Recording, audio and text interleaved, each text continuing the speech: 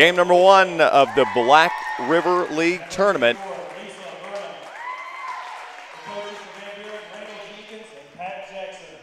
And it'll be the Ellington Lady Whippets and the Van Buren Lady Bulldogs live on Kickin' Country 105, 104.9 FM. Live video streaming available at youtube.com. We've got 3 broadcast games to bring you on the afternoon in the girls' first round here of the Black River League Conference Tournament. We'll have boys' first round games for you tomorrow, starting tomorrow afternoon, about 6:30 in the evening. It'll be East Carter and Van Buren. Game number 2, Clearwater and Lesterville. Kent Fay will have the call live tomorrow. I'll bring you on Lady Whippets. They're in their black tops, black bottoms with orange numbering and lettering trimmed in white. The Van Buren Lady Dogs are in their white tops, white bottoms, and will be the home team on the scoreboard. They have black lettering and numbering trimmed in yellow. Van Buren is the number 4 seed. And Ellington, the number 5 seed. At center court, it is the Ellington Lady Whippets. And the tips won by the Lady Dogs of Van Buren. We're underway in game number 1. Quarter number 1, no score of the Black River League Tournament of 13 broadcast games to bring you throughout the week. Be sure to tune in for the Hoods Discount Home Center post-game report. We'll be joined by our head coaches, Paula King of Ellington and Van Buren's very own Randall Jenkins. Ball stolen away by the Ellington Lady Whippets. And it's a no-score ball game, 7:30 to play here in the first quarter. Thanks for listening on your radio at 104.9 FM, KickinCountry105.com. And another turnover after a bad pass, and it's going to be in the favor. Van Buren Lady Dogs go on the offense. Down in the left corner, it'll be Chase Johnson. And then a carry is going to turn it back over to Ellington. 7:19 to play first quarter, still no score. Coverage brought to you by the Bank of Grandin, the Lesterville High School, along with Brinkley Wood Products, and your local Farmers Insurance Groups. Just underway into quarter number 1, game number 1. 3 broadcasts to bring you all afternoon and evening long. Kickin' Country 105 is 104.9 FM, KPWB, Piedmont Poplar Bluff, a service of the Dawkins Radio and Television Group here at the Black River League Tournament, live from East Carter High School in Ellsinor, Missouri. I'm Aaron Cox, joined alongside by our broadcast crew. That includes Matt Dawkins and Spencer Hovis, our producer. Live video streaming available online at youtube.com. Shot on goal missed on by Ellington, rebounded by Van Buren. Down comes the Lady Dogs, Chase Johnson. And the ball is going to be run down to the left corner by Amber Odell. Johnson will recover, gets it back at the top of the key, off to Summer Shockley. And takes a left wing pass back to Amber Odell. Odell puts the ball overhead and takes the top of the key pass to Lisa Burnham. Shot on goal missed. Put back there for number 33, Amber Odell. The sophomore starts us off scoring, and it's a 2-0 Van Buren Lady Dog lead here early on in the first quarter of the Black River League Tournament. Remember, you can listen to this on your radio. You can listen to it online, and a travel turned over. Ellington Whippets, and Natalie Bass is going to turn it over with 6:11 to play first quarter. Next broadcast game, the number 2 seed, Bunker Lady Eagles, and the number 7 seed, Lesterville Lady Bearcats. We'll have that game for you in our night broadcast. The 3-seeded South Iron Lady Panthers and the 6-seed East Carter Lady Redbirds. Right side off the window, missed on. Summer Shockley's 2-point bucket missed, rebounded by Ellington, and the Lady Whippets still trail by 2. As we're just underway, here's an attempted 3-pointer on the putback. Underneath is Country, and a foul's called with just 5:45 to play first quarter. First foul is going to be called on Amber Odell of Van Buren. This is team foul number 1.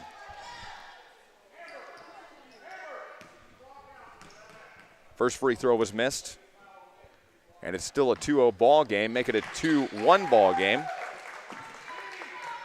And the first point up on the board for the Ellington Lady Whippets. On your radio at 104.9 FM, Kickin' Country 105 is KPWB. Also live streaming video at youtube.com. Brought to you by KDKZ Channel 18. Ball goes out of bounds in the left corner, going to stop the clock with about 5:35 to play in the first. They're going to say it's off of Ellington. Van Buren Lady Dogs with a 1-point lead take the inbound pass. Foul underneath the goal after Amber Odell is going to be fouled by Ellington. This one's on number 43, her first personal team foul, number 1. It's a 1-point ball game. At the line shooting is Amber Odell. The sophomore has the only 2 points in this ball game for Van Buren right now. Her first free throw's up, just off the mark, no good.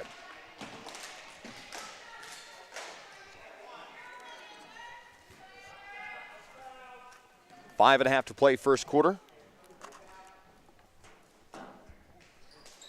And the second free throw is also missed on. And it's still a 2-1 ball game with about 5:29 to play in the first quarter.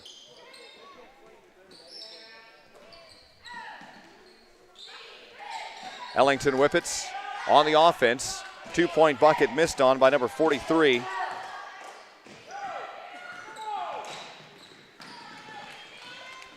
And the Van Buren Lady Dogs get the rebound down the court and right side baseline. Couldn't make a 2-point bucket. Summer Shockley, the sophomore, missed it. Rebounded by the Ellington Lady Whippets. Just 5 minutes to play first quarter.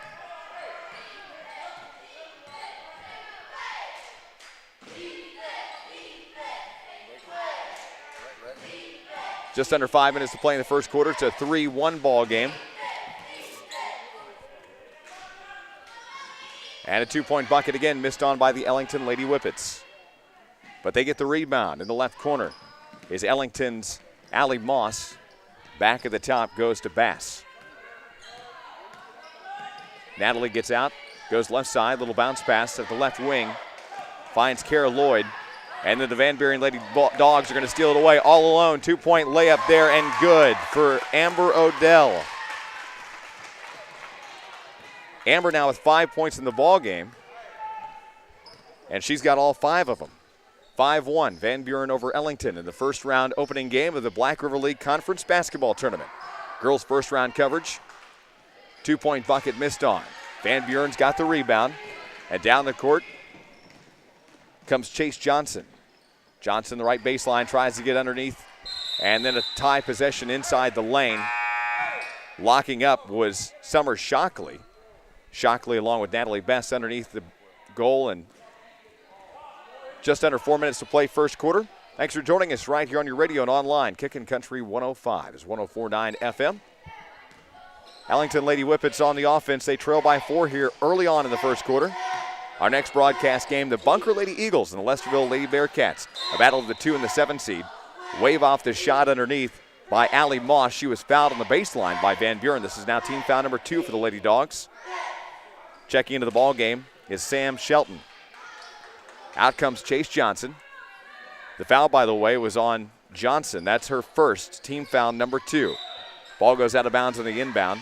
It's going to be off of Van Buren once again. 3:36 to play first quarter.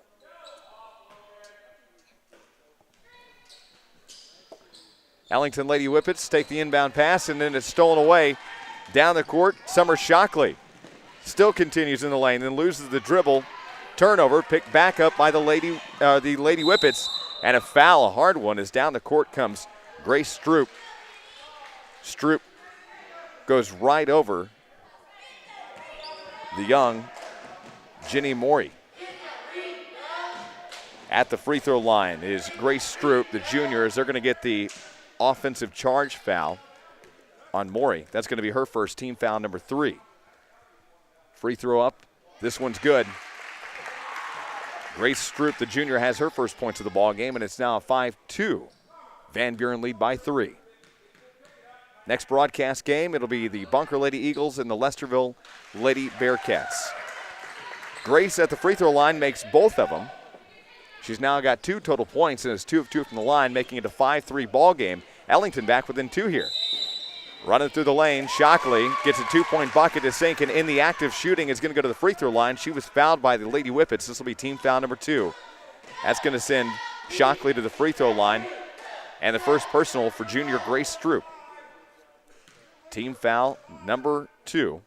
3 team fouls on Van Buren, 2 on Ellington, and Shockley's free throw is up and missed. Joined alongside by Kent Fay. How you doing, Kent? Pretty good. Come over here to watch this first round games. I guess I'm doing the rest of the week, so I thought I'd just get a little insight on this. There you go. Nothing wrong with that.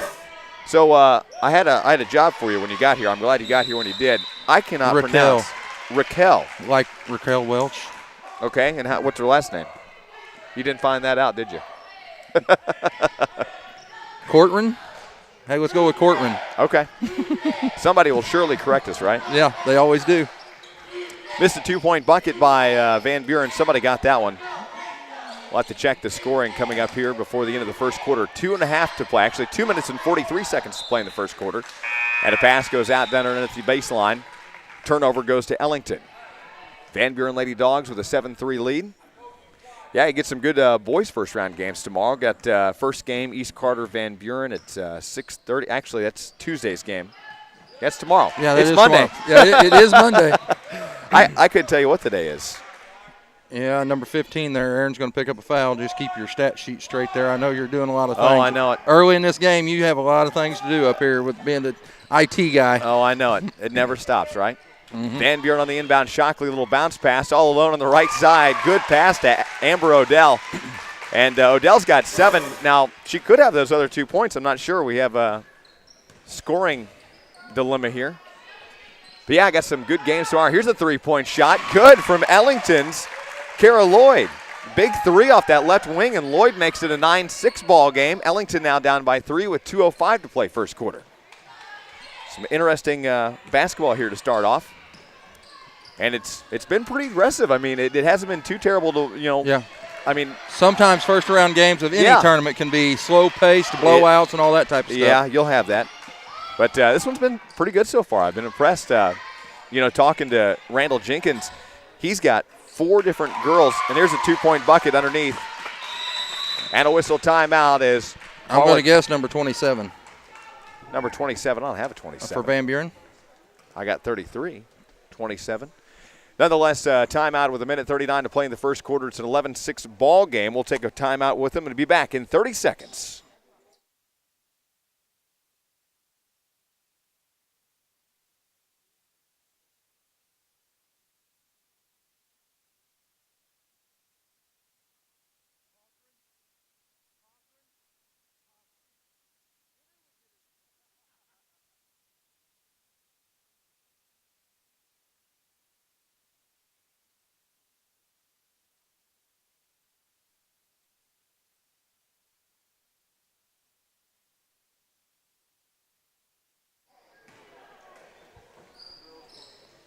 And welcome back to the Black River League Conference Tournament. Raquel Cawthorne, by the way, and it didn't take long for somebody out there in Radio Land to come in the gymnasium and correct us. Yeah, and, but the way she did it was a very nice way.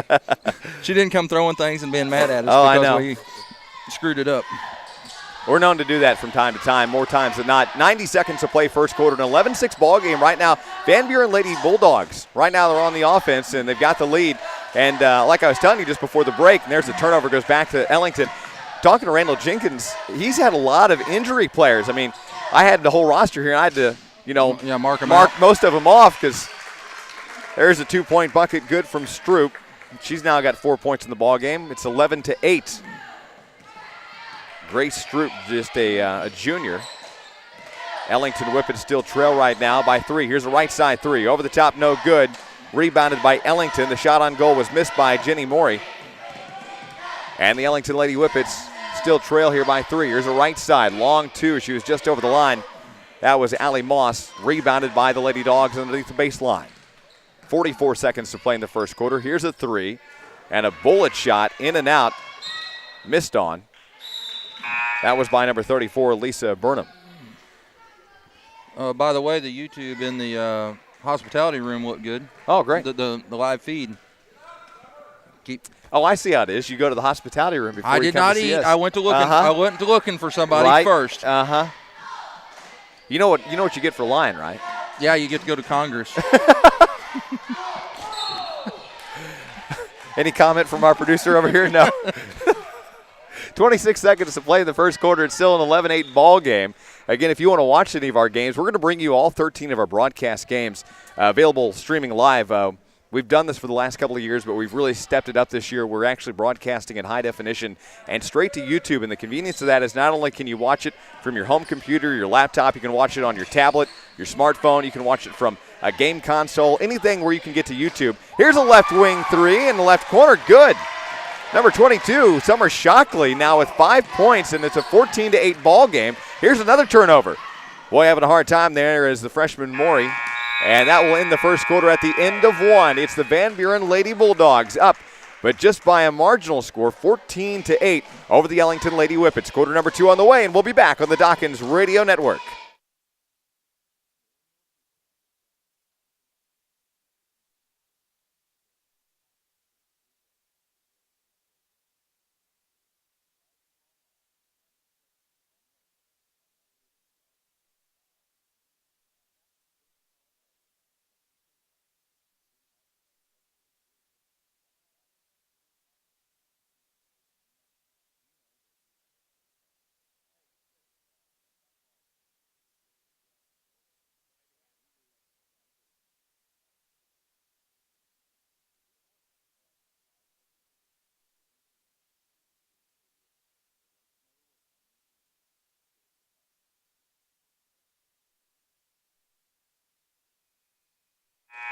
And welcome back here to the Black River League Conference Tournament girls' first round game where the number 4 seed, Van Buren Lady Dogs, leads the 5 seed, Ellington Lady Whippets, by a score of 14-8. Again, good afternoon and welcome to Ellsinor, Missouri and East Carter High School. I'm Aaron Cox, joined alongside by Kent Fay on 104.9, Kickin' Country 105, and live video streaming at youtube.com, brought to you by KDKZ, Channel 18. And we're underway. The Ellington Lady Whippets go back on the offense as they trail right now. And a turnaround shot on goal just missed on by Cawthron. And the turnover is going to go to the Van Buren Lady Bulldogs on the rebound. Underneath, and couldn't find an open person. Down underneath is Odell, then kicked it back out in the right corner to Sam Shelton. Shelton's shot on goal in the right corner missed on. Rebounded by Ellington. Down the court comes Grace Stroop. Stroop to Cawthron. Turn around, hit the window, missed it. On the rebound, down the court comes Shelton. Van Buren Lady Bulldogs with a lead 14-8, and Shelton drives through the lane, misses the bucket off the window, rebounds loose, and then picked off by Ellington. And the Lady Whippets right now trail by 7 points. 7:11 to play here in this half. Girls' first round game in the second quarter. Our first game of 3 on the broadcast schedule. Cawthron from about 7 feet out puts one up off the right side of the lane for 2. And Raquel Cawthron, the sophomore, has now 3 points in the ball game. And it's 14-10. And a 2-point bucket underneath by Logan Hayworth. The junior has her first 2 points of the ball game. 16-10. Bound back up by 6 with 6:45 to play in the half. Our next broadcast is the number 2 seeded Bunker Lady Eagles and the number 7 seed Lesterville Lady Bearcats. Black River League Conference Tournament, day number 1, game number 1 of the girls' first round. And Maury, the freshman, comes just running in the lane, unopposed by the Ellington defense there. Yeah, nobody stopped her. She just went in and shot a layup, just like in pre-game warm-ups. Pretty much. Left-handed pass goes to Lloyd. Lloyd at the top of the key, then tried to find in the lane Allie Moss, but it doesn't happen. A little crossover there, and then it's picked off by Van Buren. Lady Dogs in a high pass at the top. Shockley tried to come over to the left corner here to Sam Shelton, but it didn't happen. 6:09 to play in the half. 18-10 is the score right now. Up by 8 is the Van Buren Lady Dogs. Not only can you watch this right now at YouTube, but as soon as each day gets over, it's archived there. So you can go back, you can watch it, you can share it, you can email it, you can Facebook it, tweet it, Instagram it, all that good stuff. Technology is wonderful, isn't it? Where was this stuff back in my day? I don't know. Everybody could make fun of me now. You had those old cell phones that had that big long antenna that you wrapped in aluminum foil. When I went to school, we didn't have cell phones. Sorry. Oh, that's right. You had was the car bag phone around even there? No. I was in the Army my first year. I seen a bag phone. Inbound pass, Lady Dogs, front of the goal, shot hits the front of the iron. Logan Hayworth shot missed, rebounded by Ellington. And a 2-point window shot, good for Raquel Cawthron. And the sophomore has 5 points in the ball game, makes it 18-12 with 5:40 to play in the half. Ball goes out of bounds on the right sideline. Having a hard time running it down was Chase Johnson. Turnover on the out of bounds goes to Ellington. Stop the clock with 5:40 to play in the half. Yeah, you got some good games tomorrow, Kent. Clearwater, Lesterville, the 8 o'clock game. The first game's the number 3 East Carter, the host school, and Van Buren, the number 6. Yeah, we was just over at Van Buren the other night. Clearwater was over at Van Buren the other night, and Van Buren got up and down the court quite well. I seen East Carter play too, and both of them teams in this tournament should be somebody to watch. Cawthron missed a shot on goal in the lane from about 5 feet out, rebounded by Van Buren. And that was a cool shot. Right over the head, 2-point just lobber from Amber Odell, and made it good. Made it look easy too. 20-12, up by 8 is Van Buren with 5:05 to play in the second quarter. Little trouble down there in the free throw line from Grace Stroop. Gets it out to Allie Moss, then the rebound's loose down on the ground, picked off by Van Buren. The Lady Dogs up by 8 in the lane. And 2 points for Amber Odell. Odell just beat everybody down the court. The big girl on the court isn't supposed to be the first one down there under the basket to score. Yeah, Amber's 6 foot tall and a sophomore.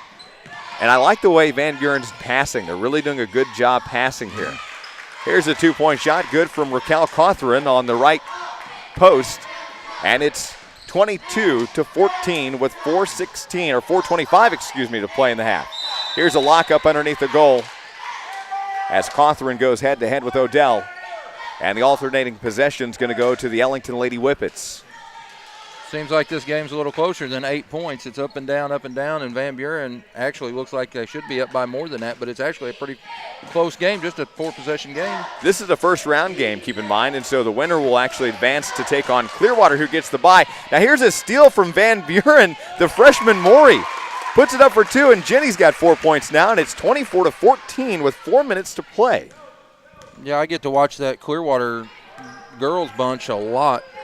And whenever they're on, they're on. And they can score a lot of points in a hurry. Raquel Cawthron has to fight for it, but puts a over-the-head two-pointer off the window. And it's 24-16 with 3:42 to play in the half.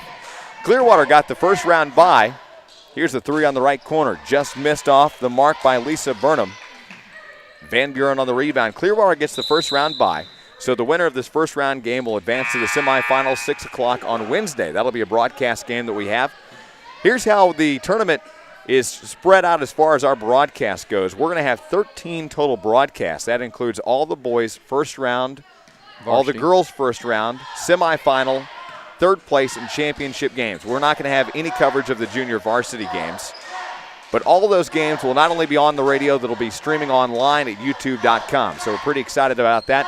And in high definition, live scoreboard online, brought to you by First Midwest Bank. 3:09 to play in the half, 24-16 your score. In the girls' first round game, and a stolen away ball by the Ellington Lady Whippets. Down the court, and the ball's again loose, and it's just a back and forth battle here all of a sudden. Just who's going to keep the possession longer. In the lane, and Odell from over the top comes Cawthron, but Van Buren recovers, and then fighting from the left side is Summer Shockley for 2. 7 points now for Shockley, and it's 26-16. Up by 10 is the Van Buren Lady Dogs. Here's Cawthron. 2-point, missed it. Rebounded on the baseline by Shockley of Van Buren. 2.5 to play before halftime. In the lane, and Shockley looked like she had lost it, but down underneath, Amber Odell picks it back up, and Van Buren's going to stay on offense. Shockley, a little lob underneath, tried to get back underneath to Amber, and the ball goes out of bounds, stops the clock with 2:17 to play. Sam Shelton checks in along with number 44. That's Hannah Trunken.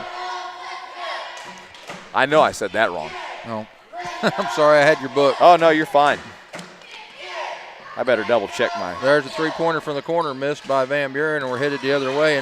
And I do not have any of these the ladies' names in front of it, so it's going to be kind of hard right now as Van Buren goes back in. And a shot missed. Don't know who came down to rebound, number 21, I think it is. Yep. That is Mallory Hampton, and the Ellington Lady Whippets go back on the offense. 1:55 to play in the half. 2-point bucket underneath. Good for Grace Stroop. And a whistle timeout for Randall Jenkins comes with 1:51 to play in the half. 26-18. It's Van Buren leading Ellington. Will continue coming up from the Black River League Conference Tournament after this quick 30-second timeout.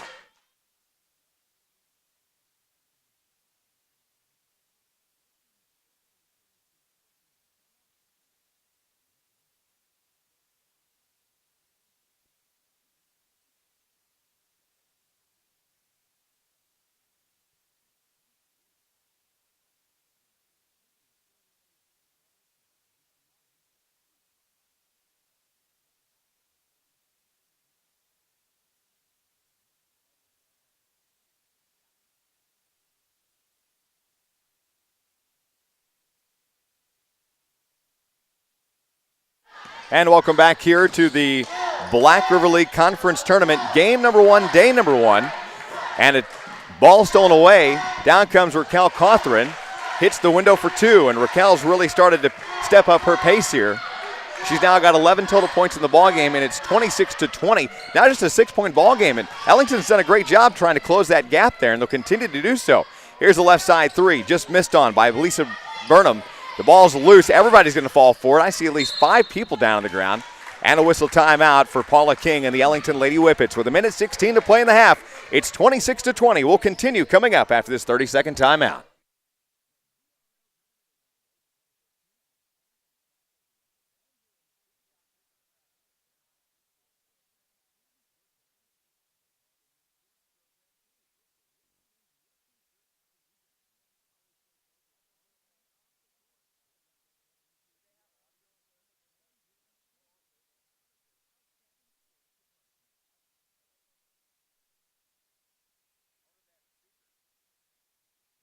And welcome back to the Black River League Conference Tournament live at East Carter High School here on this Monday evening, game number 1 of our 3-game broadcast schedule for you, live on Kickin' Country 105, 104.9 FM.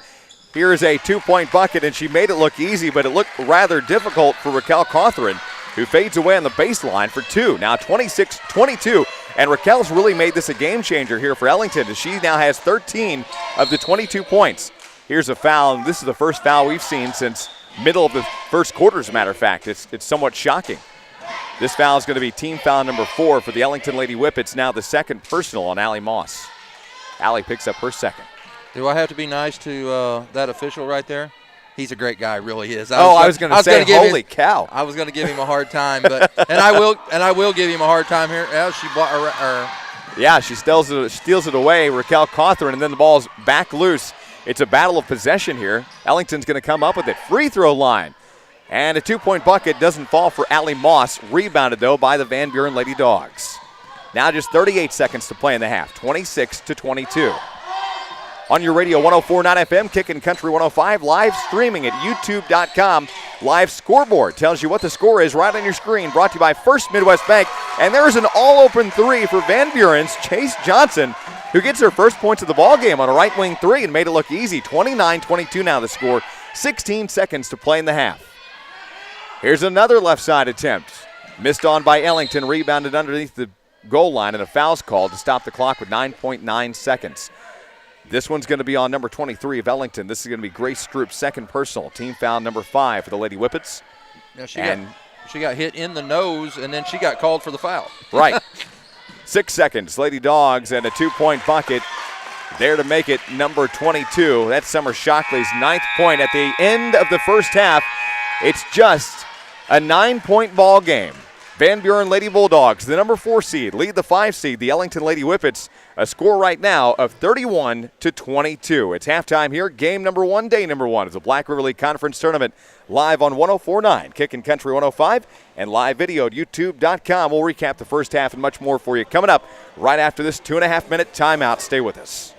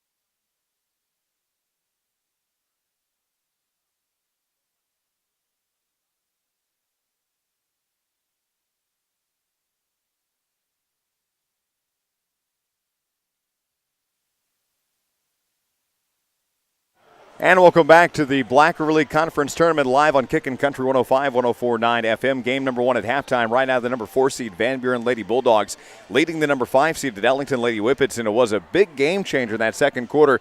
As for Ellington, they've had a big turnaround for Raquel Cawthron. She now has 13 total points. She's 1 of 2 from the line, has 1 personal foul. Other scoring to Grace Stroop. She's got 6 points, 2 of 2 from the line with 2 fouls. Also in scoring is Carol Lloyd. She's got a 3-pointer, no free throws, no fouls. Other fouls go, Allie Moss has 2 fouls. Ellington committed 5 team fouls in that first half. For the Van Buren Lady Dogs, Summer Shockley with 9 points, missed a free throw, no fouls. Also Chase Johnson with a big 3, no free throws, 1 foul. Logan Hayworth has 2 points, no free throws, and no fouls. Amber Odell, the big point scorer for Van Buren right now. The sophomore has 11 total points and is 1 of 2 from the line, has 1 personal foul. And then Jenny Morey, the freshman, has 4 points. She has yet to miss or make any free throws and has 1 personal foul. Van Buren had 3 team fouls in the first half to Ellington's 5. Van Buren has missed 2 free throws as a team, and Ellington has missed just 1.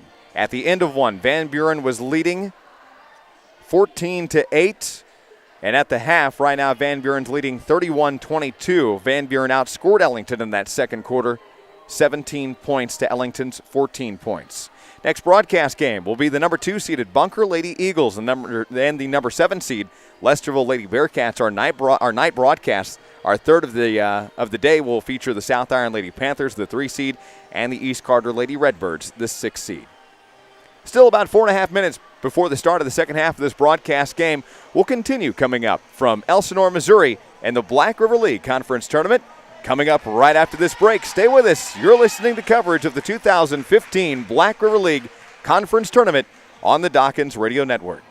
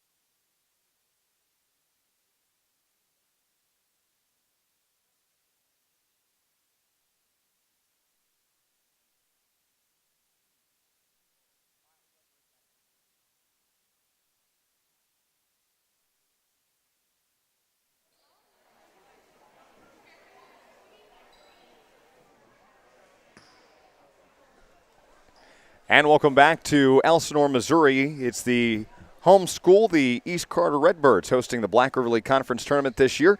First game at halftime. Right now it's the Van Buren Lady Bulldogs, the number 4 seed, leading the number 5 seed at Ellington Lady Whippets. A score right now of 31-22. Remember, you can listen to this live on your radio. You can also download the TuneIn radio app and have it anywhere, anytime on the go. You can also listen via our website, Kickin' Country 105, or if you want to watch video of the tournament, not only can you watch it live at youtube.com by searching KDKZ18 at the end of each day's broadcast, it's archived there for your viewing pleasure for as long as you'd like. Underway in half number 2, quarter number 3, 8 minutes up on the clock, and the ball immediately goes out of bounds. Van Buren was trying to find an inbound pass, and it's hit out on the corner. Van Buren will try it once again. Into the ball game is the freshman who tries a 2-point bucket. Jenny Morey can't make it happen. The rebound comes down to Ellington. 31-22 the score. They had this within 6 points here just in the middle of the second quarter. See what head coach Paula King had to talk about there at the half. 2-point shot on goal, missed on. Rebounded by Van Buren. And the Lady Dogs right now come down court. Van Buren's Summer Shockley at the right wing. Goes underneath. And a little flip shot there to make it happen as Amber Odell, the sophomore, now has 13 points and is the lead scorer of this one. 33-22 your score right now. Up by 11 is Van Buren with 7:14 to play in the third. Jump ball on the other end of the court at the free throw line, stops the clock. Tomorrow we continue with the boys' first round game, 6:30 tomorrow night. The number 3 seeded East Carter Redbirds against the number 6 seeded Van Buren Bulldogs. The night broadcast tomorrow. We'll just have 2 games to bring you tomorrow night in the boys' first round games. The number 4 seed Clearwater and the number 5 seed Lesterville. Shot on goal, missed on twice, and it goes out of bounds underneath the baseline. This time it's going to be off of Van Buren. Ellington to inbound with 7:03 to play third quarter. Up by 11 is the Lady Dogs of Van Buren. Looking for an open pass is Ellington's Kara Lloyd. Finds inside the lane from about three feet out, Raquel Cawthron. The sophomore now has 15 points and is the lead scorer for the Ellington Lady Whippets. Down the court comes the freshman Morey to Shockley. Shockley, low post, hits the high side of the window on the left baseline. There to make the rebound was Amber Odell, and she's going to be fouled by Ellington. This is team foul number 1 in the first half. And the first personal for Natalie Bass. At the free throw line is Amber Odell. And the free throw is up, and this one's just off the mark, no good. This is now going to make Odell 1 of 3 from the line. 3 free throws so far missed for the Lady Dogs here in the ball game. The foul again was on number 5 for Ellington. That was Natalie Bass. Second free throw's up. This one is also missed on. That makes Odell now 1 of 4 from the free throw line. The sophomore right now is the lead scorer with 13 total points. She has 1 personal foul. We're underway in quarter number 3. Here's a Raquel Cawthron, high arcing 2 from the free throw line. And it's 33-26 now. Thanks for joining us. Coverage of high school basketball, girls' first round games on your radio and online. Live video at youtube.com. Watch it right now. Live scoreboard brought to you by First Midwest Bank. Second personal foul of the ball game. Second team foul. And the third personal, for number 23, Grace Stroop. 2-point bucket for Summer Shockley underneath the basket. Makes her the second leading scorer with 11 total points, and it's 35-26 with 6:12 to play here in the third. And it's an all-out drag out down there in the court. And a tie possession is going to give it off to Ellington. 6:10 to play, third quarter, 35-26 the score. Van Buren's going to inbound. Little quick inbound and back to Summer Shockley. Left side, Odell, window, 2, got it. Amber Odell made it look so easy, but you know what? It takes a lot of effort from the rest of the team, passing and getting it in that right spot at the right opportunity. And they know where to put it when it's needed most. A 2-3 press here all of a sudden from the Van Buren Lady Dogs. Ball goes out of bounds, tipped away. Van Buren's Lisa Burnham on the out-of-bounds call.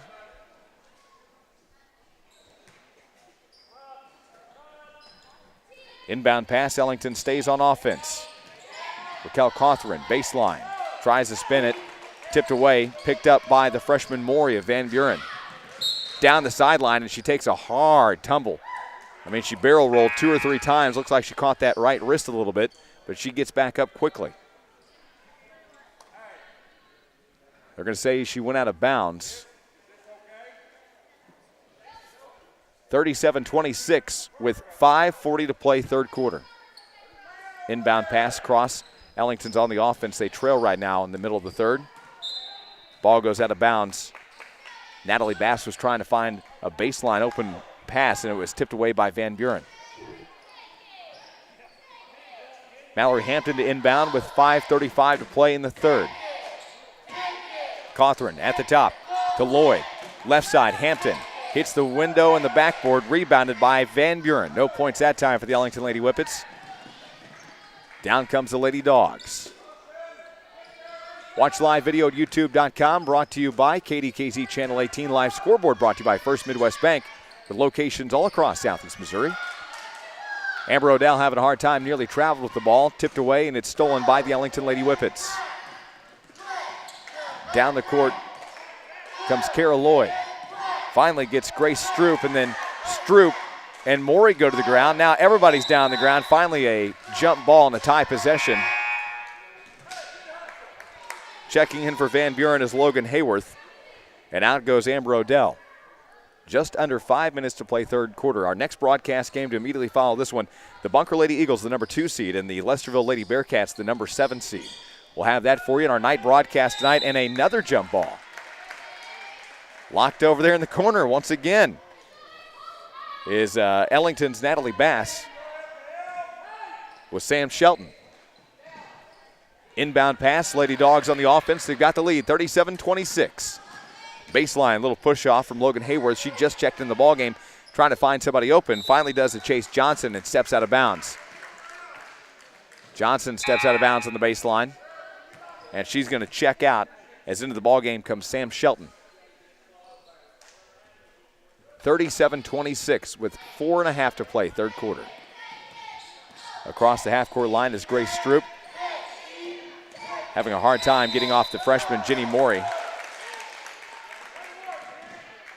And a backcourt violation is going to turn it over and give it off to Van Buren.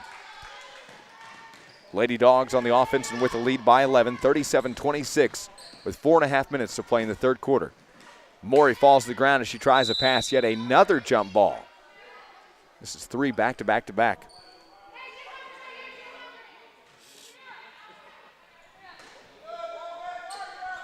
Find out scores by following us on Twitter at Dockin Sports. We tweet the end of each quarter, halftime, and final score of each of our broadcast games and other area games. A great way to stay connected if you can't be near a radio or listen via the TuneIn radio app. Download Twitter, sign up today, and follow us at Dockin Sports. Inbound pass. Ellington trying to find some open areas. Van Buren's not giving them any open opportunities. And down the court comes Summer Shockley, too hard off the window. Put back by Logan Hayworth, and she's going to be fouled in the act of shooting. Team foul number 3 for the Ellington Lady Whippets. Stops the clock with 4:04 to play, third quarter. Live video at youtube.com. Live scoreboard brought to you by First Midwest Bank. And at the free throw line is Logan Hayworth. She makes her first free throw.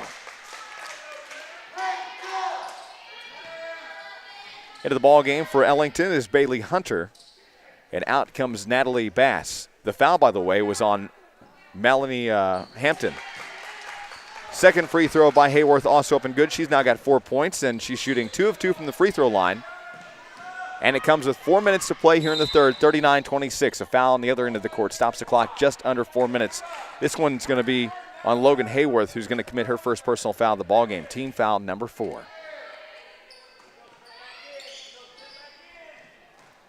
Inbound pass. Ellington on the offense. Here's the top of the key. Hampton 3, and it's there. Mallory Hampton, the sophomore, with her first points of the ballgame from a very nice-looking arcing 3 at the top of the key. 3:48 to play third quarter, and it's a 39-29 ball game. Back within 10 is Ellington. Shot on goal missed by the Dogs. Rebound nearly stripped away, but then the ball goes out of bounds. Stops the clock with 3:40 to play. 39-29 the score.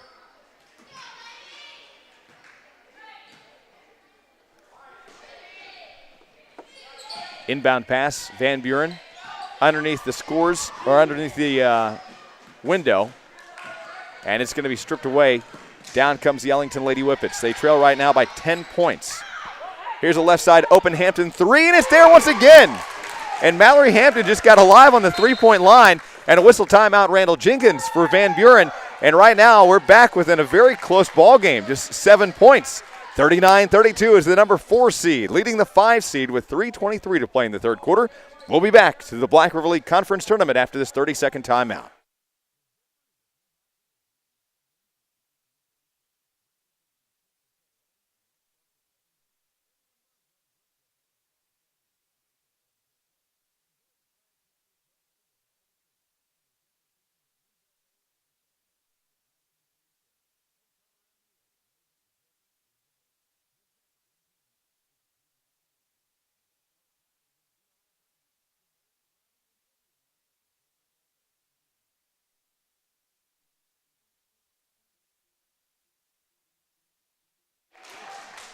Back at East Carter High School in Ellsinor, Missouri on this Monday afternoon, it is coverage of the Black River League Conference Tournament. And after some big three-point shots coming in from sophomore Mallory Hampton, Van Buren's feeling the pressure as they lead just by 7 points. They had this one as much as 12 points just a moment ago. In the third quarter, 3:23 to play. Ball immediately goes out of bounds, and we'll try it again as Raquel Cawthron takes the inbound pass, gets it on the left wing to Kara Lloyd, gets it back to Cawthron, turnaround. And a push underneath the goal is down to the ground. Howard goes Jenny Morey. Morey hits the ground as she was trying to get the ball away from Cawthron. 3:18 to play, third quarter, 39-32, 7-point lead, Van Buren on the offense. Next broadcast game to immediately follow this one in the girls' first round, it'll be Bunker, the Lady Eagles, and Lesterville, the Lady Bearcats. It'll be a battle of the number 2 seed Bunker and the number 7 seed Ellington here in the girls' first round coverage. Underneath Odell is going to be fouled. By the way, the last foul was on junior Grace Stroop of Ellington, who picks up her yet 4th personal foul of the ball game. That'll be team foul number 5 now, as the second personal this time for number 43, Cawthron. Free throw line, and the first one's up and missed from Amber Odell, having a hard time here from the free throw line this evening. Our next broadcast game to immediately follow this one, like I said, Bunker Lesterville. Our night broadcast, the number 3 seed South Iron Lady Panthers and the number 6 seed East Carter Lady Redbirds. Second Odell shot still missed. Coverage brought to you by Learjacks, along with the Medical Center Pharmacy, Piedmont Gas Mart, along with Subway, Roach Metal Roll Forming, First Midwest Bank, and Riverways Manor. Just under 3 minutes to play, third quarter. It's a 7-point ball game, 39-32. Ellington's on the offense right now. Allie Moss on the left wing, gets it off to Mallory Hampton. Hampton backs it out. Back to Lloyd. Lloyd at the top of the key. Goes right side. Back to Moss, and in the corner goes nearly out of bounds. Van Buren is going to be shoved out of bounds, and Lisa Burnham takes a smile as she comes back in. Ellington commits the push, and that'll be team foul number 6. The first personal now for Bailey Hunter, the freshman. And Hunter checks out. Back in comes Natalie Bass. 39-32 the score here in the girls' first round coverage. Trying to get an inbound open area. Get Summer Shockley. The ball goes immediately back out of bounds. 39-32, and a long inbound pass. Down the court comes the freshman, Morey, and she's going to be fouled by Cawthron. As Raquel picks up her 3rd personal foul, team foul number 7. A little push and a shove there, too much. Free throw line is Jenny Morey, the freshman, their first attempt at the free throw line so far in the ball game. 2.5 to play, third quarter. First attempt on goal is missed. Live video available at youtube.com. We've got 13 broadcast games from now until Saturday, include all of the girls and boys first round games, semifinals, along with third place and championship games. Morey missed both free throws, and then an immediate push foul underneath. This one's going to be on Van Buren. They pick up team foul number 1 in the second half. They had 4 team fouls in the first half, and this will now be the second personal on sophomore Amber Odell. Inbound pass, down comes Cawthron in the lane, high off the window, too hard, gets her on rebound, nearly loses it now baseline, picking it up as Bass. Back in the lane, Lloyd gets the pass, double team, can't find anywhere open, and Van Buren's going to hit it out of bounds. Giving chase was Kylie Staley. Stops the clock with 2:13 to play in the third quarter. 39-32 the score. And down underneath the right sideline, out of bounds goes Summer Shockley. Turnover to Ellington. 2:11 to play in the third. Right now it's a 39-32 ball game. Next broadcast coverage includes Bunker and Lesterville. Bunker draws the number 2 seed on the season, and Lesterville the number 7 seed. Turnaround shot on goal missed on by Raquel Cawthron. Couldn't make that happen. Down the court comes the Van Buren Lady Bulldogs. Right side through the air. Hits the rim. Ball goes out of bounds. Shot on goal attempted by Kylie Staley, who just checked into the ball game. 1:44 to play in the third quarter. It's 39-32 right now. You can listen to coverage on your radio at 104.9 FM, also on our website, kickincountry105.com, or on your mobile device via the TuneIn radio app. You can also watch live streaming video at youtube.com. Live scoreboard brought to you by First Midwest Bank. Go to youtube.com in the search field, search for KDKZ18. You can pick up the live video stream right now. Also, it'll archive there at the end of each day's broadcast. That way you can go back and enjoy it time and time again. Share it, email it, Facebook it, tweet it. 1:22 to play. Third quarter, 39-32 is where we've sat for quite a long time. And the Van Buren Lady Bulldogs have a 7-point lead. Underneath, and Summer Shockley, that's going to be Chase Johnson, who stepped out of bounds after a little underneath pass by Shockley. 39-32 the score with 1:09 to play. Third quarter coverage, our first broadcast of 3. Girls' first round coverage. And pretty much from here on out, we'll have 2 games all the way up through Saturday each and every night. Shot missed on by Stroop, but on the putback, Raquel Cawthron on the left baseline. Raquel now with 19 total points. Makes it 39-34. Within 5 now is Ellington with 41 seconds to play in the third quarter. Little trouble over here for Burnham. Goes underneath, connects with Odell, misses the 2-point bucket, gets her own rebound.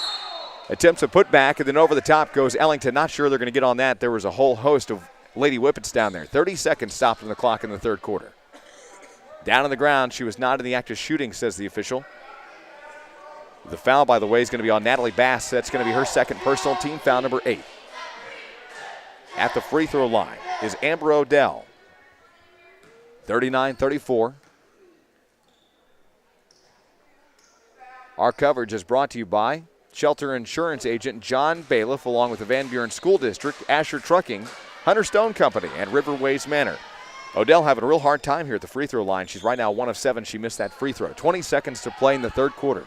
39-34. 5-point lead for Van Buren. Ellington's on the offense. The Lady Dogs the number 4 seed. The Lady Whippets the number 5 seed. Cawthron turnaround. Raquel for 2. She's got it. 21 points now for the sophomore. And it's 39-36. Back within 3 now is the Ellington Lady Whippets at half court. A tough one is down to the ground. Goes Shockley for Van Buren. Also pretty hard hit down there as Allie Moss and Natalie Bass also were locked up with it. And that will end the third quarter at the end of 3. It's a close one, 39-36, as the number 4 seed leads marginally just by 3 points over the 5 seed Ellington Lady Whippets. 39-36 your score, and we're headed into the final 8 minutes of this broadcast game. Girls' first round of the Black River League Conference Tournament, and we'll be back in 30 seconds.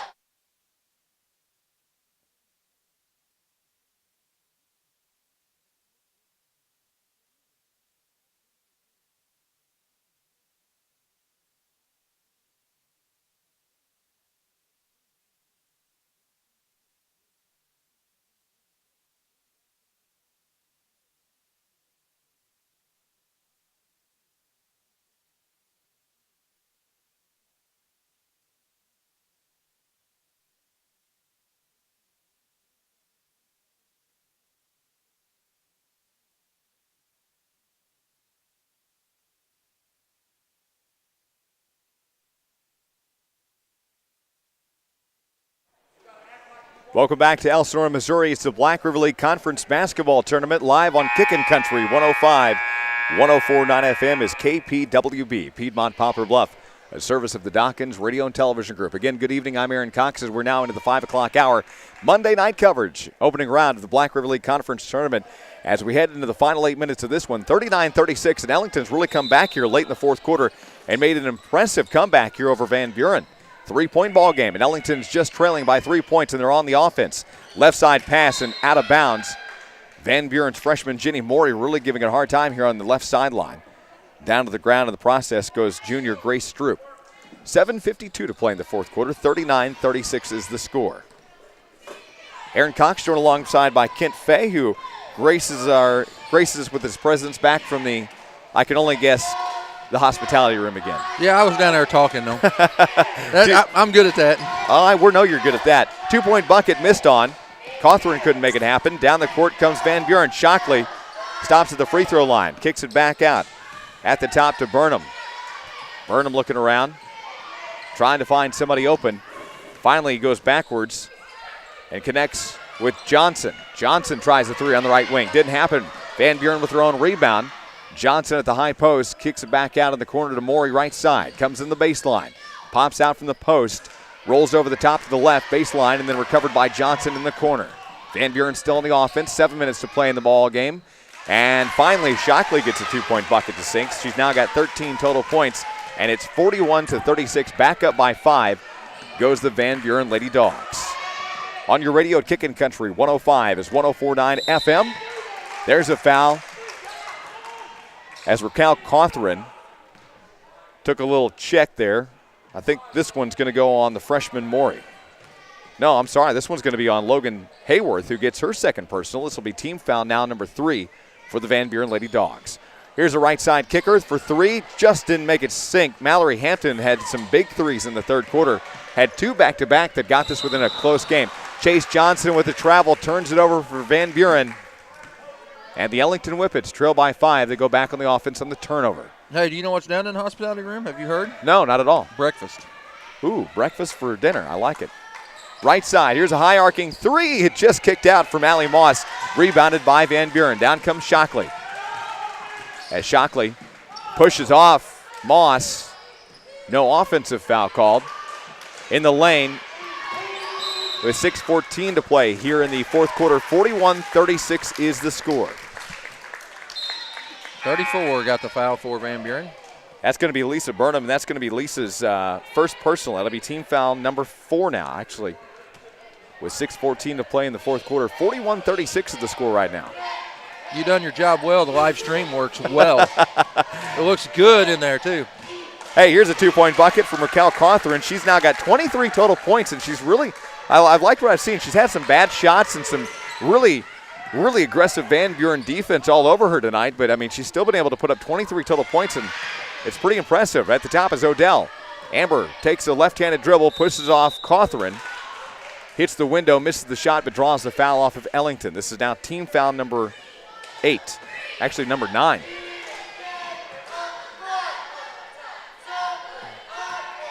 At the line to shoot is Amber Odell, and Amber's had a real hard time at the free throw line here this evening, and I'm sure that's something that she's wanted to improve on throughout her career. Could be having just an off night. You have that from time to time. By the way, the foul was on Raquel Cawthorn, who now has her 4th personal foul. Watch out, Ellington fans, as your lead scorer now has 4 personal fouls in the ballgame. Second free throw from Odell also missed. She's now 1 of 9 from the line. 5:45 to play here in the fourth quarter. And then locking up underneath, and it's going to be a jump ball down underneath. Giving a hard time was Mallory Hampton. Hampton was all over Shockley down there. Stops the clock with 5:43 to play in the fourth quarter. Looking for an inbound open shot. Can't find anybody open. And a 5-second violation is going to turn it over to Ellington. Not what Randall Jenkins was wanting at a time like this from those Van Buren Lady Dogs. I can tell you that right now. Can you see? You can't see him on the screen, can you? Oh, he's having a heyday down there. He can't. He's a little bit beside himself. There's 2 Randalls.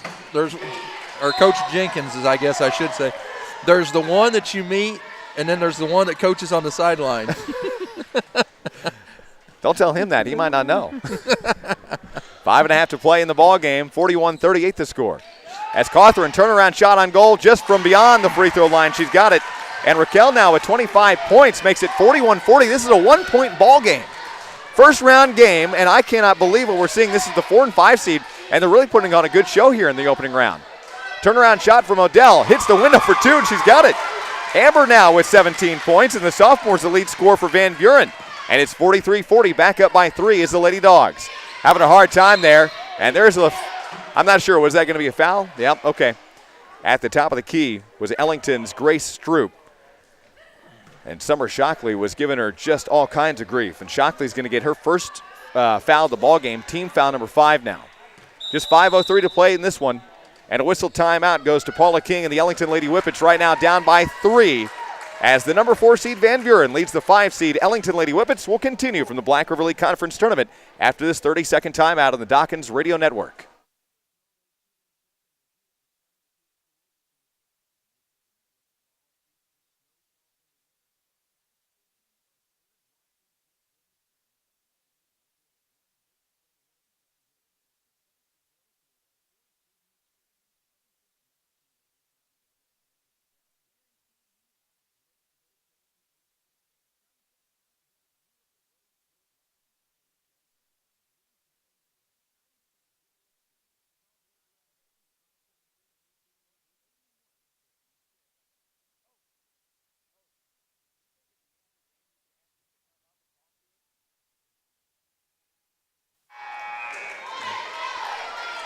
It's a 3-point ball game here in the girls' first round of the Black River League Conference Tournament. Right now, it's 43-40 as the number 4 seeded Van Buren Lady Bulldogs lead the 5 seed Ellington Lady Whippets.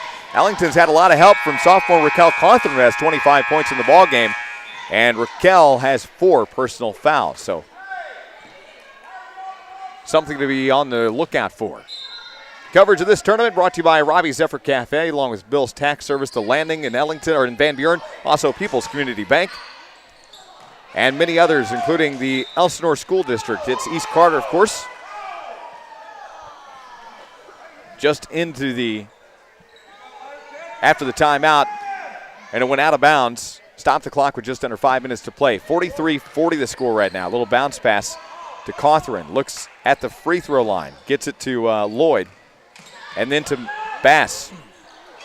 As Allie Moss couldn't make a long 2. Rebounded by Van Buren. Shockley takes a hard hit to the ground in front of the scores table as she was going head-to-head with Allie Moss as they neared the timeline. They're going to give Allie the personal foul. That's her 3rd personal, team foul number 10. That's going to send Summer Shockley back to the free throw line, and Summer's only been there, and that was early on in the first quarter where she missed one. It's only been a while since she's been to the free throw line here. Yep, she's going to shoot two shots here with 10 team fouls. Shockley now with 14 points is 1 of 2 from the line. And 4:39 to play in the ball game, 44-40. She can make it a 5-point ball game right now. Second free throw's up and away. This one's missed on by Shockley. Next broadcast game, Bunker and Lesterville, the number 2 seed and the number 7 seed. Our night broadcast features South Iron and East Carter. That'll be our 3rd broadcast. The ball goes out of bounds underneath the goal line, turns over to Ellington. In the front court, down comes the Whippets. Hampton, underneath pass, gets it off to Cawthron for 2. And on the low post on the left side, she puts it off the window. 44-42, it's a 2-point ball game. 4:17 to play in the 4th quarter. Do you see what I'm seeing? Yeah. That's a JV game before that girls game starts. Oh, really? I don't know how they're going to, an hour and 15 minutes. Because I just seen the Bunker Eagle boys down there, and I was like. Well, okay. You know, I'm not very good when it looking at schedules. I thought there was 3 games here tonight, too. I didn't realize that there was a 4th. All right, so we'll have a little bit of a break between. We don't want to bring you just one JV game of the entire tournament. Underneath, Summer Shockley gets the 2-point bucket and draws the foul off of Ellington. Summer's going to the line with 16 points, and this will be team foul number 11 on the Ellington Lady Whippets. I was wondering why you look so puzzled. Yeah, I was like, what the world's going on over there? Because like I said, I looked at it too, and I thought tonight was all girls. So we get a little bit of a break. That means I get to eat dinner. That's pleasantly surprising. Oh, I'd have let you go eat dinner. Oh, I don't know about that. Summer Shockley missed the free throw, by the way. She's 1 of 4, and Van Buren's had some big points missed out at the free throw line. This could be a much different ball game. And here's a high arcing 2. Hits the window on the backboard. Missed on the putback by Cawthron. gets the second rebound, charges in, misses the shot, draws the foul. I think they're going to get Van Buren on this one. They do. Lady Dogs get team foul number 6, actually make that number 7, and this is going to be the first personal foul for Sam Shelton. That's going to send Raquel Cawthorn to the line. She's right now 1 of 2 from the free throw line. She has 4 personal fouls in this one. 3:37 to play in the ball game, and Raquel misses that first free throw. 46-42 the score with 3:37 to play in the fourth quarter. Yeah, so we got a JV game next. You know, it never occurred to me that was such a big gap between 4 o'clock and 6:45. Me neither. It sounded good in my mind. Second free throw also missed, and then a 2-point bucket on the other end by Amber Odell. And Amber now with 19 points makes it 48-42. 3:24 to play in the fourth quarter. Down the court comes Cawthorn, triple teamed and fouled. She goes to the ground. This has been a pretty big impact game. I mean, there's been a lot of contact, that's for sure. Yep. She gets up holding her thumb. She's already got a brace on. Looks like she's holding her thumb a little bit, maybe. Yeah, that left thumb, that left wrist and thumb area, that's a pretty tender area. The foul, by the way, was the 4th personal on Logan Hayworth. That's team foul number 8 for the Van Buren Lady Dogs, and Raquel Cawthorn makes her first free throw. She's now got 28 points, and she also makes the second one. She's now 3 of 6 with 29 points, and I've run out of room on my score sheet for her. That's awesome. Raquel with 29 total points of the Ellington 44 points, and the freshman Ori having a hard time, and a whistle timeout for Randall Jenkins stops the clock with 3:09 to play fourth quarter. 4-point ball game as the number 4 seed leads the number 5 seed. It's Van Buren over Ellington. Will continue after this 30-second timeout on the Dawkins Sports Radio Network.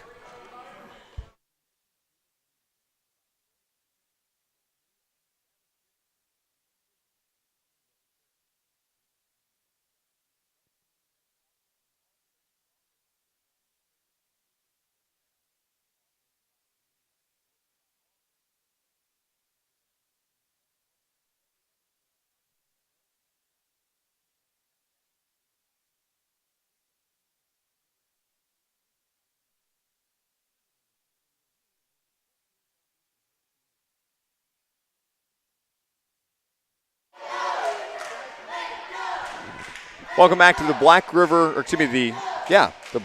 League Conference Tournament, the BRL. I'm surprised you didn't say the Mineral Area Conference or whatever that one is. I know, between the Arcadia Valley Thanksgiving Tournament, the Park Hills Christmas Tournaments, I mean, you name it, from Black River League to Ozark Foothills to MAAA. I wanted to say the Bacon Lettuce Tomato Tournament, the BLT. 3 minutes to play fourth quarter. It's a 4-point ball game. A foul immediately under the right baseline is going to stop the clock with 3:01. This time it's going to be on number 15. This is Allie Moss's 4th personal foul now. Make that her 5th. She's out with 5, and that'll be team foul number 12. She comes out with 5, and, you know, she worked a hard game. She didn't have any points, but she's played 90% of this ball game. She's a sophomore? She is. At the free throw line for Van Buren is Sam Shelton. She misses her first free throw. This is the first time she's been at the free throw line. Now, there is one game in between our next broadcast game. That's a junior varsity game. As Sam Shelton makes that second free throw, she's 1 of 2 from the line, and it's 49-44. Yeah, there's a junior varsity game, Bunker and Lesterville. That'll be next, but we will not have that broadcast on the radio or online. We'll take a break, and then we'll be back for another girls' first round game. On the steal and the putback, 2-point bucket for Sam Shelton. She was just at the free throw line. And it's now 51-44. This ball game's quickly getting out of hands for Ellington. Down in the left corner, having a hard time controlling the dribble is Natalie Bass. Finally, Ellington recovers. And down to the ground, having a hard time with the dribble all of a sudden. A jump ball is going to stop the clock with 2:28 to play in the fourth quarter. 51-44 is the score right now. Yeah, I started looking at the schedule now to see if I'm sitting around in the middle of some games or not, and it looks like the varsity, they're going to play all the JV games tomorrow first, and then shoo-wee, that's good. 2-point bucket underneath, and I didn't see who had that one. I could only assume it was Raquel, but I don't want to give it to her if she didn't get it. 2:12 to play fourth quarter, 51-46, and the ball goes out of bounds underneath the baseline. We will take a break in between this game and our next game. And we'll be back to bring you more coverage right around, let's say 6:45, 7 o'clock with a girls' first round game between Bunker and Lesterville. In the lane, 2-point bucket for Grace Stroop didn't happen. And a rebounding foul, as grabbing a hold of it was Natalie Bass. And the foul's going to be on number 33 for Van Buren. Amber Odell gets her now third personal foul. Team foul number 10 for Van Buren. At the line to shoot is Bass, the sophomore's first attempt at the free throw line, and she misses this one. Free throws are big at the end of the ball game. Aren't they, though? Right now as a team, Ellington's only missed 4 free throws. Make that 5 as she missed both of those. But in a game like this could be a big game changer. Now, Van Buren, on the other hand, has had some bigger numbers missed at the line. And we'll tally all that up on our Hood's Discount Home Center postgame report. We'll also be joined by our head coaches of Van Buren, Randall Jenkins, and of Ellington, Paula King. We'll talk about this game and where they head. This is going to be a foul on Van Buren. This is now team foul number 11, the 4th personal now for Amber Odell, who is the lead scorer with 19 points with the Van Buren Lady Bulldogs. Second leading scorer, Summer Shockley, with 16. That's going to go back down to the line and put Natalie Bass back there. And the free throw's up. This one's just off the mark, no good. 1:46 to play in the ball game. 51-46 is the score right now. Second free throw is there and good. 4-point ball game. Yep. 4-point ball game, 51-47 with 1:40 to play in the fourth quarter. Down comes Summer Shockley, and the ball's tipped from behind, and Ellington's going to get it back on offense, and this is good news for Ellington fans. Down comes Kara Lloyd, across the timeline, fires in the corner, but it's tipped out of bounds first by Sam Shelton of Van Buren. Ellington hasn't given up yet. They're still fighting hard. 88 seconds to play in the ball game. 51-47 the score, and Cawthorne tried a free throw line shot, missed it, but the rebound loose. Now the ball's going to go out of bounds on the sideline and stops the clock with 1:20 to play in the fourth. 51-47, 4-point ball game still. Next broadcast game will be right around 6:45 or 7 o'clock. That'll be a girls' first round game between the number 2 seed Bunker Lady Eagles and the number 7 seed Lesterville Lady Bearcats. Cawthorne tries, Shockley stops her. Down the other end of the court, Chase Johnson tries to run it out of bounds, and it's going to be a turnover. Van Buren's going to lose it. Ellington goes back on offense. Now 70 seconds to play in the ball game, and Ellington desperately needs, and now Paula King's going to call a timeout. Comes with just 70 seconds to play in this one. The number 4 seed leads the number 5 seed by 4 points, 51-47. We'll be back after this quick 30-second timeout.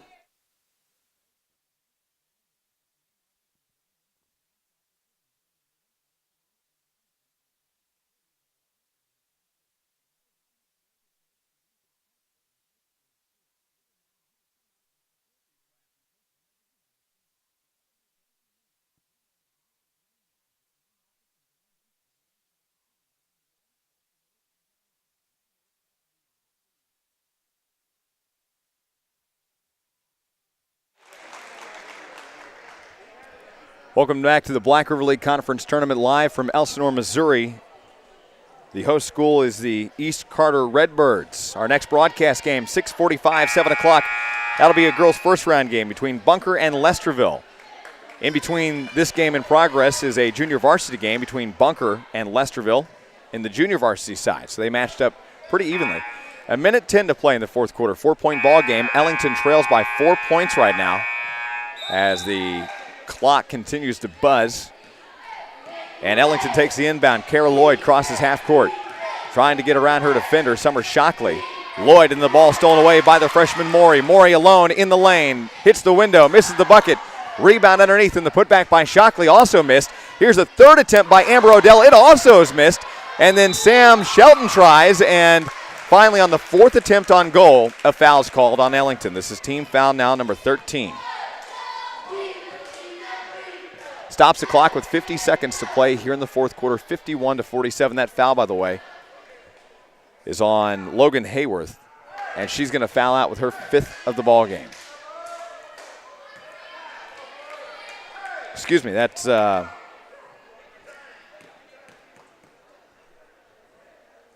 Natalie Bass on the foul for Ellington. At the free throw line for her bucket, and 2 missed by Sam Shelton. She's now 1 of 4 from the line. And now Van Buren steals it back away with 40 seconds. 4 seconds to play. And if you were going to send anybody to the free throw line right now, it'd be Amber Odell. But Summer Shockley crosses the timeline, and then a foul's called on Ellington. They're going to get Grace Stroop on this one. Grace is going to foul out with her 5th. That's team foul number 14 now. 51-47, and coverage is brought to you in part by Hood's Discount Home Center, Baker Products along with Don's Place, Brown's Pharmacy, and the Bunker School District along with Specialty Granules of Annapolis. Summer Shockley's at the free throw line. And her free throw's up and missed. That makes her 1 of 5 right now. 32 seconds to play in the 4th quarter. There's a junior varsity game in between this one and our next girls' first round game, so we'll take a break for about an hour and a half, and then we'll be back on the air around 6:45 or 7 o'clock. Second free throw from Summer Shockley is there. Now 17 points. She's the second leading scorer, just behind Amber Odell, who has 19 points. Summer is 2 of 6 from the free throw line, and there's 30 seconds now to play in the ball game. And it's a 5-point lead for Van Buren as the number 4 seed leads the number 5 seed. Trying to get around the defense. Underneath, Cawthron for 2. Now 32 points for Raquel Cawthron. And a foul's called. This one's going to be on number 11 for Ellington, Kara Lloyd. Kara's going to get her first personal of the ball game. 12.9 seconds to play, 4th quarter, 52-49. At the line once again is Chase Johnson. Chase right now is yet to be at the free throw line, and she's going to attempt this one. She's got 3 total points in this ball game. Free throw line up and good for Johnson. She's now got 4 total points. Tomorrow our broadcast continues, and a whistle timeout for Paula King and the Ellington Lady Whippets.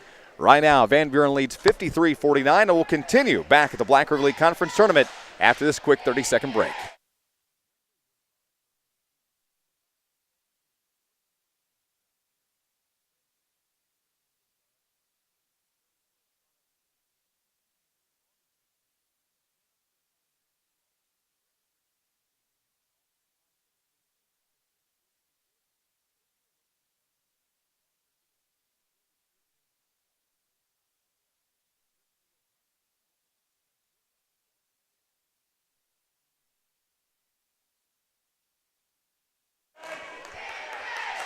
.9 seconds to play in this ball game. It's 53-49. Van Buren leading, and they're at the free throw line. Chase Johnson made her first one. The second one's up, and this one bounces around, and it falls. She's got it. Chase now with 5 points in the ball game makes it 54-49. 11 seconds to play here in the ball game. Ball stolen away by the freshman Maury. Hits the window and misses the 2-point bucket on the rebound. Put back by Odell. This one also missed, but then Johnson on the putback makes it fall for 2.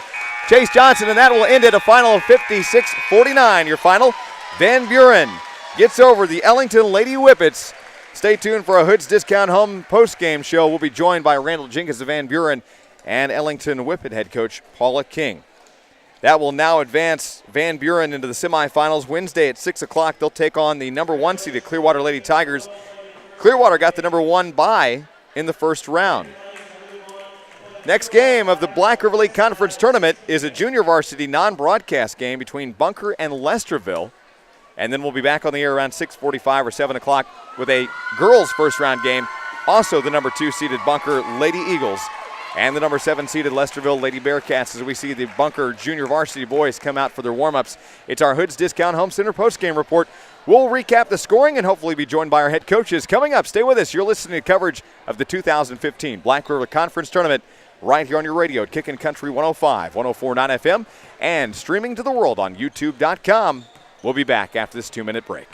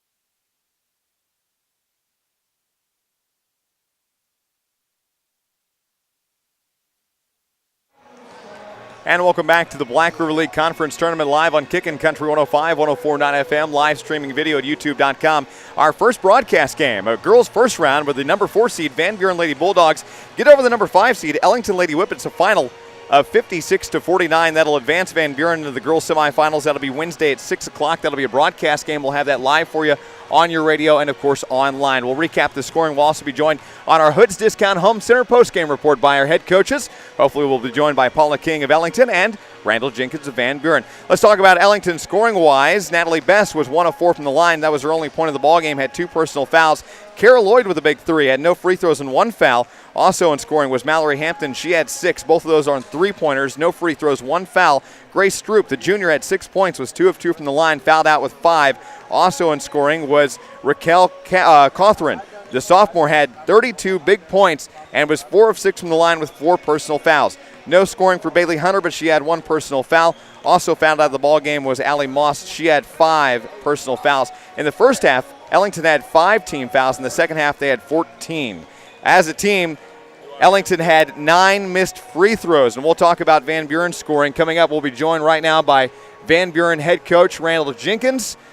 And here on the Hood's Discount Home Center postgame show, Coach, thanks for joining us on the radio. And, of course, let's talk about, when we talked before the game, you've got a lot of gals that are missing off the roster. I mean, we've started marking down through here. We have girls that have had surgery and for other reasons are not playing. But it started out strong, and then the defense looked like it fell apart there a little bit on you. What were you guys talking about at the half? See what we could do to keep Cawthron from scoring. She's a mess down there, isn't she? She was tonight. She don't need to cut the other hand. Well, tell me what you thought of the game. Just kind of recap it for me and giving me an idea. I thought at times we did some really good things, and then, there in the third quarter we just absolutely kind of went to sleep, and we got a lead and then went to sleep, and they got back in it, and then in the fourth quarter we never did really get to run anything like we were supposed to, but I guess those things are going to happen to teams when you don't have a lot of upperclassmen out there to help you kind of get them going and doing some of those things. But you can't use that as an excuse. We played enough games. We need to learn from that. But plus, I don't know. Did we make 2 or 3 free throws maybe the whole night? So yeah, that was going to be my next question. I had you unofficially for 17 missed free throws, and is that something typical, or is that unlike? We're usually a little better than that. Okay. Now, we're not perfect by any means, but usually we're at least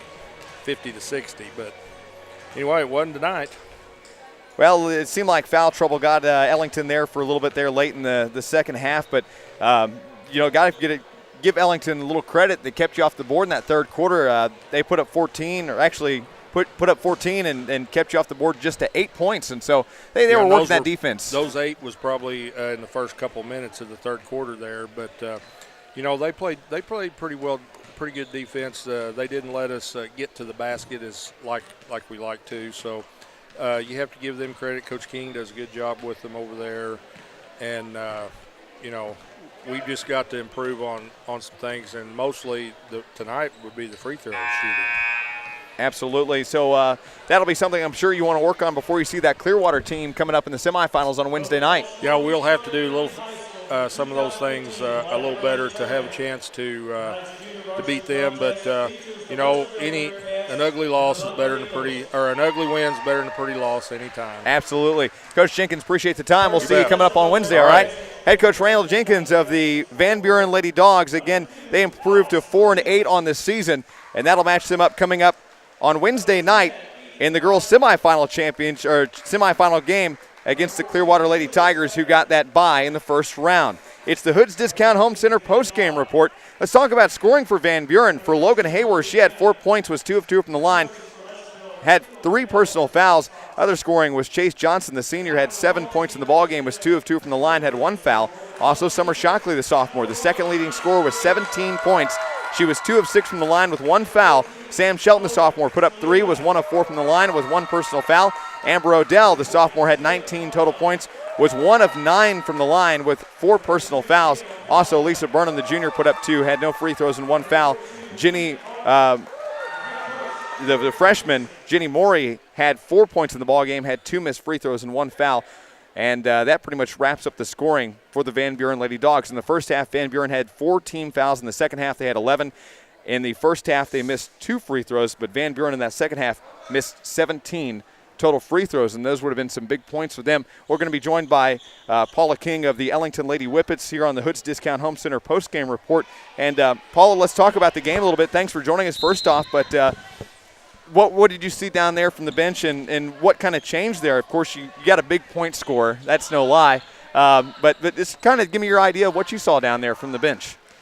Well, I think we definitely hurt ourselves on the rebounding. On our rebounding, we didn't rebound the basketball very well tonight, offensively or defensively. And, of course, we know rebounding is a big key in basketball. Absolutely, and I got to give some credit where it's due. You guys kept Ellington there in that third quarter. I mean, just to 8 points, you guys outscored them 14-8, and that's pretty big.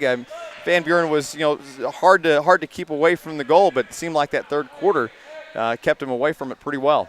Well, we battled back at the end of the second quarter and cut it to like 4, and then we made some mental mistakes, and we're down 9 before we could blink our eyes. And coming out of the locker room, I really stressed we got to get after it, we got to push, and I was really proud of the girls on how they responded and just kept fighting back. And I thought the third quarter was they did a really good job, but I think when it came down to the end, it was just rebounding, and of course we missed some free throws there at the end of the game.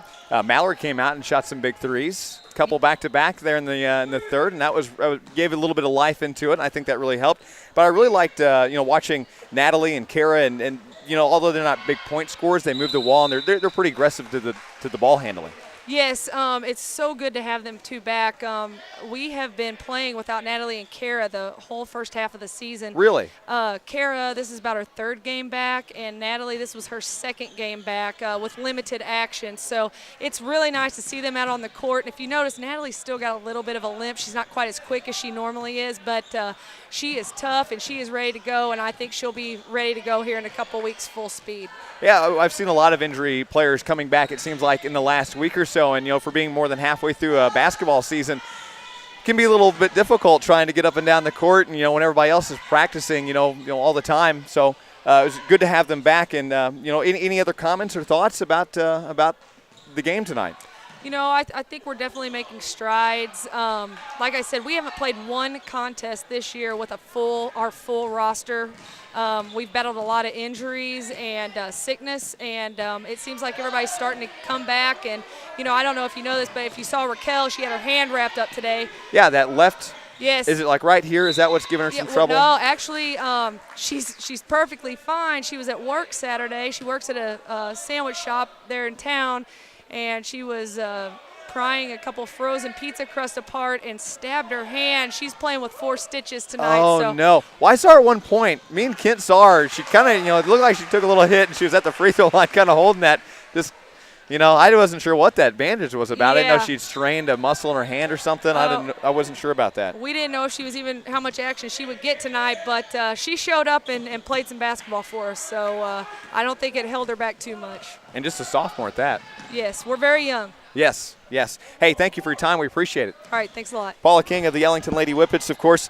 And we'll continue with our broadcast coverage coming up here in our next broadcast game, a junior varsity game in progress right now. It's Lesterville in Bunker, as right now it's the Bunker Eagles in the junior varsity up 4-0 early in the first quarter over the Lesterville Bearcats.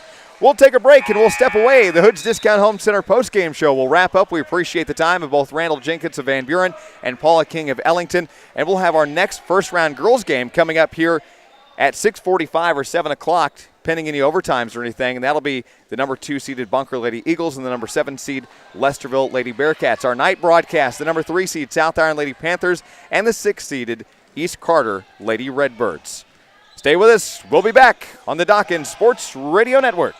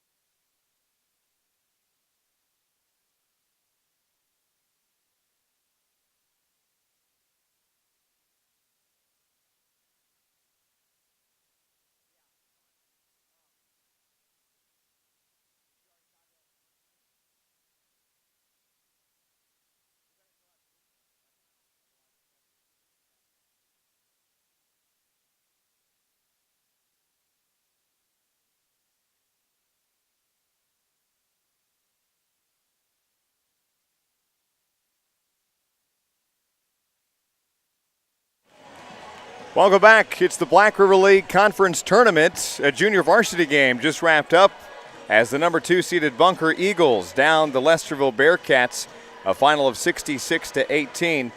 That'll put Bunker in the semifinals, and they'll play the winner of tomorrow afternoon's game, either Ellington or Van Buren. It's our second broadcast game of the afternoon evening schedule.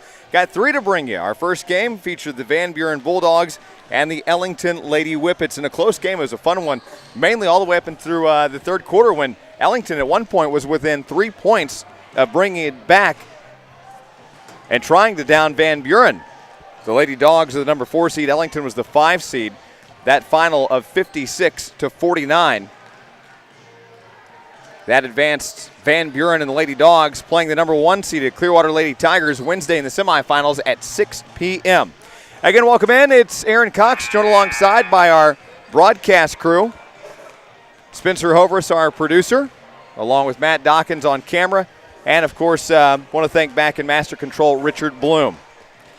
It'll be the Bunker Lady Eagles, 6-9 on the season, coached by Rob Harlow. Will start number 15, Lacey Bowen, a 5'3 junior, along with number 24, J.C. Skaggs, a 6-foot junior.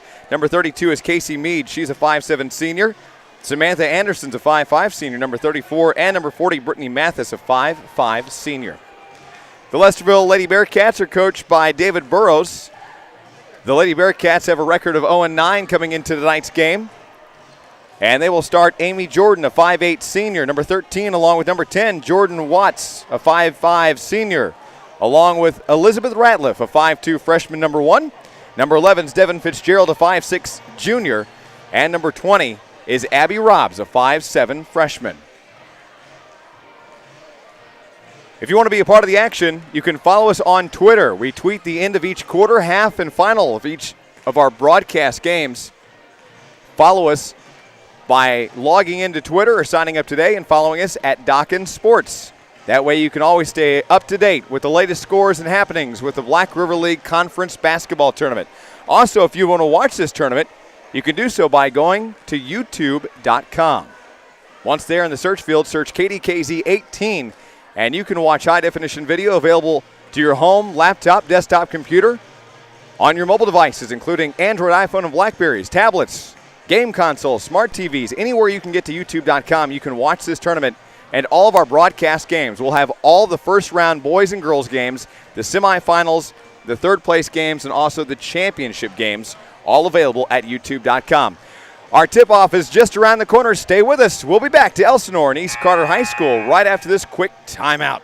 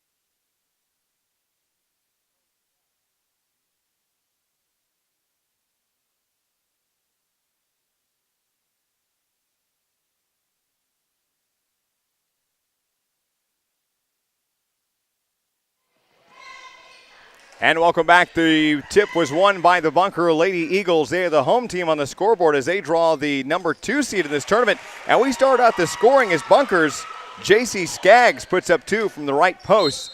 And with 7:35 to play in the opening quarter of game number 3 of the evening, our second broadcast game, it's the Lady Eagles 2 and the Lesterville Lady Bearcats 0. Underneath low post, and JC turns around, hits the window, and it falls for yet another 2. Now 4 points for the junior, and it's a 4-0 ball game. Bunkers in their white jerseys, white tops with green lettering and numbering, trimmed in black. Half court, a trip and a travel. Turns the ball back over to the Lady Eagles. Lady Bearcats in their red tops and bottoms with black lettering and numbering, trimmed in white. Live on your radio at 104.9 FM, and of course streaming live at youtube.com. You can watch this right now.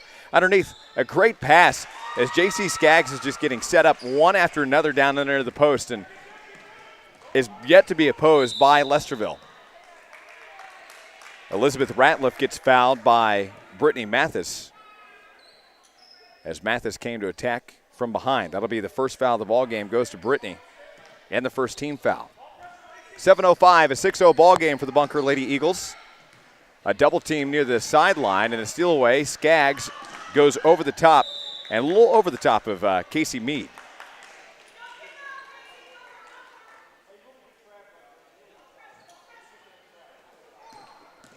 Just under 7 minutes to play. Down the court comes Ratliff, and the ball yet stolen away from Casey Mead. Mead and Ratliff underneath and a foul, and they're going to get Ratliff on this one. Elizabeth, the freshman, is going to commit team foul number 1 for the Lesterville Lady Bearcats, and the first personal for her of the ball game. That's going to send Casey Mead to the line. Coverage of the Black River League tournament brought to you by Brickley Wood Products, along with Farmers Insurance Group and Learjacks. First free throws up in mids by Mead, and it's a 6-0 ball game. 6:50 to play first quarter. Next broadcast game, our last of the evening, South Iron, the number 3 seed, and East Carter, the number 6 seed, as Mead connects on her second free throw. And it's a 7-0 Bunker Lady Eagle lead. Listen to us on your radio. Appreciate you tuning in on this Monday night coverage of the Black River League tournament. Also watch online. Out in the field, a great 2-pointer as Devin Fitzgerald, the junior, lobs one up from around 10 feet out on the left side. Out in the field as J.C. Skaggs has to fight. Double team, hit the window from the right side for 2. J.C., the lead point scorer for either ball club with 8. And in the backcourt, a foul. Bunker's Brittany Mathis going alongside with Elizabeth Ratliff. They're going to get Mathis on this one. This is going to be her second in a row. Team foul number 2 for the Bunker Lady Eagles. Our first broadcast game, Van Buren got over Ellington 56-49 in the non-broadcast game that just wrapped up. Bunker in the junior varsity bracket. The boys down Lesterville 66-18. Underneath on the other end, the Bunker Lady Eagles, and the 2-point bucket's good. Casey Mead, also in the act of shooting, was fouled by Lesterville. That's team foul number 2. 6:14 to play in the first quarter. It's an 11-2 ball game. The foul was the second team foul for Lesterville. And the second personal on Elizabeth Ratliff. At the line to shoot is Casey Mead. She's 1 of 2 so far. Make her 1 of 3. She missed that one. And we're back underway in quarter number 1. 6:10 to play in the opening quarter of game number 3 of the evening. Our second broadcast game, and a jump ball here on the right sideline stops the clock. 6:06. Alternating possession. This one's going to go in the favor of Lesterville. Inbounding, Devin Fitzgerald in front of the Bunker bench. Goes half court to Jordan Watts in the right corner. To Jordan, that's Amy Jordan. So there's Amy Jordan and there's Jordan Watts. Steal away under the right baseline. Down comes J.C. Skaggs. Skaggs bounces in the corner to Wisdom. Wisdom gets back to Mead, and then a foul at the free throw line. No, a travel turnover on Bunker, and this one's going to go to Lesterville. Coverage was brought to you by Subway along with First Midwest Bank. Also bringing you our live scoreboard on our live YouTube channel, youtube.com. Search KDKZ18 or BRL Tournament. We'll have each of our broadcast games. We're going to bring you a total of 13 games over the next 6 days. Turnover on the out of bounds in front of the scores table goes to Bunker with 5.5 to play first quarter. It's an 11-2 ball game. Down underneath, and a great pass underneath to Skaggs, and she has to work twice for it. Got the second rebound. The pass came from Samantha Anderson from the top of the key. Half court and a steal away. Back comes Bunker. And a pop from about 5 out on the right post for Samantha Anderson, who puts up 2. And with 5:14 to play in the first quarter, it's a 15-2. Bunker lead right now as the number 2 seed over the number 7 seed. We'll be back for coverage of the Black River League Tournament after this quick break on the Dawkins Sports Radio Network.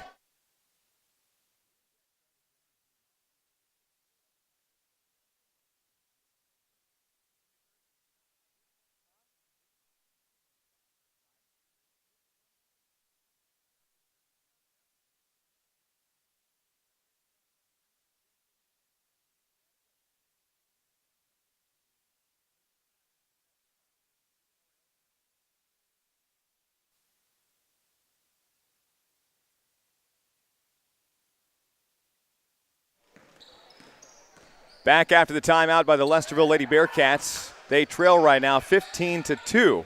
And Bunker's just going to take this one and run with it right now early on in the first quarter. Skaggs is going to let the offense slow down a little bit. Savannah Anderson's going to take it. Little bounce pass to the right side. Gets it off to Wisdom. And then a 2-point bucket on the baseline. Good for Meade. She's now got 5 total points, and it's a 17-2 ball game. Just under 5 minutes to play first quarter. Our second girls' first round game. And yet again, Skaggs steals it away. She's unopposed, hits the right side of the window for 2. J.C. Skaggs with 12 of the 19 Bunker points so far in the first quarter. 4.5 to play in the first, and a foul near half court as Skaggs rolls to the ground with a smile on her face. Lesterville's Jordan Watts is going to get the foul. No, they're going to give this one to J.C. Skaggs. That's why she had the smile. So that's going to be the first for the junior Skaggs. That'll be team foul number 3. 3 team fouls for Bunker and 2 on Lesterville so far in the first half. 4.5 to play first quarter. It's a 19-2 ball game right now. Bunker is the number 2 seed. Lesterville is the 7 seed in this tournament. Winner advances to the semifinals. They will play the winner of our next broadcast game, either the number 3 seeded South Iron Lady Panthers or the 6th seed East Carter Lady Redbirds. Here's a high arcing right 3, just missed it off the mark. Elizabeth Ratliff on the attempt, but then a rebound goes out of bounds underneath the goal line. And we continue on in quarter number 1. 4:02 to play in the first, 19-2 the score. Listen live on your radio. You can also listen via our website, kickincountry105.com. Download the TuneIn radio app on the go with your smart device, mobile, tablet, whatever you got. All kinds of technology these days. I need a whole list. 3:25 to play in the first quarter. 19-2 is the score right now. Bunker is controlling this one so far. On the right baseline, Samantha Anderson kicks it back out. Wisdom comes in. Ball stolen away. Lesterville on the offense. They trail right now by 17. And Ratliff down in the right corner gets under the baseline. Gets it to Watts. Watts is fouled underneath the goal. This is going to be team foul number 4 for Bunker. And the first personal for Samantha Anderson. At the free throw line is Lesterville's number 13. That is Amy Jordan.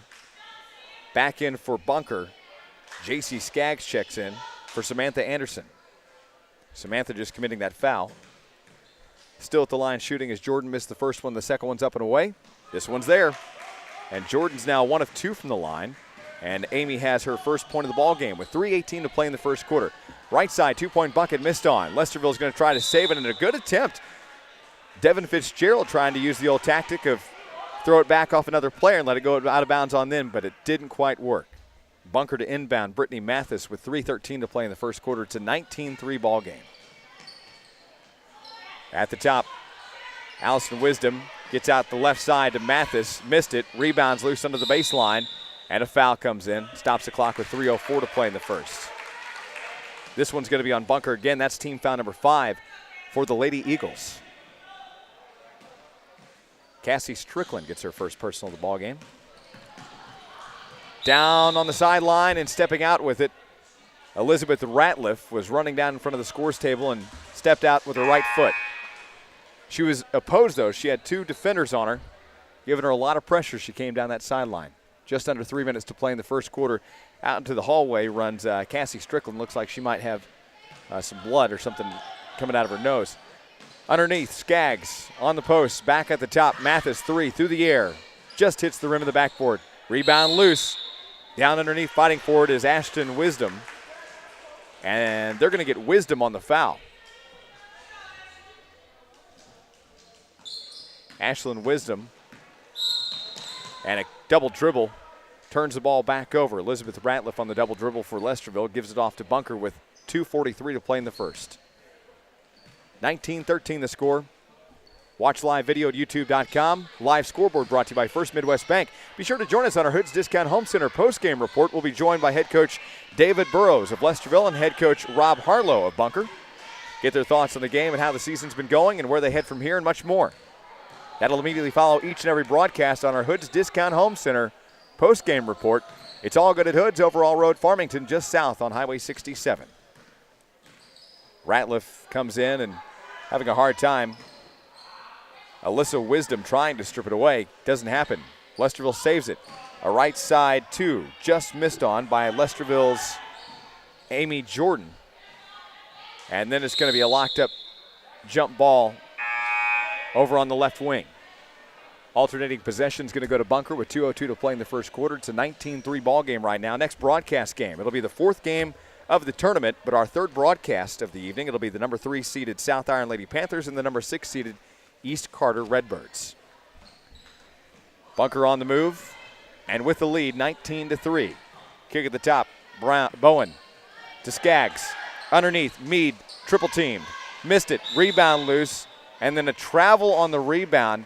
Jumping up and making the rebound was Amy Jordan for Lesterville, but as she came to the ground, she rolled around with it. It's going to be a travel turnover, and Skaggs will inbound with 1:43 to play in the first.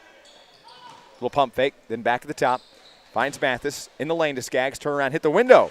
High off the window, too, and Skaggs makes it fall. And JC now has 14 points in the ballgame, 21-3 with 90 seconds to play in the first. Hard collision there in front of the scores table, right around half court.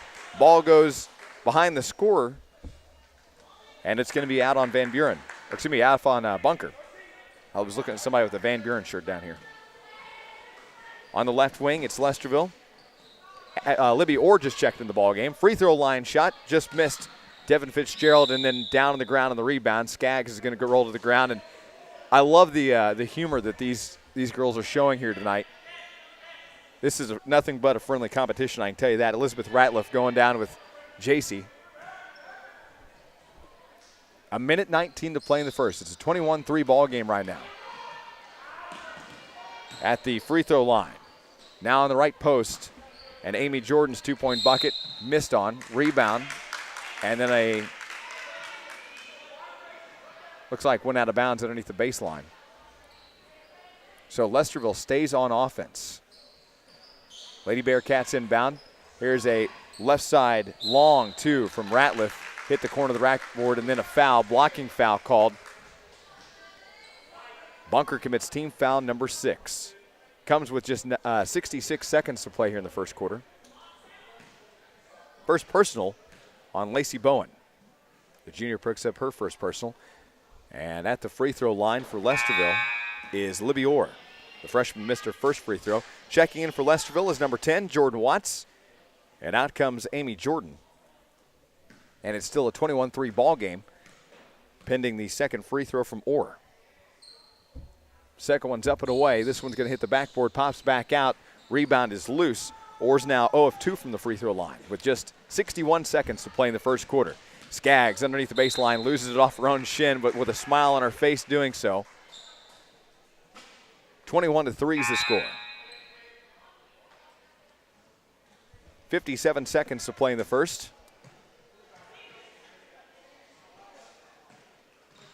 Inbound pass for Lesterville as they trail right now. And then right at the top of the key, down to the ground goes Ratliff. As she rolled around with it, she committed the travel. Turnover to Bunker with 54 seconds to play. 21-3. Bunker to inbound. Lacey Bowen looking for somebody open. Going to get called with the 5 seconds. She's not careful. Finds Skaggs underneath. 2-point bucket's good. 16 now for Skaggs. 23-3 is the score, up by 20 here late in the first quarter with just 45 seconds to play. Stepped out of bounds. Bunker's Samantha Anderson in front of the scores table. Moved that left foot, stepped out of bounds, and stops the clock with 43 seconds. 23-3 on the inbound. Ratliff crosses half court. Coming up to guard is Wisdom. That would be Ashlyn. There's Alyssa, and then there's Ashlyn. Ball went out of bounds down in the corner. 23-3 the score with just 35 seconds to play. Next broadcast game, South Iron East Carter. That'll be our final broadcast of the first round girls games. And then a steal away. Down comes Lesterville. Devin Fitzgerald. Double team. Hit the window too hard. Rebound loose on the left side. Put back up by Lesterville. And the second rebound loose comes down to Bunker. Down underneath. 2-point shot. Can't miss or make it. Ashlyn Wisdom on the attempt. On the putback is Samantha Anderson for 2. Anderson with 4 points in the ballgame makes it 25-3, and there's 2 seconds to play.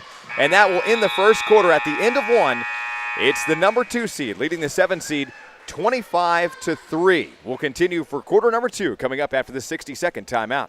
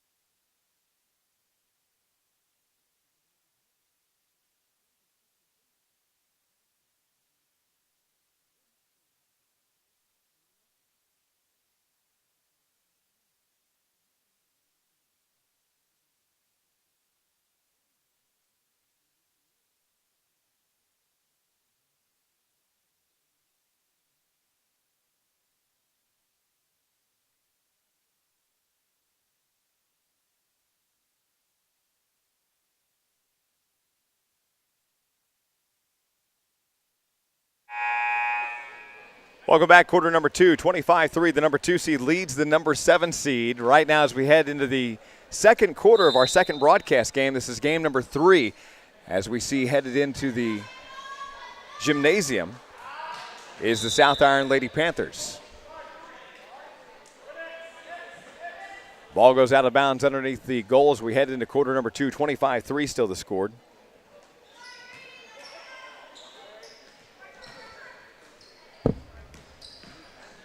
JC and then out to Anderson, the right side. 3 through the air, and it's good for Bunker as Lacey Bowen hits a right wing 3, making it 28-3 with 7:43 to play in the second quarter. Although now that I look at it, the clock hasn't changed. They'll have that sometimes. Left side pass, it's Elizabeth Ratliff, and underneath 2 points. There it is. Lesterville's Abby Robbs checked into the ballgame. The freshman has her first 2 points of the ballgame.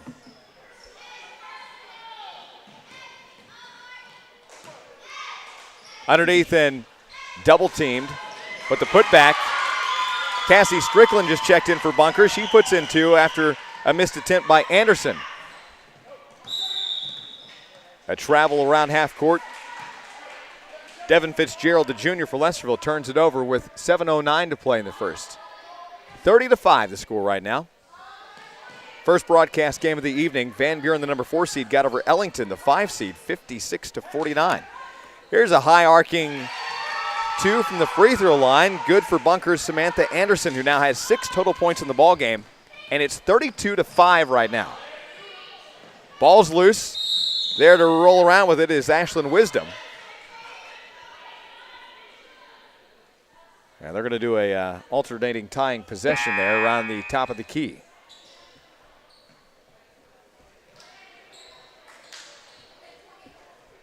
"13 games to bring you in this tournament. Starting today and running all the way through Saturday, we'll have the boys and girls first round games, semifinals, third place, and then championship games. And a travel as Fitzgerald rolls to the ground just in front of the Bunker bench.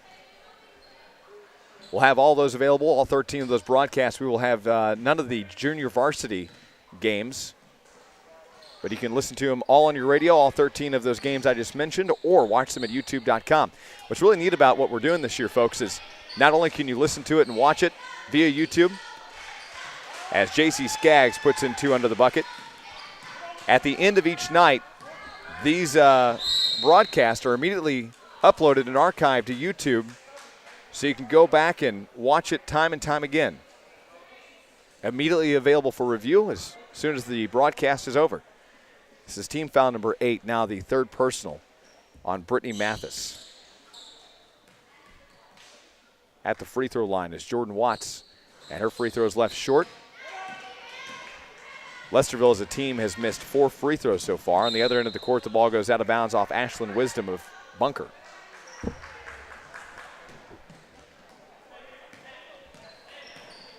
And we're underway back in quarter number 2. 6:17 to play in the second quarter as the clock is still yet to change periods. Shot on goal missed on. Attempted by Libby Orr. Rebounded. Down the lane. Skaggs runs into the mat. Tries to save it in bounds, but it goes out. But they're going to say it's off Lesterville. 6:04 to play here in the second. 34-5 is the score right now. As Ashlyn looks for an inbound pass, goes in the left corner to Mathis for a left side 3 through the air. She's got it. Brittany Mathis, the senior, now has 3 points in the ballgame. It's 37-5. Here's a left side 2. Missed for Devin Fitzgerald. Rebounded by Bunker. And 5:45 to play in the first. It's a 37-5 ball game right now. Conference tournament coverage on your radio and online. YouTube.com is where you can watch live video. Skaggs takes a high 2. Left it short, hit the rim. I think it was tipped there by Fitzgerald. Down the court. And the ball's loose. Ratliff loses it and goes out of bounds underneath the goal. Substitution in for Lesterville. In comes Amy Jordan. And out's going to come Devin Fitzgerald. 5.5 to play before the end of the first half. 37-5 the score right now. A junior varsity game was also just played. Bunker beat out Lesterville in the JV boys game 66-18. Here's a high one. Missed it from Casey Mead. Rebounded by Skaggs. JC turns around and does her quick 180 there and hits it on the left post. JC now with 20 points in the ball game, makes it 39-5 with 5 minutes to play in the half. At the top is Fitzgerald. Right wing to Myers, who just checked in. That's Bailey Myers, the freshman. And on the right side, double team down there, having a lot of trouble as poor Amy Jordan needing a little help, but she wiggles her way through, attempts a first shot, misses it, almost got her own rebound. Skaggs picks it up, gets it down as Ashlyn Wisdom is closed down by Elizabeth Ratliff. Kick back out, attempted by Lacey Bowen on the rebound, and a jump ball on the rebound on the second attempt.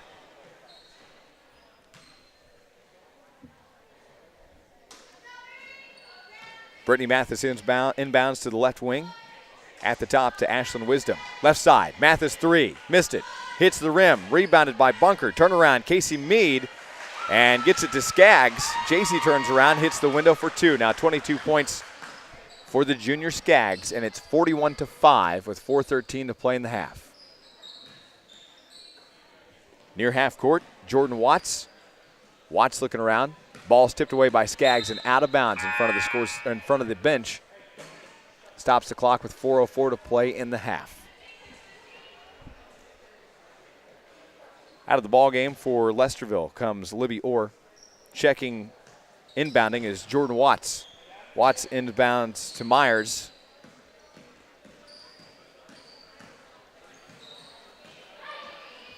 And underneath shot on goal, missed on. On the rebound, finding somebody open, comes Brittany Mathis. And Mathis comes down the court with 3:48 to play in the half. 41-5 is the score. Mathis at the top of the key, pops from the free throw line, hits a long 2. Brittany Mathis now with 5 points in the ballgame, makes it 43-5 with 3:39 to play in the half. South Iron East Carter, our final broadcast tonight. We continue with the boys' first round tomorrow. A 6:30 game will be East Carter and Van Buren. That'll be a boys' first round game in the varsity level. Bounce pass as Lesterville and Bunker just go back and forth here on the possession. Down comes Skaggs. She's double teamed and takes a long 2. Made it look easy. 24 points now.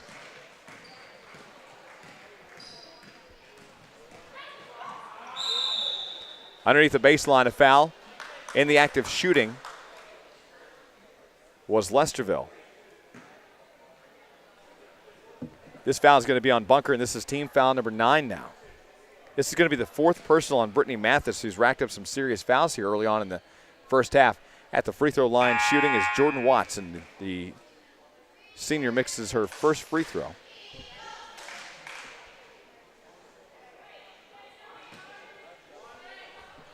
.306 to play in the half. 45-5 the score. At the free throw line is Jordan Watts. Second free throw is up and good. Jordan with her first point of the ball game from the free throw line, actually. She's 1 of 3 so far.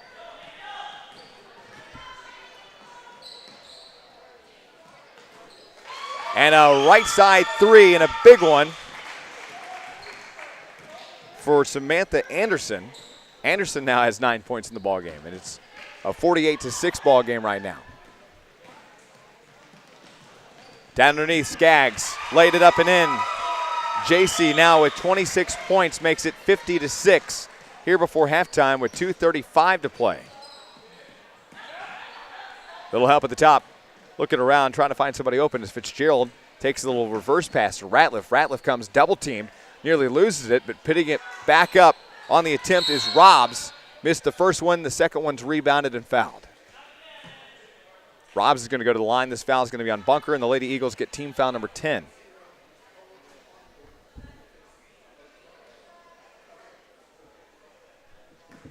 The foul was on Bunker's Alyssa Wisdom. That's her first personal. Checking in for Bunker is number 32, Casey Mead. Out comes Skaggs. 2:22 to play in the half. 50-6 is the score right now. At the free throw line is number 20, Abby Robbs, the 5'7" freshman. Makes her free throw. Missed the first one and made the second one. She's 1 of 2 from the line and has 3 total points in the ball game. Just about all of Lesterville's points so far have come from the free throw line. And here's yet another foul. This one's go on Lesterville. This is team foul number 3 on the push. Stops the clock with 2:13 to play in the half. This one's going to be on Abby Robbs, her first personal. Bunker in a right side 3 through the air. Just missed from Alyssa Wisdom. Didn't make it happen. And down the court comes a firing Elizabeth Ratliff. Takes to the ground Alyssa. Alyssa bounced back up with a smile on her face. 2:05 to play in the half. 50-7 the score. And the foul's going to be, they're going to give this one to Alyssa. That's going to be her second personal. At the line shooting is Elizabeth Ratliff, who misses her first free throw.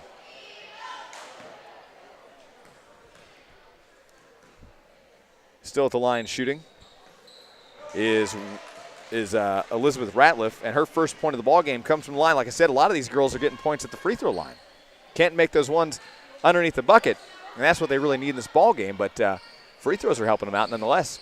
Just under 2 minutes to play in the half. 50-8 the score, and a triple team. The rebound down there by Cassie Strickland, who just checked in at the top. Alyssa Wisdom for 2 at the free throw line, and she just rocked and rolled that one up and in.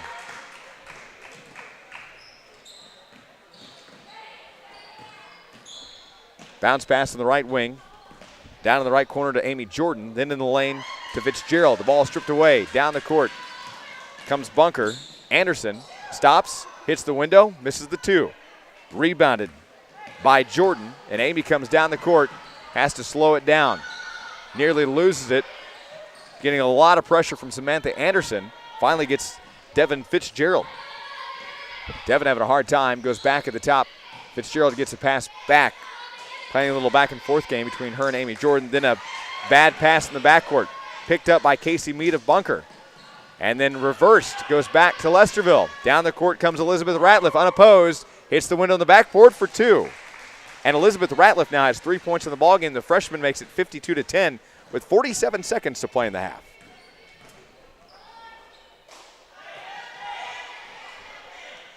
Thanks for joining us on this Monday night coverage of the 2015 Black River League Conference Basketball Tournament. Join us coming up on our postgame show. Brought to you by Hood's Discount at Home Center, Overall Road, just south of Farmington, off Highway 67. It's all good at Hood's. We'll be joined by head coaches Rob Harlow of Bunker and David Burrows of Lesterville. A little blocking foul there in the lane, and this is going to stop the clock with 27.5 seconds. This is now the second personal for Bunker's Cassie Strickland. That'll be team foul number 11. That'll send back to the line Amy Jordan. Amy misses the first one off the front of the rim, a little short. In comes J.C. Skaggs along with Ashlyn Wisdom.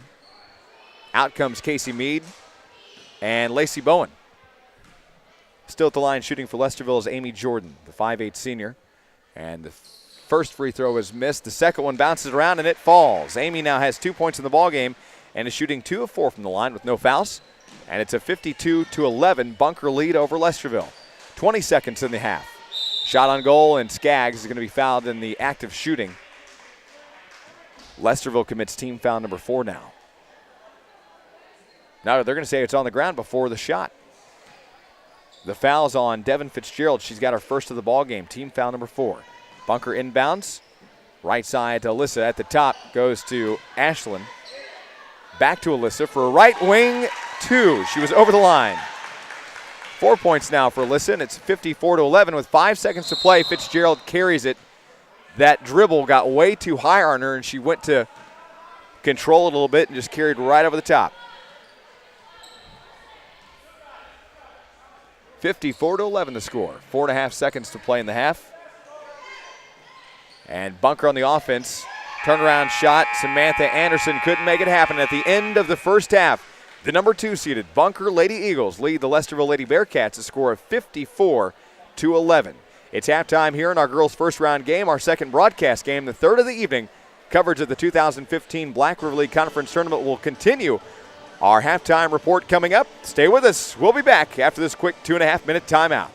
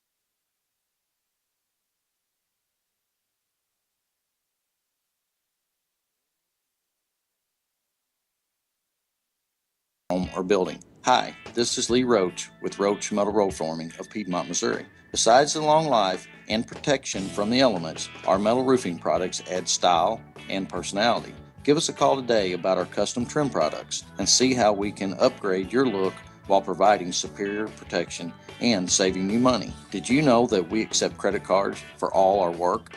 That's the quality and ease you'll get with Roach Metal Roll Forming. For a new roof or a new building, call us today at 223-4288. That's 573-223-4288. For Roach Metal Roll Forming in Piedmont, give us a call. The BRL Tournament is underway for 2015, and the staff and faculty of the Van Buren School District are proud of their high school sports program. Students work hard in school and work hard in your sports program too, which will lead you into your future after you graduate. Always stay focused on and off the court. Good luck, everyone, in this year's BRL Tournament. From the Van Buren School District, proud of their outstanding sports department. At Riverways Manor Nursing Home, visiting hours are set as you like them. You'll find Riverways Manor Nursing Home with a cheerful, home-like atmosphere where your loved one feels right at home. Call 323-4282 for Riverways Manor Nursing Home in Van Buren. Asher Trucking of Ellsinor wants to send a shout-out to the East Carter County Redbirds. You have shown that team spirit and a hard-working attitude has gotten you to this point. Go Redbirds from everyone at Asher Trucking of Ellsinor, a proud sponsor of community sports. Folks, when you need base rock, clean rock, or various sizes of crushed limestone, you need to call Hunter Stone Company in Ellsinor. Hunter Stone Company is open 7 to 4 Monday through Friday or by appointment on Saturday. And they are proud to be a sponsor of high school sports. That's Hunter Stone Company in Ellsinor. So remember, call 322-5577 next time you need base rock, clean rock, or various sizes of limestone. Ah, the clean, fresh scent of new car. If that doesn't remind you of auto and home insurance, perhaps the scent of money will. Because you could save yourself some money when you insure both your home and your auto with American Family. Let an American Family agent help you check it off your list and off your mind, leaving you free to ponder. If there's a new car scent, why isn't there a new home scent? American Family Insurance. For details, contact Kimberly Clay at American Family Insurance. Call 573-223-4177 or stop by 214 North Main in Piedmont today.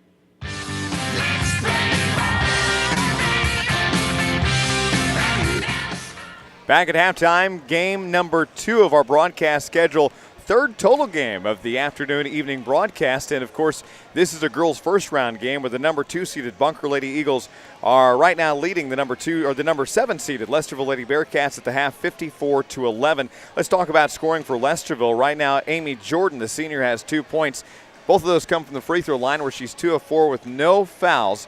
Also scoring for Jordan Watts, she has 1 point from the line, missed 2 free throws, has no fouls. Elizabeth Ratliff has 3 points in the ballgame, is 1 of 2 from the line with 2 personal fouls. Devin Fitzgerald with 2, no free throws and 1 foul. And Abby Robbs with 3 points in the ballgame is 1 of 2 from the line with 1 foul. No scoring from Libby Orr. She missed 2 free throws with no fouls. Lesterville committed 4 team fouls in the first half and missed 8 free throws. Bunker Lady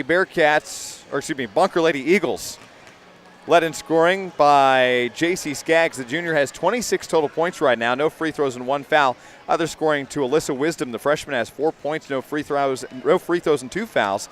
Cassie Strickland has 2 points, no free throws, 2 fouls. Lacey Bowen, the junior, has a 3-pointer, no free throws and 1 foul.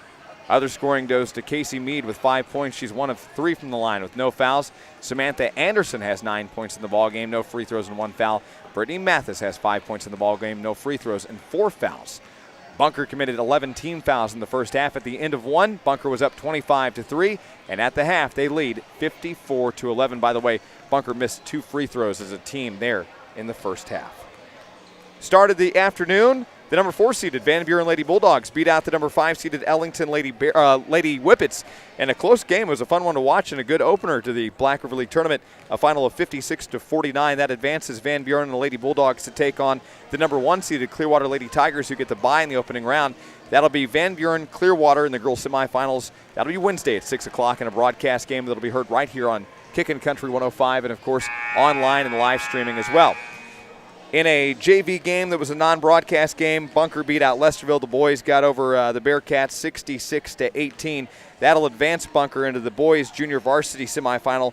They will play the winner of tomorrow afternoon's game, either Ellington or Van Buren. That's in a non-broadcast game. We won't have any of the JV games on the radio or online for you. We'll have all the girls and boys first round games, semifinals, third place, and championship games. We'll be able to listen to it, of course, on your radio. You'll be able to listen to it on our website via the TuneIn Radio app, or you can watch it at youtube.com. Lots of ways to get involved. If you go to YouTube, just search for KDKZ18 in the search field. You can get connected right away in an HD. Depending on your internet service provider, you can get as good as quality as 720 HD. And we're proud to bring you that. And, of course, a live scoreboard brought to you by First Midwest Bank. You can check that out. Bring you live scores. Our Hood's Discount Home Center postgame show to immediately follow this broadcast We hope to be joined by David Burrows of Lesterville and Rob Harlow of Bunker. We'll continue coming up. We got about 2 minutes, and we'll tip off the second half of our second broadcast game in the girls' first round. This is the 2015 Black River League Conference Basketball Tournament from East Carter High School in Ellsinor, Missouri. Stay with us. We'll be back after this 90-second break. The Clearwater Booster Club would like to congratulate the Clearwater Lady Tigers and the boys varsity basketball teams on their outstanding athletic accomplishments this basketball season. It takes hard work, dedication, and discipline to be a good athlete and a good student. On the court and off the court, these athletes and students represent their school and community with the utmost integrity. Good job, Tigers. We're proud of all of you. If you'd like to be a part of the Clearwater Booster Club, please contact Kent Fay and go Tigers. The South Iron School District is proud of the South Iron Panthers, and they wish their team the best of luck throughout the school year. More than ever, great sportsmanship starts with a winning attitude and a desire to be the best that you can be. Best of luck, South Iron Panthers, from the South Iron School District. Specialty Granules Incorporated Annapolis, Missouri plant has been a leading producer of roofing granules to the American residential and commercial roofing markets for over 85 years. Our longevity is a testament to our dependability as a raw material supplier and the durability of our products. We value the long-term relationships we have with asphalt roofing industries manufacturers and consumers that we serve. Specialty Granules is a sustainable business with a long-term commitment to the community as the steward to the environment. Specialty Granules Incorporated is proud to have received the award for the safest large surface mine in the state of Missouri by the Department of Labor. I wish that I could be like the cool kids, like the cool kids. Welcome back to East Carter High School, host school of the Black River League the Black River League Conference Tournament. And to start off this second half, a 2-point bucket is good for Amy Jordan. And right now, it's the Bunker Lady Eagles over the Lesterville Lady Bearcats in a girls' first round game, 54-13. Bunker's on the offense. Wave off the shot. Looks like a foul away from the shot. No, it's a lane violation. Turnover goes to Lesterville. And it comes with just 7.5 minutes to play in the third quarter, 54-13 your score. Amy Jordan gets the ball stripped right in front of her face by Brittany Mathis. Mathis bounce passes, and a little check there to the ground. A hard tumble. Lacey Bowen rolls Devin Fitzgerald, and it's going to be an offensive charge foul on the Bunker Lady Eagles, the first foul of the second half. And it's a 54-13 score with 7:20 to play in the third quarter right now. The foul, keep in mind, goes on Bunker. That's going to be Lacey Bowen and her second personal foul of the ball game. Bunker Lady Eagles lead this one right now. Thanks for joining us on your radio and online.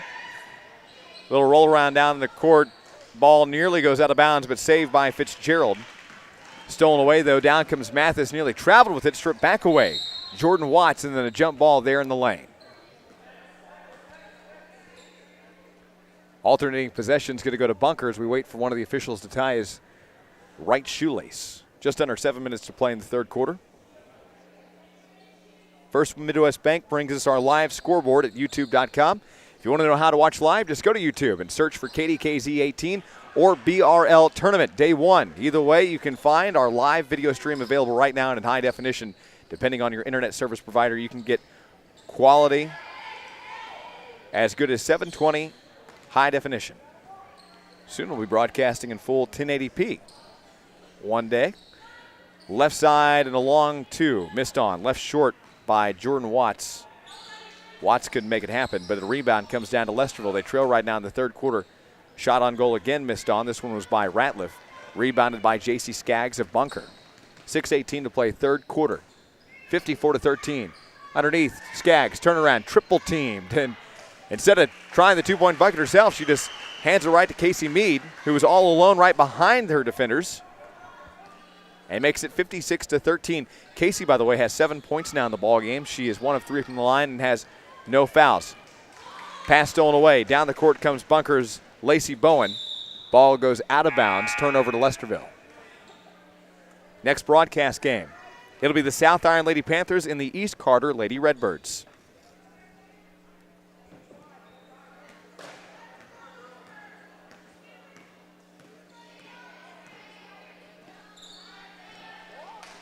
Lesterville.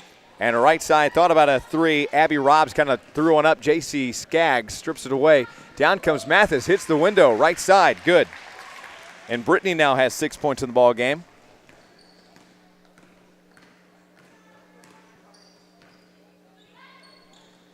And there's a left side, too. Devin Fitzgerald now with 4 points in the ball game, makes it 58-15. Right wing three through the air. There for Lacey Bowen, three.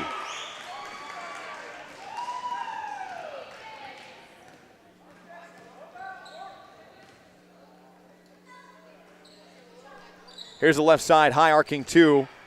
Elizabeth Ratliff couldn't make it happen, rebounded by Bunker. And down the court comes the Bunker Lady Eagles. Mathis in the lane to Skaggs. Triple teamed, hit the window, backboard, missed it. Rebound down, picked off. Down comes Devin Fitzgerald for what looked like was going to be a two. There to strip the ball away was Lacey Bowen, but they're going to commit Lacey to the foul. It's team foul number 2. And that's the now third personal for Lacey.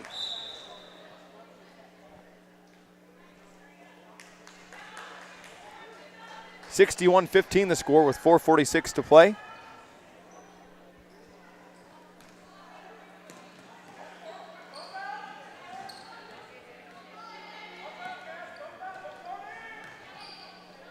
And it's a 61-15 ball game. Here's a high two.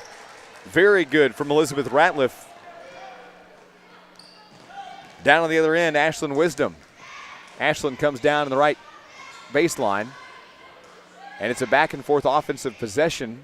They traded hands like 3 times there. Brittany Mathis on the right wing tries a three. Too hard, hit the rim in the backboard and rebound loose down to Lesterville.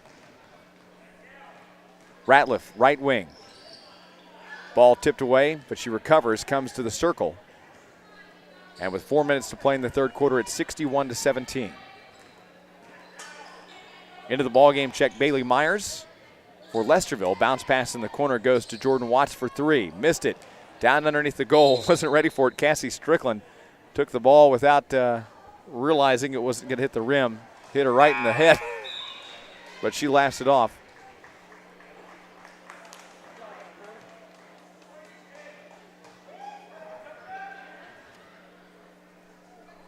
.350 to play in the third quarter. 61-17. Ball's chased in front of the scores table, goes out of bounds. Got to stop the girls from bouncing their head off the scores table over there. They're getting aggressive.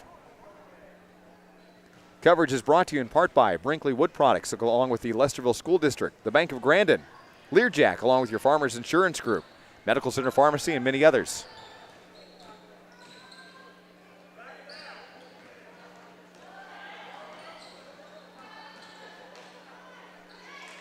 Ball stolen away down the court. Bunker is going to get it on offense. Alyssa Wisdom to Ashlyn. Back to Alyssa. Hits the rim, then the backboard. Rebound underneath from Strickland. And looks like Strickland fell out of bounds with it.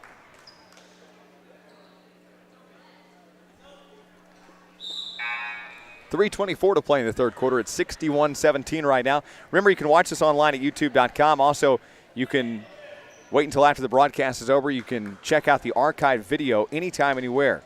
As soon as the broadcast is done, check out our YouTube channel by going to youtube.com, search KDKZ18, and our live streaming broadcast will be available after this is over for you to replay over and over again. Ball goes out of bounds on the right sideline, stops the clock with 3:18 to play third quarter. 61-17 is the score. Inbound pass from Cassie Strickland.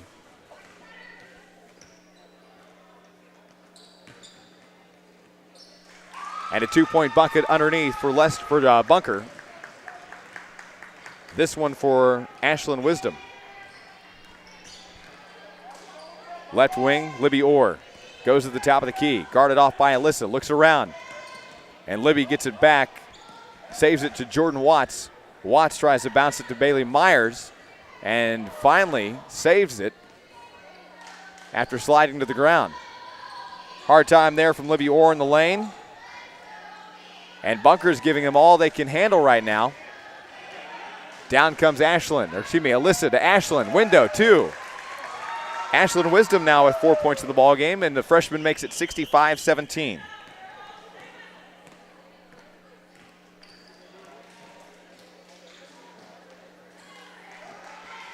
Ball stolen away by the Bunker Lady Eagles, and it's just nothing but the Eagles right now as Ashland gets a forward pass from behind from Brittany Mathis all alone and put it in for 2. 2:05 to play in the third quarter. 67-17 your score right now. Ball once again. Down comes Alyssa. No, it's Ashland. Window, 2-point bucket, and it's just a running game right now. 69-17 the score with 1:50 to play in the third quarter.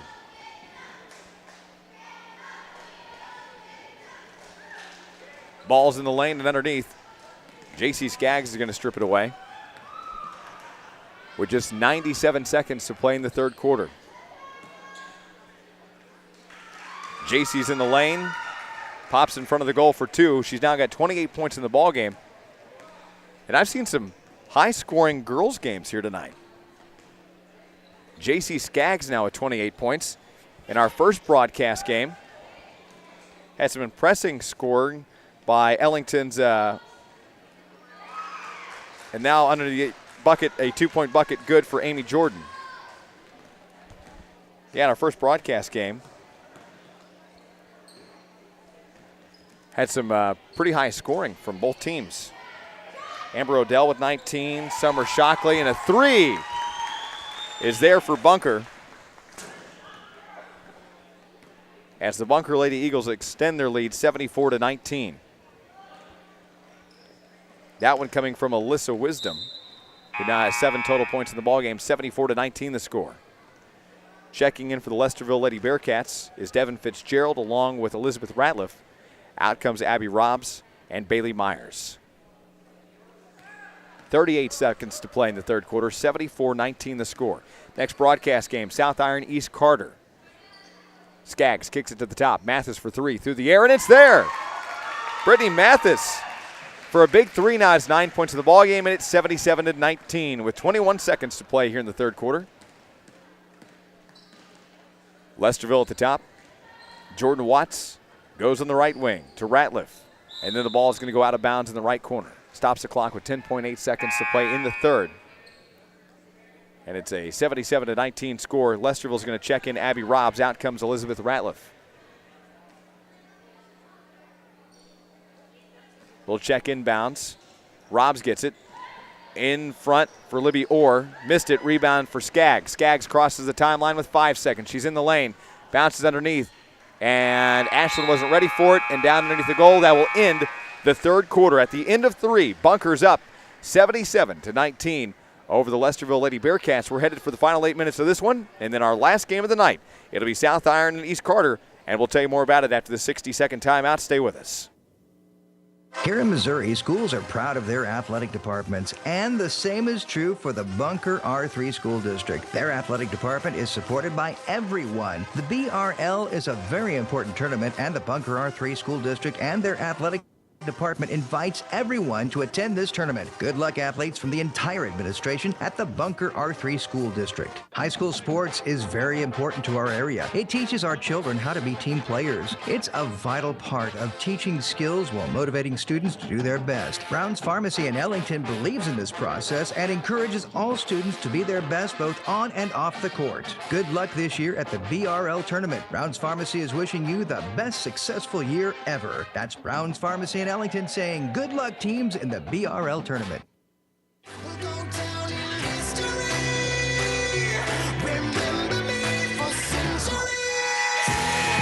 And we're back for quarter number 4. 8 minutes up on the clock. It's a 77-19 lead for the Bunker Lady Eagles, the number 2 seed over the 7-seeded Lesterville Lady Bearcats. Live on your radio and online, of course. Watch at youtube.com. J.C. Skaggs kicks it back at the top to Bunker. Lacey Bowen for 3. Missed it. Rebounded by the Lesterville Lady Bearcats. And down the court comes Devin Fitzgerald. Fitzgerald stops at the top of the key. Left wing. Gets it to Jordan Watts for a high 2. Missed it, and the ball goes out of bounds. This time it's going to go off of Lesterville. 7.5 to play in the fourth quarter. It's a 77-19 ball game right now. Our next broadcast, South Iron and East Carter. On the right wing is Lacey Bowen. And J.C. Skaggs having a hard time. Going to be a jump ball there in the lane. Skaggs is going to go to the ground. On the tackle there was Amy Jordan. 7:09 and a running clock here in the fourth. 77-19 the score. First broadcast game of the evening in the girls' first round. Van Buren, the Lady Bulldogs, down Ellington, the Lady Whippets, 56-49. That advances Van Buren to the girls' semifinals Wednesday at 6 o'clock to take on Clearwater. That'll be a broadcast game heard on your radio and online. A foul before the shot as J.C. Skaggs comes running from the right side of the lane. This one's going to be on Devin Fitzgerald, and that's going to be, I believe, Devin's first personal foul. Now they're going to give this to number 10. That's Jordan Watts' first personal, team foul number 1 in the second half.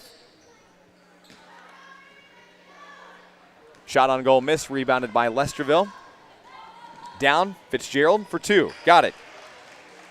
Devin now with 6 points in the ball game, makes it 77-21.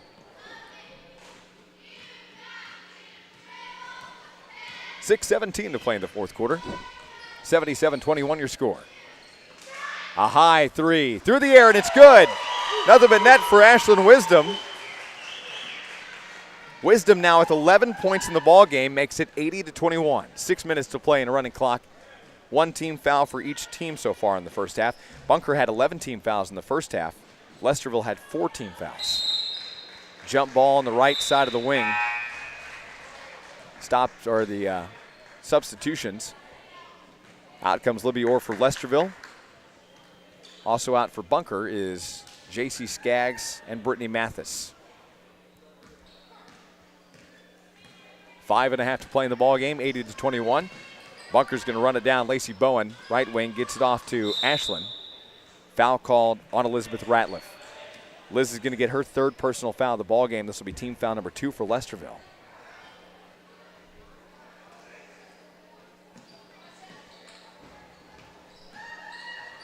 Underneath in a little trouble for Ashlyn.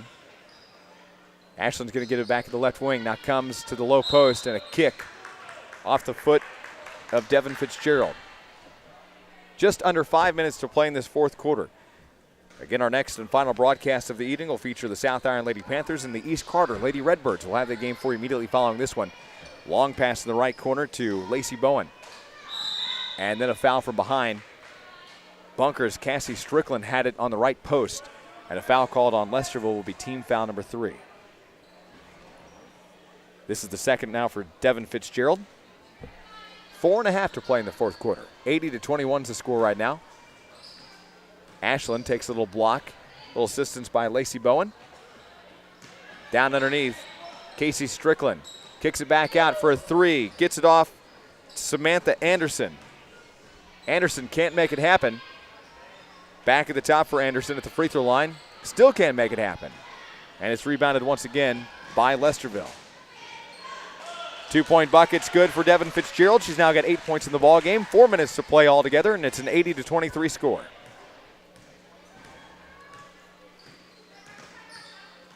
On the right wing is Lacey Bowen at the top of the key to Ashlyn Wisdom. Kicks out, left side. Anderson over the top of the 3. Rebounded on the right post by Amy Jordan of Lesterville. Down comes the Lady Cats. Free throw line. 2-point bucket's good for Jordan Watts. Jordan now with 3 points in the ball game, and it's 80-25 with 3.5 to play fourth quarter. Bunker Lady Eagles on the lead. Lacey Bowen makes her move, gets it underneath to Casey Mead, who's back into the ball game. Casey's going to be fouled by Lesterville. This will be team foul number 4. This one's going to be on Amy Jordan, and Amy's going to pick up her first personal of the ball game, believe it or not. Team foul number 4. Only 8 team fouls for Lesterville in the entire game so far. At the line to shoot is Cassie Strickland. Her first free throw is up and missed.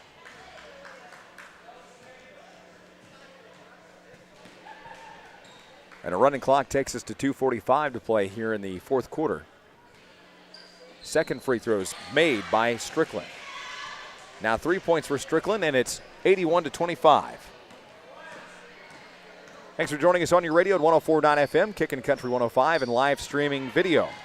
YouTube.com, search KDKZ18. You can watch all of our first round, semifinal, third place, and championship boys and girls varsity games. We'll bring you 13 in all over the next 6 days. Once the broadcast is over, you can go back to YouTube and rewatch them time and time again. Email them, share them, tell friends and family about them. That way, if they didn't get to check out the game, they can go back and watch it again. 2 minutes to play in this one. Here's a 2, left short by Devin Fitzgerald, and the ball goes out of bounds underneath the baseline. In for bunker is Samantha Anderson. Coming out is Casey Mead.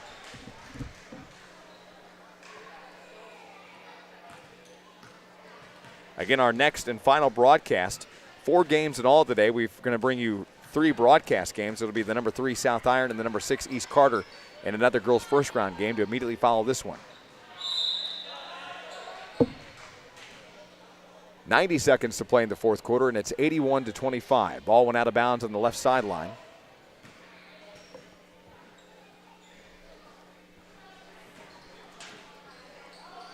Be sure to join us for our Hoods Discount Home Center postgame show. On the way, Samantha Anderson under the goal puts in 2. She's got 11 now, and it's 83-25 with 70 seconds to play. From behind and goes tumbling. Devin Fitzgerald is checked from behind. Cassie Strickland just a little too hard there. I don't think she meant to, but a little more aggressive than, I guess she just couldn't get stopped. Again, our final broadcast, South Iron East Carter to immediately follow this one. Here's a left side 3 attempt missed by Devin Fitzgerald. Ball's loose. Everybody's going to run for it. Ashlyn Wisdom and Jordan Watts go for it. And 38 seconds to play in this one right now. 83-25. The winner will advance to take on the winner of our next game in the semifinals, either South Iron or East Carter. Fitzgerald on the attempt after the inbound, missed it. Bunker's going to throw a long pass down, but can't come up with it. Elizabeth Ratliff for Lesterville is going to take it back over. 20 seconds to play in the ball game. Devin Fitzgerald takes a little check. Now Fitzgerald takes a high 2 from the free throw line. Missed it. Rebounded. Down comes Wisdom. Alyssa Wisdom at the top to Mathis. Left side to Anderson with 5 seconds. And that will all but do it. And your final, the Bunker Lady Eagles, 83. The Lesterville Lady Bearcats, 25. Stay tuned. Our Hoods Discount Home Center postgame show is on the way. Be sure to join us for that. And we'll have that for you coming up just in a moment. We'll recap the scoring and much more. Stay with us. You're listening to coverage of the Black River League Conference Tournament here live on the Dawkins Radio Network. We'll be right back. The staff and management of Don's Place wants to wish the Ellington Whippets success. Don's Place is a huge supporter of Southern Reynolds County R2 schools. They encourage everyone to come out and cheer on the Whippets. And don't forget, for all of your fuel and convenience needs, stop by Don's Place at the intersection of Highway 21 and Y in Ellington. They have everything you need from pizza, burgers, soft drinks, and coffee. Good luck, Ellington Whippets, from Don's Place in Ellington. Baker Products in Ellington is your worldwide log-to-lumber leader. With equipment in 119 countries, they are the worldwide leader in manufacturing of bandsaws and portable band sawmills. With their most recent expansion in their pallet manufacturing facility, they are in need of pine saw logs, pine scrag logs, and pine squares. Call or stop by Baker Products in Ellington for more information. Baker Products is proud to help sponsor high school sports on the Dawkins Broadcast Group. Hood's Discount Home Center of Farmington has extended their Waypoint cabinet sale 20% off every series. And in the 600 and 700 series, get a free plywood upgrade and free sink base cabinet with the purchase of 12 or more cabinets. Hurry in to your Hood's Discount Home Center on 67 just south of Farmington. It's all good at Hood's. The East Carter R2 School District in Ellsinor would like to take time to wish all area athletes the best of luck in your high school sports endeavors. Hard work and dedication to good sportsmanship is the key to winning in sports and in life. Good luck, area athletes, in your sports endeavors from everyone at the East Carter R2 School District in Ellsinor. PFT Diagnostics in Ellsinor wants to take this opportunity to wish the East Carter Redbirds good luck in their wonderful season thus far. You have shown that team spirit and determination will bring you achievements throughout your sports endeavors and life itself. Good luck, East Carter Redbirds, from PFT Diagnostics of Ellsinor, a fine community-minded business supporting our community.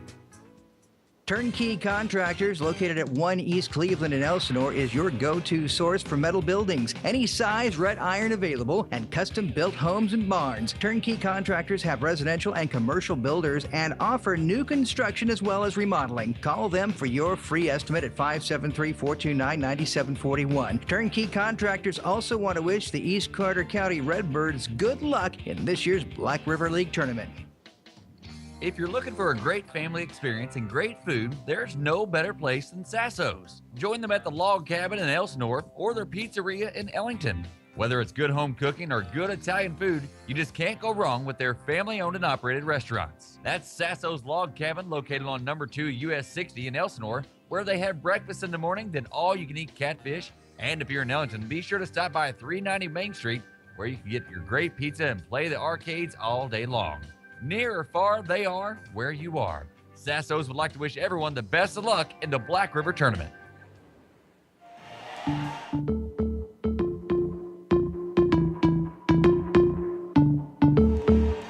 And welcome back to the Hoods Discount Home Center post-game show. And of course, we're going to recap the scoring. Hoods Discount Home Center, Overall Road, just south of Farmington off Highway 67. It's all good at Hoods. Your home discount do-it center. Bunker Lady Eagles will improve to 7 wins and 9 losses on the season. Alyssa Wisdom, the freshman, had 7 total points in the ball game, had no free throws and 2 fouls. Cassie Strickland, the sophomore, had 3 points, was 1 of 2 from the line with 2 personal fouls. Lacey Bowen had 6 points, no free throws and 2 fouls. Also, J.C. Skaggs, the junior, the lead scorer with 28 total points, no free throws and 1 foul.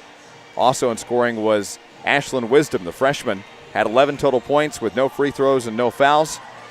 Casey Mead, the senior, had 7 points, was 1 of 3 from the line with no free throws, with no fouls, but was 1 of 3 at the line.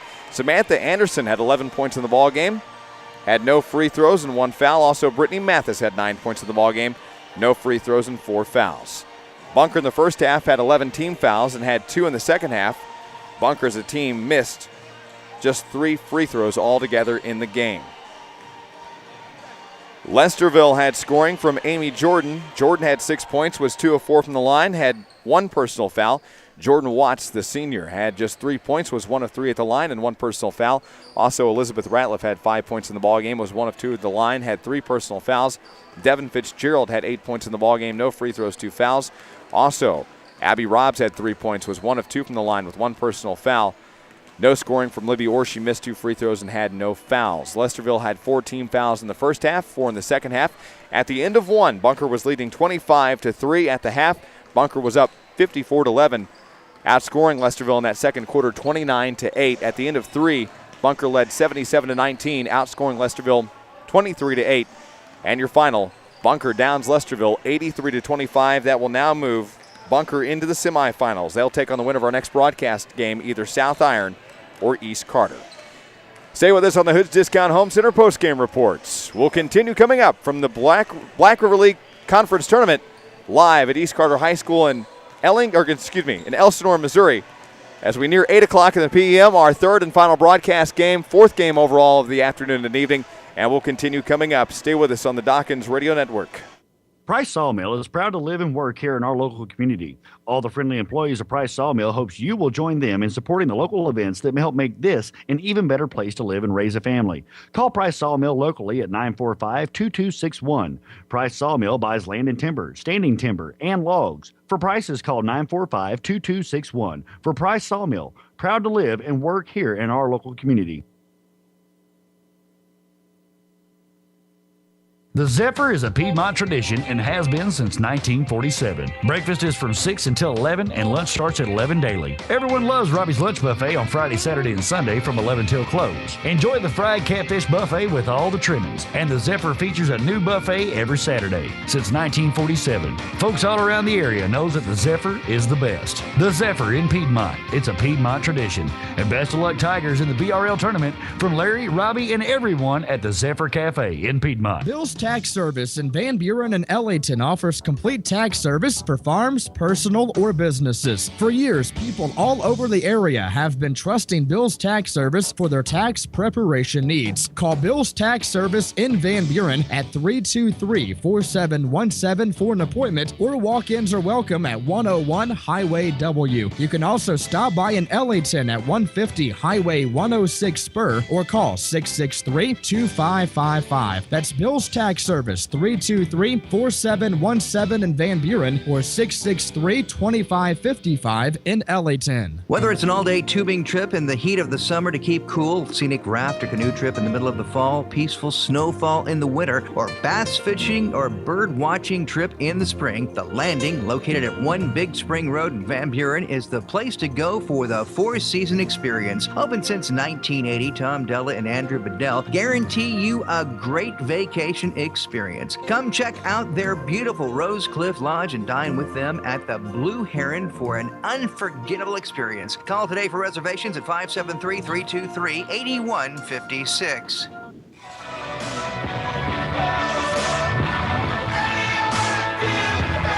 And welcome back to the Black River League Tournament, joined by Bunker Lady Eagle head coach Rob Harlow. And hey, thanks for joining us on the radio. And let's talk about this team you got, man. I like what I see. You got a lot of spirit on your team. Yes, I tell you what, it's nice to see them share the basketball like that. We've really struggled to score from the perimeter this year. And obviously we bring a pretty nice post player in Skaggs. And the best part of tonight was her finding doubles in the post and kicking the ball out and hitting three-point shots. But they do play hard. They really do. It was great to see, because sometimes, and, for lack of better terms, I've seen a lot of athletes that were considered a ball hog, but I don't consider JC being one of those people. She might be, right underneath the goal, but she'll kick it, 2 feet to the side for somebody who's got one less person on her than she does, just to get the bucket. And I like to see that teamwork. Yeah, and we've talked about that over the last few weeks, trying to find some confidence with our young players and even our older ones too, to make some shots and create some shots for themselves. And she recognizes that. Obviously she probably could have scored a little bit more tonight, and I don't know what she even finished up with. I know she did a pretty good job, probably 30 or so, but she did a great job of trying to find ways to get those girls confidence, and that's just it says a lot about her as a player. Got some good talent and a couple of wisdom freshmen. I tell you what, aren't they just fun to watch? 5 foot tall, weigh 100 pounds, and just go as hard as they can. Little pistols, aren't they? Holy cow. And of course, they're starting to get some confidence too, and they bring a little speed, a little spark off that bench, and they're fun to watch. But I see so many girls that do such a great job. Casey and Samantha and Brittany. I mean, you really worked the bench tonight. Right. Well, we've only got 8 right now, and our 3 seniors, Casey, Samantha, and Brittany, they haven't won this tournament. They're really, really excited. They want an opportunity to play for that championship, and they're doing the same things. They're coming out working hard, trying to find ways to score, but also get other people involved too, and they need that confidence. And if they're scoring offensively and they're confident offensively, we can be pretty darn good. Absolutely. Tell me about the regular season, how things been going. You guys played some different teams and been in a couple other tournaments and things. Sure. Aaron's been up and down. We're 6-9, 7-9 after tonight, and our 7-9 losses, we were right there. We were right there, having a chance to win. Went to Walnut Grove on the other side of Springfield and played in a tournament and played some great teams: Marion Sierra, Hurley, Exeter, Pleasant Hope, some really, really good basketball teams. The number 1 team in the state in Class 1 won that tournament. And just seeing some different people, seeing some different ways people play has helped us develop a little bit there. Well, how's Brother Mike doing? I got to call a lot of his games during the Christmas tournament. Did you make it up there at all? Or I did. I made it for the championship game, and yes, they're playing well. Mike does a great job.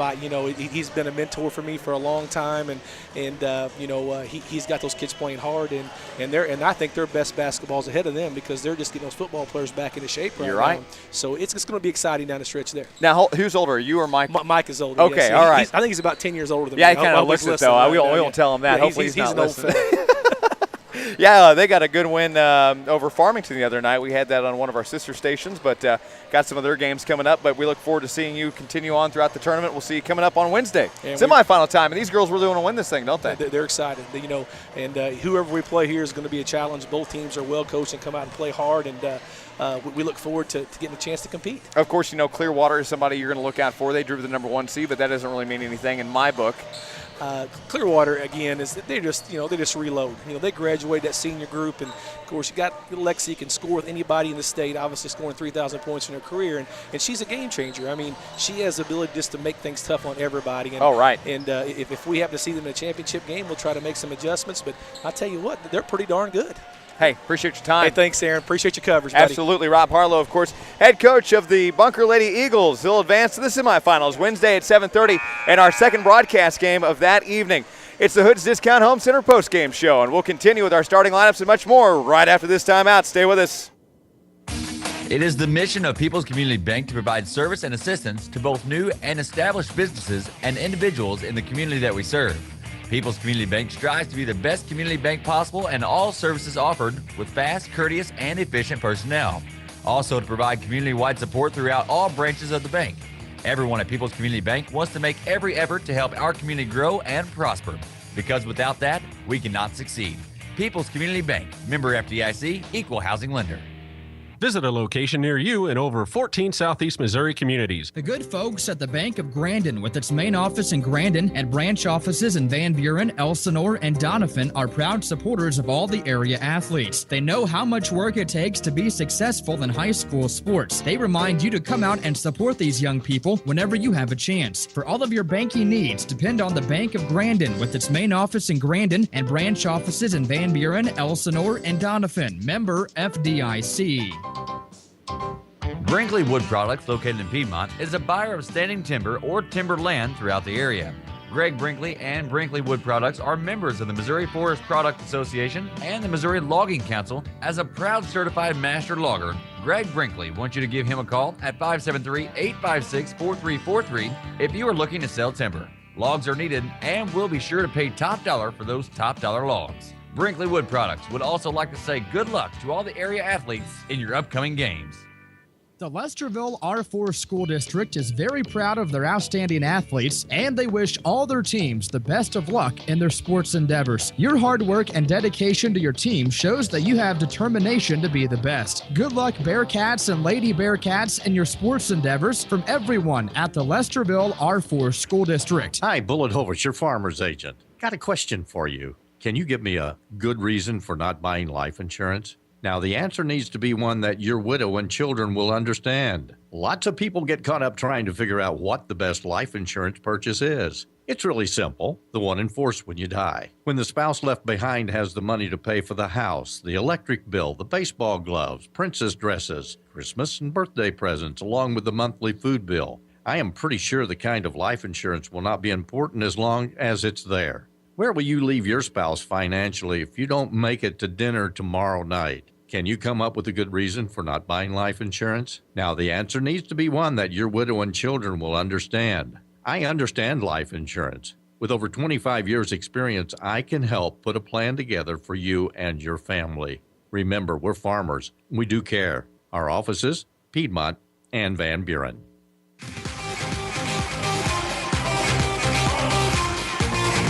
It is the Black River League Conference Tournament live from Ellsinor, Missouri at East Carter High School. Good evening once again. I'm Aaron Cox, live on 104.9 FM. Kicking Country 105 as we wrapped up the Hood's Discount Home Center postgame show. And our last broadcast of the girls' first round games were Bunker down Lesterville 83-25. Again, want to thank Rob Harlow for coming up and joining us after the game. Let's talk about our next broadcast game as the number 3 seed South Iron Lady Panthers, coached by Lawrence Graves, are going to take on the East Carter Lady Redbirds, coached by Stacy Wilder, the number 3 and the number 6 seed. South Iron's going to start Kia Brooks, a 5'2 senior, along with Allie Wilfong, a 5'9 sophomore. Ashley Meekin, a 5'6 freshman, along with Bailey Sutton, a 5'3 junior, and Daisha Prater, a 5'9 senior. East Carter's going to start Courtney Duckett, a 5'10 sophomore, along with Brooklyn Loftus, a 5'9 freshman. Also Andrea Kirby, a 5'9 sophomore. Megan Mullins, a 5'4 senior. And number 24, Gabby Ganster, a 5'4 sophomore. East Carter comes in with a record of 0-9, and South Iron with a record of 0-5 into this broadcast game. At center court, it's going to be Allie Wilfong, along with Courtney Duckett, and the ball's won by the East Carter Lady Redbirds. Redbirds are going to be the visiting team on the scoreboard. They're in their red tops and bottoms with black lettering and numbering trimmed in white. The South Iron Lady Panthers are the home team on the scoreboard. They're in their home jerseys. They're white on white. with burgundy numbering and lettering trimmed in black. Ball was stolen back away by South Iron. Right wing is Bailey Sutton. At the top, Wilfong, left wing. Brooks looks around. Brooks takes a long cross to Allie, and then a travel committed by Wilfong, and with a nice smile, she just turns the ball right over. Just underway, no score here in quarter number 1. Thanks for joining us on your radio and online. In the lane and double team, closing down that lane really quickly. East Carter's defense said no to Sutton. Here's an Allie Wilfong left wing three. Didn't happen. Rebound underneath by Ashley Meekin. This second rebound comes up and down. And again, South Iron just fighting their way to the goal. They've gotten 3 of the last 4 rebounds in a row, just back to back to back, and a foul comes in to stop the play with 7:05. First team foul goes on South Iron, and the Lady Panthers commit the first one. It'll be on Ashley Meekin. Ball goes out of bounds underneath the goal.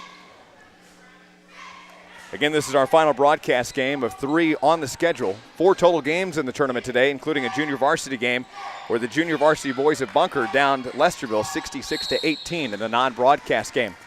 Tie ball on the left wing. Head-to-head down there in the corner was Kia Brooks, locked up with Ganster.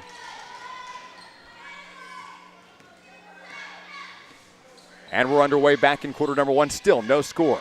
It's the number 3 seed, South Iron, the 6 seed. East Carter, the host school of the Black River League tournament this year. A kick out to Brooks, right wing, passes, and in a long cross to Allie Wilfong. Single dribble, then goes back to Kia on the right wing. Kia pump fakes, trying to get around that defender. That's Gabby Ganster.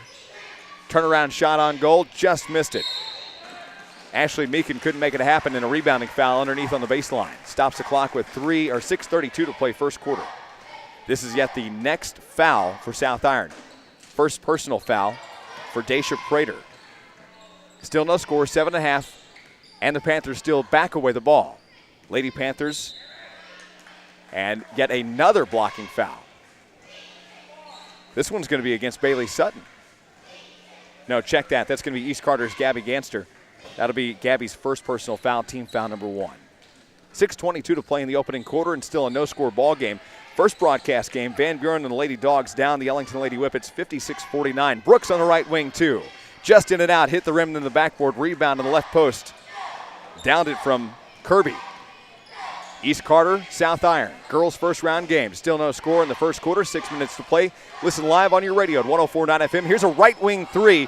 Couldn't make it sink for Megan Mullins, and in the left corner, it's going to go out of bounds. They're going to say this time it's off of East Carter. Listen on your radio at 104.9 FM. You can also download the TuneIn radio app for your smartphone on the go. Live video available in HD at youtube.com by searching KDKZ 18. Live scoreboards brought to you by First Midwest Bank. And we're back underway in quarter number 1 with 5:45 to play. Still no score. Underneath, and a little bounce pass. And a good shot by Ashley Meekin, but she was directly underneath the goal. Had to put her arms both over her head and try to score directly underneath the goal, and that's a really hard shot to make. Feel like you're bending your back like a bow. Here's a turnover on East Carter. Courtney Duckett's going to turn it over on the travel on the right sideline. Allie Wilfong is going to inbound with 5.5 to play here in the first. No score.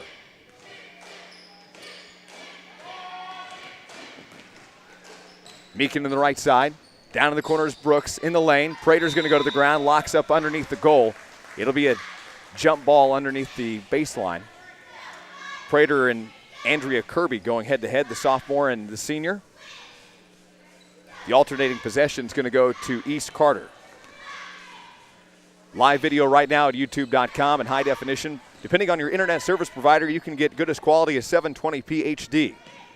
At the top of the key, here's a high three, and the first points of the ball game go to Andrea Kirby, the sophomore, just rolls one in from about 3 feet off the arc. Steal back away. East Carter up by 3 now here in the first. Here's another three through the air. This one just close. Couldn't make it happen for Megan Mullins, and then chasing it out of bounds was Brooklyn Loftus. Ball went out on East Carter. Allie Wilfong takes the inbound pass. In the front court, the South Iron Lady Panthers trail. Daisha Prater underneath on the pass. Double team, didn't make it happen. Rebound to East Carter. and it's still a 3-0 ball game. Steele back away, and it's just a back-and-forth game as one alternating possession goes to the other here. One team steals it away, and then the other team steals it away. Just back and forth. Literally nobody has control of the basketball. Finally, South Iron's going to corral it. Brooks gets it in the front court. Right wing pass to Bailey Sutton. Back to Brooks. Kia puts the ball over her head, now takes a left-handed dribble. Now a right-handed dribble. Guarded off by Ganster. Here's a left side Sutton three. In and out, no good from the left wing. On the rebound is East Carter. Just under 4 minutes to play first quarter, and the Lady Redbirds have a 3-point advantage, 3-0. After that left wing three rolled in by Andrea Kirby. Here's another left side three. Couldn't happen for Megan Mullins. The rebound's loose. Running it down is Ashley Meekin. And the South Iron Lady Panthers go back on offense. Lawrence Graves shakes his head, doesn't like what he sees so far. Little forward pass, ball goes out of bounds. Kia Brooks is going to slap it out. East Carter's Megan Mullins was running it down on the left sideline. How about a whistle timeout? Lawrence Graves wants to talk it over with his Lady Panthers, and with 3:25 to play in the first, it's the number 6 seed, East Carter, up by 3 over the South Iron Lady Panthers. We'll be back after this 30-second break on the Dawkins Sports Radio Network. Learjack Travel Center in Piedmont wants to wish the Clearwater Tigers the best of luck during the BRL Tournament. When you're thirsty, stop by Learjack Travel Center in Piedmont, and when you buy a 32-ounce Gatorade, you'll get one free. And ask about their 32-ounce fountain drinks for just 50 cents. A 32-ounce fountain drink for just 50 cents at Learjack Travel Center. Learjack Travel Center in Piedmont, wishing the Tigers the best of luck during the BRL Tournament.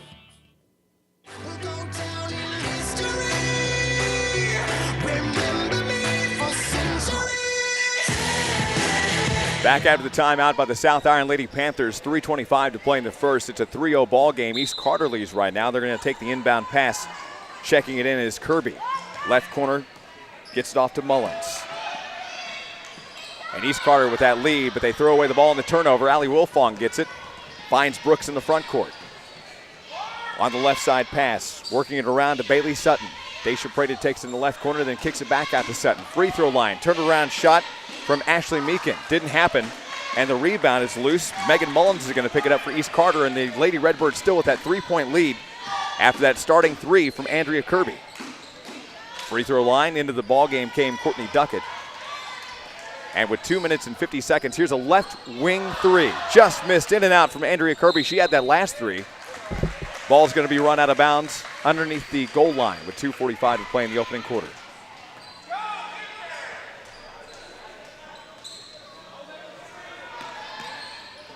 Here's a left wing three. Huge. And Andrea Kirby extends the lead to 6-0 with 2.5 to play first quarter. Coverage of the Black River League Tournament is brought to you by PFT Diagnostics, along with Sasso's Log Cabins and many others. A foul underneath the goal. Stops the clock with 2:27 to play first quarter. A 6-0 ball game right now.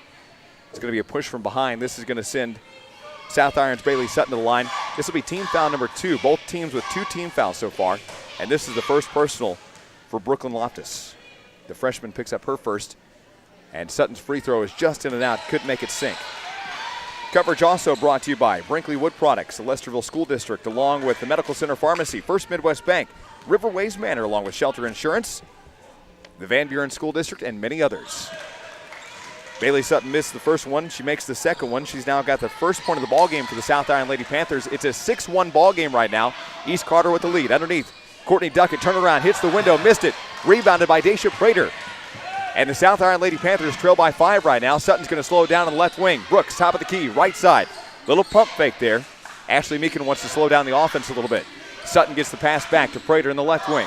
Daisha to Brooks. Kia from about 8 feet out in front of the goal, in front of the free throw line. Gets her first 2 points of the ball game, and she closes it to a 3-point game. 6-3. East Carter's on offense. They've got the ball and they've got the lead. 6-3 your score with a minute 50. Ball goes out of bounds in the right corner in front of the cheerleaders of South Iron. Stops the clock with a minute 50 to play first quarter. This will be our final broadcast of the evening. We've had 3 so far. 4 games altogether to start off the Black River League Tournament here on this Monday evening. Glad we could bring it to you on your radio and, of course, live HD video at youtube.com. Through the missed it. East St. Kirby And on the two.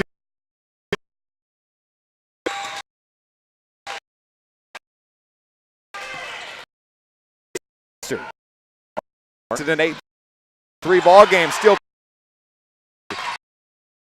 But then Prater picks a back and forth possession. And violation, a carry. Kia turned it over on the carry about midcourt. A minute 24 to play in the opening quarter, an 8-3 ball game right now. Remember, you can watch this on YouTube.com. Go back and rewatch it as many times as you like to. Share it, email it, tweet it, use it for sports highlights and much more. After the broadcast is over, find our upload available at youtube.com by searching KDKZ just off the mark. And a push from behind on the rebound is going to give East Carter team foul number 3. Courtney Duckett picks up her first personal foul of the ball game. Fouls for Courtney Duckett along with Brooklyn Loftus and Gabby Ganster. Ashley Meekin and then Wilfong gets the ball. And I think they're going to get East Carter on the push. That's going to be team foul number 4. And they do. This one's going to go on Brooklyn Loftus, who gets her second. Allie Wilfong on the inbound. Gets it off to Kia Brooks. Comes into the free throw line. Then the lane. Hits the window. Too hard on the top. Missed it. Rebounded by Courtney Duckett. 47 seconds to play in the first quarter. Girls' first round game and our final one of the Black River League tournament. The winner advances to the semifinals Wednesday. They'll play Bunker, who just downed Lesterville. 35 seconds, and East Carter can't make the two-point bucket sink. They had 2 attempts on it, and it didn't happen.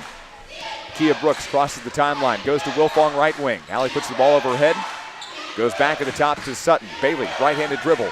Long cross to Kia in the right wing. Thought about a 3, but comes inside for a long 2. Hits the rim, then the backboard. Rebound underneath, and that's going to be a foul on Daisha Prater. Daisha's going to pick up the foul, and that'll be her second personal. Daisha's big on that post, especially on rebounds. Checking in for South Iron is going to be Carly. I'll have to check that last name.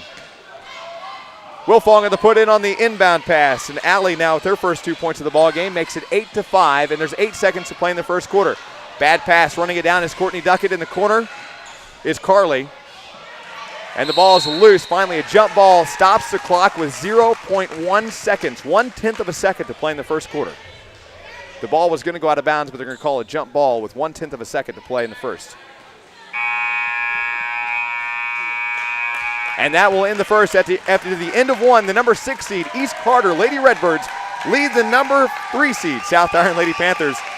And we'll continue for quarter number 2 coming up from the Black River League Conference Tournament after this real quick break. Health Mart Pharmacy. Hi, this is Joan. I have such a hectic schedule today. My mother just called and she needs her prescription refilled. I just don't know how I can get to Health Mart and make all my other appointments on time. Don't worry. At Health Mart, we offer free delivery. I can refill Bonnie's prescription and take them to her house. And since Health Mart Pharmacies honor insurance plans, including Medicare, I'll handle that end of it for you, too. You're a lifesaver. Since Health Marts are locally owned pharmacies, it's easy to offer free delivery. Health Mart, caring for you and about you. Visit Medical Center Health Mart Pharmacy at Highway 34 and Canyon Road in Piedmont, or call 223-4235. Have you stopped by the Piedmont Gas Mart lately? The Piedmont Gas Mart is your full-service convenience store with a great deli featuring so many of your favorite items. Hunt's Brothers Pizza, hot wings, and wing bites. Choose from homestyle or buffalo. And for you early risers, enjoy the great breakfast pizza filled with egg, bacon, sausage, and cheese on a buttery crust. That's Piedmont Gas Mart on South Main in Piedmont. I wish that I could be like the cool kids, like the cool kids. Welcome back to East Carter High School, host team of the Black River League Conference Basketball Tournament here in 2015. Right now, it's our girls' first round game headed into quarter number 2. The number 6 seed, East Carter Lady Redbirds, lead the number 3 seed, South Iron Lady Panthers, a score of 8-5. 7:47 to play in the half. And the ball goes out of bounds in the right corner.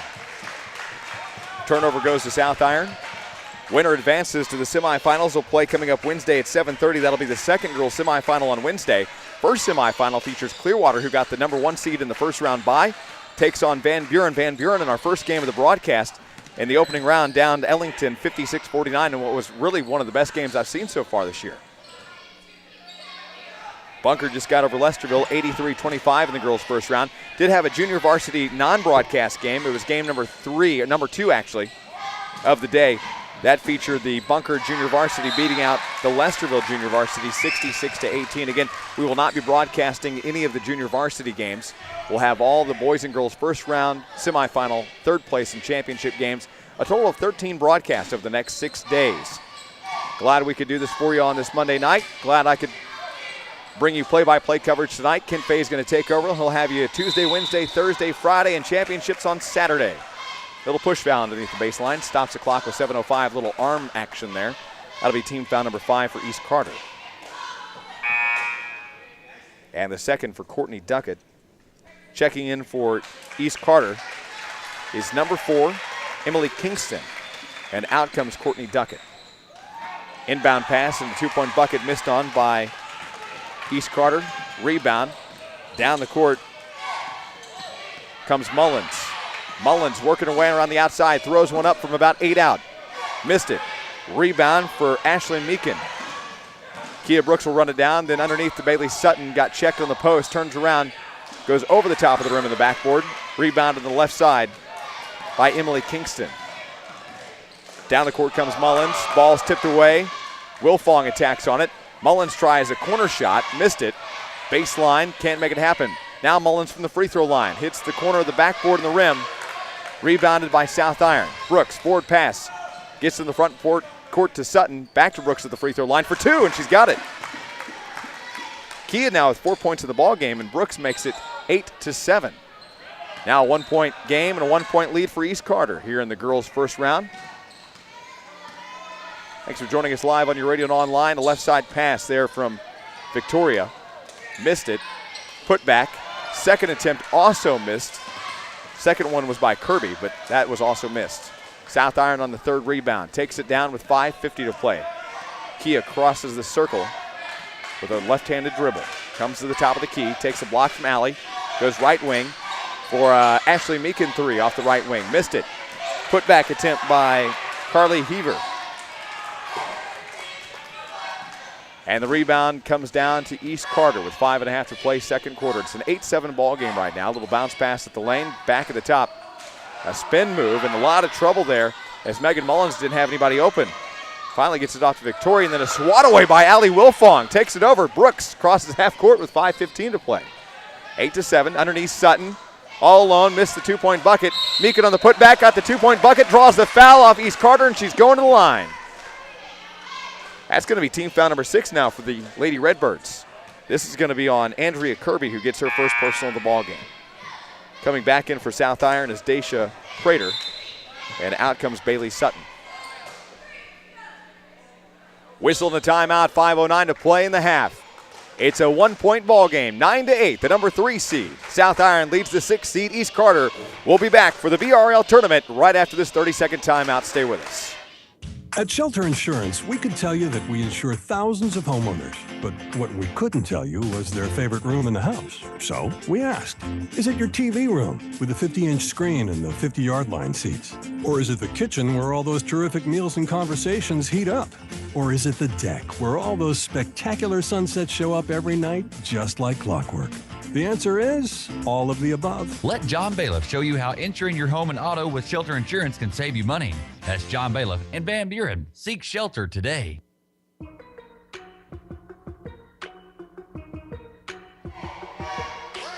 Back at East Carter, the Black River League tournament in day number 1. Game number 3 of 4 on the broadcast schedule. The foul, remember, was on East Carter's Andrea Kirby.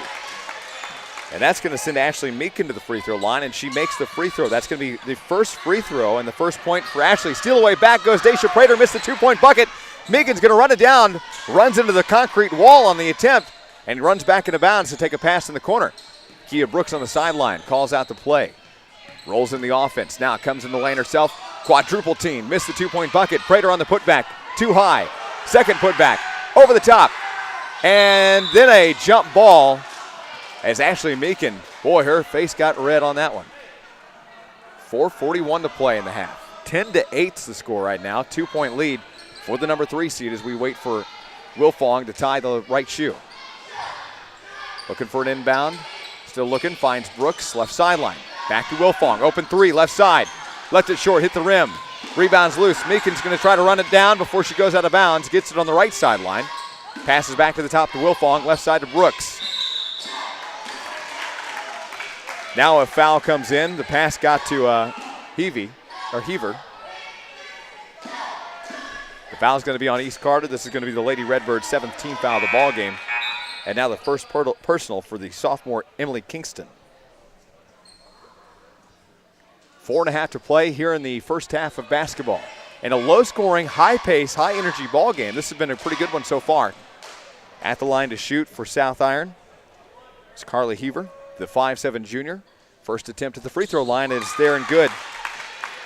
Carly's first point of the ball game comes from the line and makes it an 11-8 ball game. It's a 1-1, so she gets to do it again.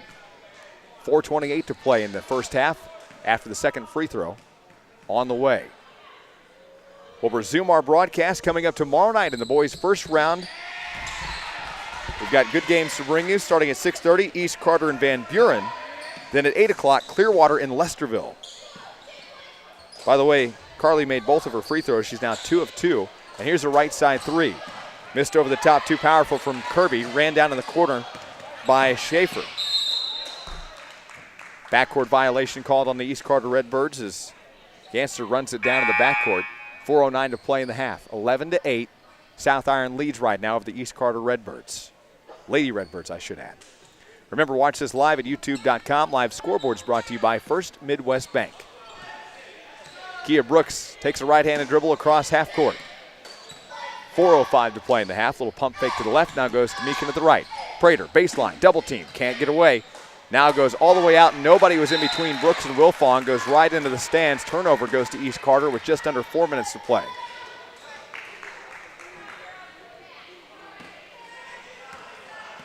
And down the court comes the East Carter Lady Redbirds. Ganser looks around, takes a high pass, gets it back to Mullins. Megan looks around, gets it back over to Gabby. Gabby bounce passes, nearly lost it. Loftus, and then a whole pile. Looked like a football play down there. But a tie and a jump ball is going to send the alternating possession to East Carter, so they're going to stay on offense. Megan Mullins on the right sideline. Turnaround shot. Too high, too powerful from Brooklyn Loftus. Rebounded by South Iron, and the Lady Panthers right now with a 3-point lead, 11-8. Kia in the lane. Hits it, rolls it right over the front of the iron, in for 2. Kia now with 6 total points in the ballgame makes it 13-8 with 3:17 to play in the half. A pump stop, hit the rim and the backboard for Courtney Duckett. Missed it on the putback attempt. Underneath the goal, and the rebound was Andrea Kirby. Second rebound comes down to Loftus. And then it's stripped away by the South Iron Lady Panthers, who lead now 13-8. Junior varsity games tomorrow afternoon. There are several.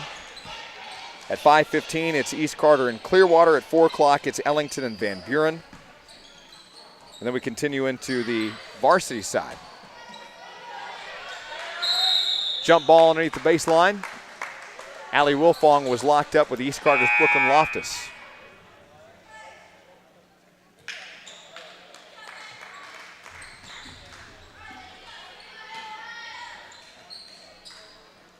As Wilfong looks for an inbound pass, does so. Now goes back to the top to Brooks.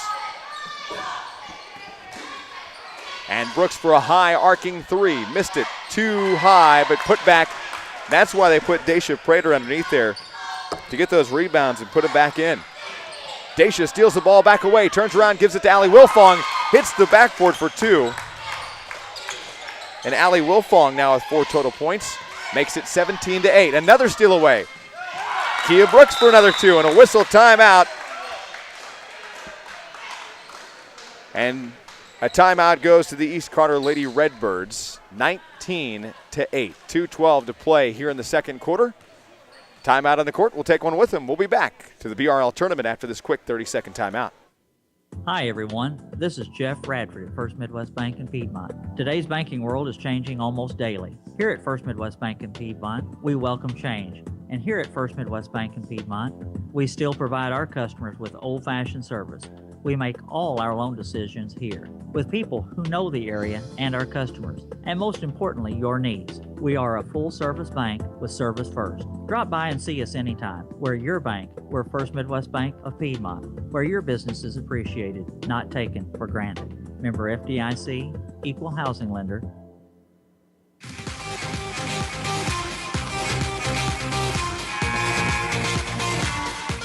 Welcome back after the timeout. 2:12 to play in the half. 19-8 is the score right now. It's the South Iron Lady Panthers, the 3 seed, leading the 6th seeded East Carter Lady Redbirds here in the first round of the Black River League Conference Basketball Tournament from Ellsinor, Missouri. Thanks for listening on your radio at 104.9 FM. Kickin' Country 105 is KPWB-FM Piedmont Poplar Bluff, a service of the Dawkins Radio and Television Group. Turn around, and Courtney Duckett tried to fire underneath as Brooklyn Loftus came running through the lane, but she wasn't ready for it, and the ball goes out of bounds. It was tipped, though, by South Iron. East Carter to inbound with 2:08 to play in the half. 19-8. Right now, South Iron leads a high inbound pass right over the top of everybody. Megan Mullins for 3 at the top of the key. Missed it off the right side of the window. Rebounded by Allie Wilfong. Kia Brooks crosses the timeline. Kia then underneath, and the ball is stolen by East Carter's Andrea Kirby. Kirby comes back down. Mullins pushes off Brooks on the right sideline. And here's a left side Kirby 3 off the wing. Missed it. Daisha Prater on the rebound. Brooks, forward pass to Sutton. It was too powerful, and she can't run it down before it goes out of bounds. The turnover goes to East Carter. $1:42 to play in the half. 19-8 still the score. We resume our broadcast coming up in the boys' first round tomorrow afternoon, or tomorrow evening, I should say, after the junior varsity games. Our first broadcast at 6:30 will feature the number 3 seed East Carter and the number 6 seed Van Buren. Game number 2 tomorrow night, Clearwater and Lesterville at 8 o'clock. We'll have those games for you on your radio and online. And holy cow, East Carter's Gabby Ganster rolls right over the top of Carly Heaver and sends her sailing to the hardwood. Can't wait to see what they call this as. It'll be a personal foul. And they're going to give this to South Iron's Carly Heaver. They're going to say she just wasn't planted too long, and I think that Lawrence Graves wanted the offensive charge but doesn't get it. And that's going to send East Carter's Gabby Ganster to the free throw line. She misses the first one. Checking in for East Carter.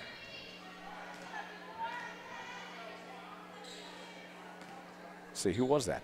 That was number 12, Andrea Kirby. Also into the ball game is Megan Mullins, Brooklyn Loftus, and a lane violation. South Iron kind of jumped off there. So right now for East Carter, it's Courtney Duckett, Andrea Kirby, along with Gabby Ganster, Megan Mullins, and Brooklyn Loftus. And the free throw the second time was left short. So Gabby goes 0 of 3 at the free throw line that time. She's got one foul. Still 19-8 your score right now with just 90 seconds to play in the half. Remember, not only can you listen to this on your radio, you can watch live HD video at YouTube.com. Once you get to YouTube, in the search field, search for KDKZ 18. Here's an Allie Wilfong, right wing 3. Hits the front of the rim and the backboard. Rebound comes down. And this is going to be a foul underneath on the goal. They're going to get South Iron's Carly Heaver on this one, too. She's going to pick up 2 back-to-back now. Team foul number 5 for the South Iron Lady Panthers. 1:10 to play in the half. 19-8. South Iron leads East Carter right now. On the right side, and then loose ball. Turn around, trying to get somebody open is Courtney Duckett. Finally finds the top to Kirby. Now a right wing 3. There, it's good. Megan Mullins on the right sideline. She was at least 4 feet off there. 50 seconds to play in the half. 19-11. Underneath is Sutton. Bailey was all alone, but still chose to put down a dribble. Puts up 2. Ball goes out of bounds after the shot. In the left corner with 42 seconds to play in the half. 21-11. A 10-point lead right now for the South Iron Lady Panthers. Allie Wilfong to look for an inbound pass, trying to find somebody open. Gets it off. Finds Meekin. Back to Wilfong for left side 3. Missed it. Rebounded by Megan Mullins of East Carter. Now 34 seconds to play in the half. Still a 10-point ball game, 21-11. Megan turns around, circles it back at the top, gives it to Kirby. Bounce passes from Ganster. Now Megan's in the corner, comes in the baseline. Double team from Wilfong and Prater. Close down that baseline real quick. At the top, Ganster left side pass quickly to Kirby. And in the lane, Ganster on the two-point attempt, missed it off the left side, put back by Loftus, also missing the jump ball after the second rebound. Alternating possession is going to stay with East Carter, and it stops the clock with 8.2 seconds to play in the half. 21-11. Stay tuned for our halftime recap. We'll tell you about the point scoring in the first half. Wilfong steals away the inbound pass, gets it off to Bailey Sutton, crosses the timeline with 4 seconds. Bailey at the free throw line, goes on the left side. Heaver turns around, and Carly can't make the two-point bucket, and at the end of 2, it's the number 3 seed, South Iron leading the 6th seed. East Carter, 21-11. It's a 10-point ball game as we head to the half. Our final girls' first-round game here from the Black River League Conference Tournament, live at East Carter in Ellsinor, Missouri. It's our halftime show. Stay with us. We'll recap that first half coming up in just 2 minutes on the Dawkins Sports Radio Network. We've got a Subway footlong meatball marinara here. Bubbly cheese, secret recipe marinara sauce. Made to your order on freshly baked bread. Do I hear $5? $5, $5, sold for just $5. $800. Where have you been? What about a zesterific spicy Italian footlong sub? Pepperoni, salami, peppers, and more. How much for all of this flavor? What about $5, $5? It's gone, only $5. Okay, $1,000. Only $5. This classic Subway footlong BLT is a fresh toasted national treasure. Crispy bacon, juicy tomato, crispy, crunchy, tasty good. Let's hear $5, $5, and it's out of here, $5. $3,500. I need that. Subway $5 footlongs taste like a fortune, but they're still just $5. All day, every day. So many favorites like the mouthwatering meatball marinara or the piled high spicy Italian. All made to your order when you order. Just $5. All day, every day. Subway. Eat fresh. Plus applicable tax prices and participation may vary. Not valid in Alaska and Hawaii. Excludes double stacked and premium subs. Visit a Subway near you. In Piedmont, see Melina, Carla, and Chase on Main Street. Subway. Eat fresh. More and more people are discovering how economical metal can be for your home or building. Hi, this is Lee Roach with Roach Metal Roll Forming of Piedmont, Missouri. Besides the long life and protection from the elements, our metal roofing products add style and personality. Give us a call today about our custom trim products and see how we can upgrade your look while providing superior protection and saving you money. Did you know that we accept credit cards for all our work?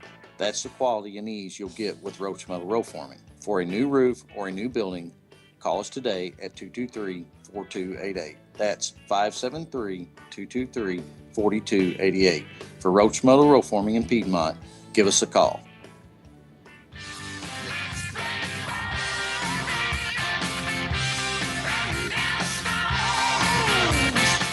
And welcome back to the Black River League Conference Basketball Tournament on this Monday evening, game number 3 of the 4 total games. We've had 3 broadcasts on the schedule today, and we're at the half of the final girls' first-round game.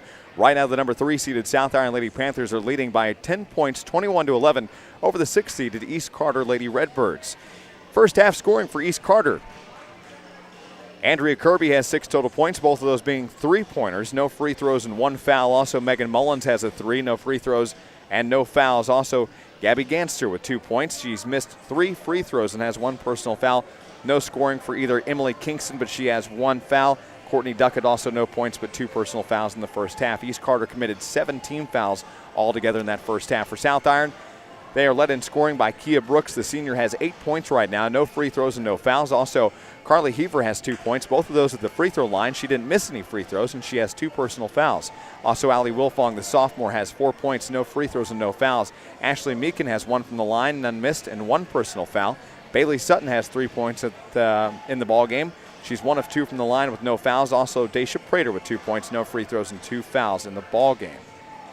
In the first half, South Iron had 5 team fouls, and as a group, they missed 1 free throw. East Carter missed 3 free throws in the first half. At the end of 1, East Carter was leading 8-5 over the South Iron Lady Panthers. And in the second quarter, South Iron outscored East Carter 16 points to 3. That gives you your halftime score. South Iron Lady Panthers, the number 3 seed, lead by 10 points, 21-11 over the East Carter Lady Redbirds, the 6th seed. Let's recap our broadcast today. Started about 4 o'clock this afternoon. The number 4 seeded Van Buren Lady Dogs beat out the number 5 seeded Ellington Lady Whippets, a final of 56-49. That advances Van Buren into the girls semifinals coming up Wednesday at 6 o'clock. They'll take on Clearwater, who got that first round bye in the tournament this year. Had a JV game that followed that one and a non-broadcast game. Junior varsity Bunker team beat out Lesterville 66-18. That will advance Bunker in the boys junior varsity bracket to the semifinals Thursday at 5:15. They will play the winner of tomorrow's 4 o'clock game, either Ellington or Van Buren, in that non-broadcast junior varsity game. Again, we do not broadcast any of the JV games, only the girls and boys varsity first round, semifinal, third place, and championship games. In game number 2 of the broadcast, game number 3 overall, the number 2 seeded Bunker down the 7 seed Lesterville 83-25. That advances Bunker into that semifinal 7:30 on Wednesday. They'll take on the winner of this one, either South Iron or East Carter. We'll have the conclusion of this one coming up here as we continue at halftime. Hood's Discount Home Center postgame show. Hopefully we'll be joined by Stacy Wilder of East Carter and Lawrence Graves of South Iron. We'll do that immediately following this one, and we'll recap the scoring and much more. Remember, not only can you listen to this on your radio at 104.9 FM, Kickin' Country 105, KPWB, you can also watch it via the power of the internet and in high definition from KDKZ Channel 18 TV by going to youtube.com. In the search field, just type KDKZ 18. Our YouTube channel will appear with our live video stream of all 13 of our broadcast games. Not only can you watch this tournament live, all 13 games will also be archived online immediately following the broadcast. So you can go back, share it, rewatch it. You can post it online. You can email it or much more. Share it with friends and family from out of the area. Players and athletes and coaches are more than welcome to use that video for sports highlights and review. We don't mind that at all. First Midwest Bank brings you our live scoreboard at youtube.com. First Midwest Bank with locations all across southeast Missouri. It's the halftime show, and we'll continue coming up with the second half of this third and final broadcast of the evening, game number 4 of the day overall. Right now at the half, again, if you're just joining us, South Iron Lady Panthers are leading by 10, 21-11 over the number 6 seeded East Carter Lady Redbirds, the host school of this year's 2015 Black River League Conference Tournament. Again, good evening. I'm Aaron Cox, live in Ellsinor, Missouri at East Carter High School on this Monday evening. Stay with us. Second half action on the way, live on the Dawkins Sports Radio Network.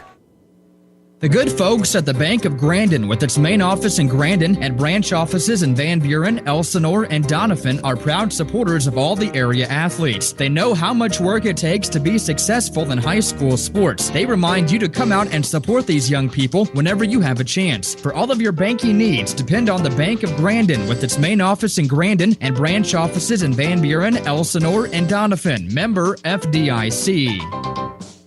The Lesterville R4 School District is very proud of their outstanding athletes, and they wish all their teams the best of luck in their sports endeavors. Your hard work and dedication to your team shows that you have determination to be the best. Good luck, Bearcats and Lady Bearcats, in your sports endeavors from everyone at the Lesterville R4 School District. Brinkley Wood Products, located in Piedmont, is a buyer of standing timber or timber land throughout the area.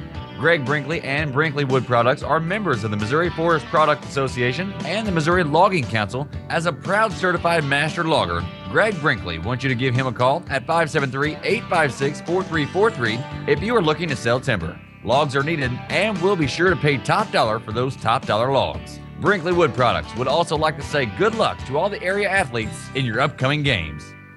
Hi, are you confused about health care? Aren't we all? What is this Affordable Care Act? This Obamacare? Do you feel lost because the new health care programs are confusing? Hi, Bullet Hovis, your farmer's agent in Piedmont and Van Buren. If you're one of thousands without health insurance and know that you need to make that purchase before the close of open enrollment, then let my staff assist you in your health care decisions. Open enrollment for the Affordable Care Health Insurance Program is November 15th till February 15th, 2015. We can help you work through the maze of health plans, and we represent those companies who offer affordable care health plans in this area. Some of you may qualify for lower premiums based upon your income. We have programs in place to determine those health care savings. Affordable Care Health Insurance is confusing, yes, but let us help and then you go fishing, hunting, or take a trip to the mall. Leave the confusion with us. 2 locations to serve you, Piedmont and Van Buren. Dennis Ovis Insurance, 223-2189. Jot that number down, 223-2189. Call us today and don't be confused. Learjack Travel Center in Piedmont wants to wish the Clearwater Tigers the best of luck during the BRL Tournament. When you're thirsty, stop by Learjack Travel Center in Piedmont, and when you buy a 32-ounce Gatorade, you'll get one free. And ask about their 32-ounce fountain drinks for just 50 cents. A 32-ounce fountain drink for just 50 cents at Learjack Travel Center. Learjack Travel Center in Piedmont, wishing the Tigers the best of luck during the BRL Tournament. Have you stopped by the Piedmont Gas Mart lately? The Piedmont Gas Mart is your full-service convenience store with a great deli featuring so many of your favorite items. Hunt's Brothers Pizza, hot wings, and wing bites. Choose from homestyle or buffalo. And for you early risers, enjoy the great breakfast pizza filled with egg, bacon, sausage, and cheese on a buttery crust. That's Piedmont Gas Mart on South Main in Piedmont.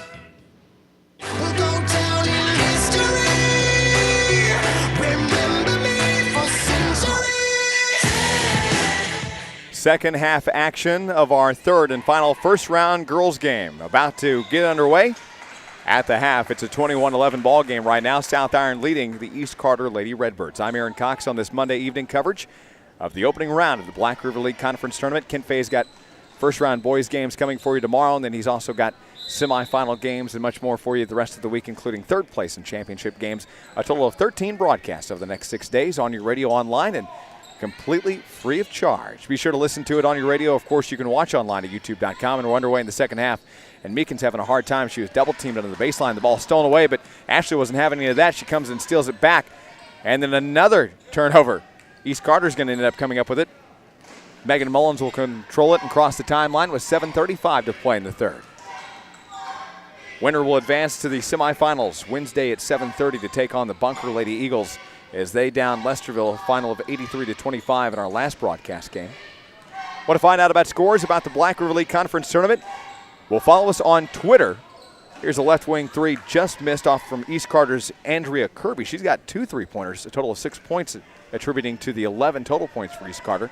Find out about scores. If you can't listen or watch online and you still want to know what's happening in the tournament, well, follow us on Twitter at Dawkins Sports. We tweet the end of each quarter, halftime, and, of course, the final score of each of our broadcast games and other area games involving the Black River League Conference Tournament.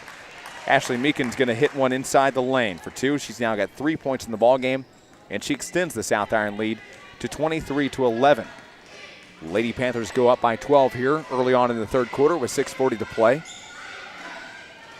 Turnaround shot on goal just missed on. Didn't happen. And Allie Wilfong has a different jersey on for some reason. 2-point bucket from Daisha Prater missed. The second time she didn't get that one either, but she gets fouled by East Carter. I'm curious as to why Allie is wearing a number 33 jersey now. Wait. Yep. Allie usually wears the number 14 jersey. Nonetheless, at the line to shoot is Daisha Prater. The foul, the first of the second half, was on Andrea Kirby, who picks up her second personal foul. Daisha Prater at the line misses her first free throw. Second one's on the way. And there it is. It's good. Daisha now with 3 total points is 1 of 2 from the line, has 2 personal fouls in the first half. 6:26 to play in the third. 24-11 is the score.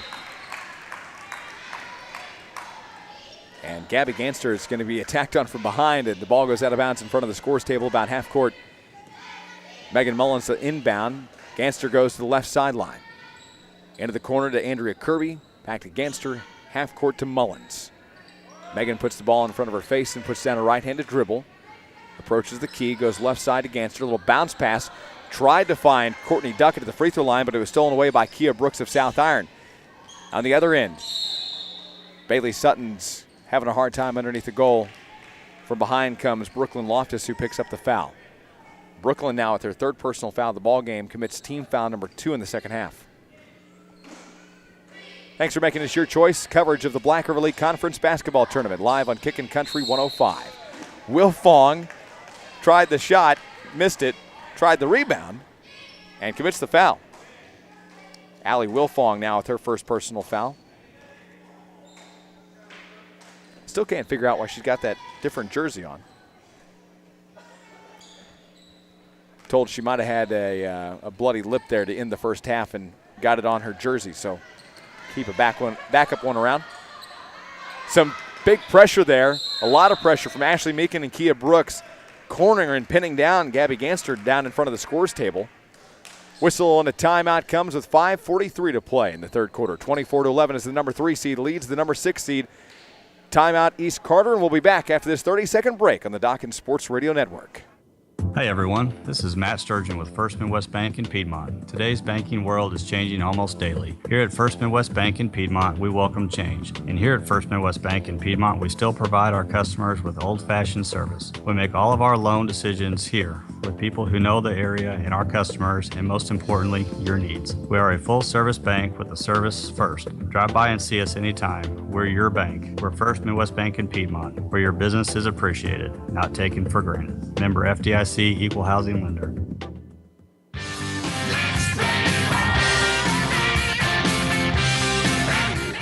And welcome back to East Carter High School, the host of the Black River League Conference Tournament in 2015.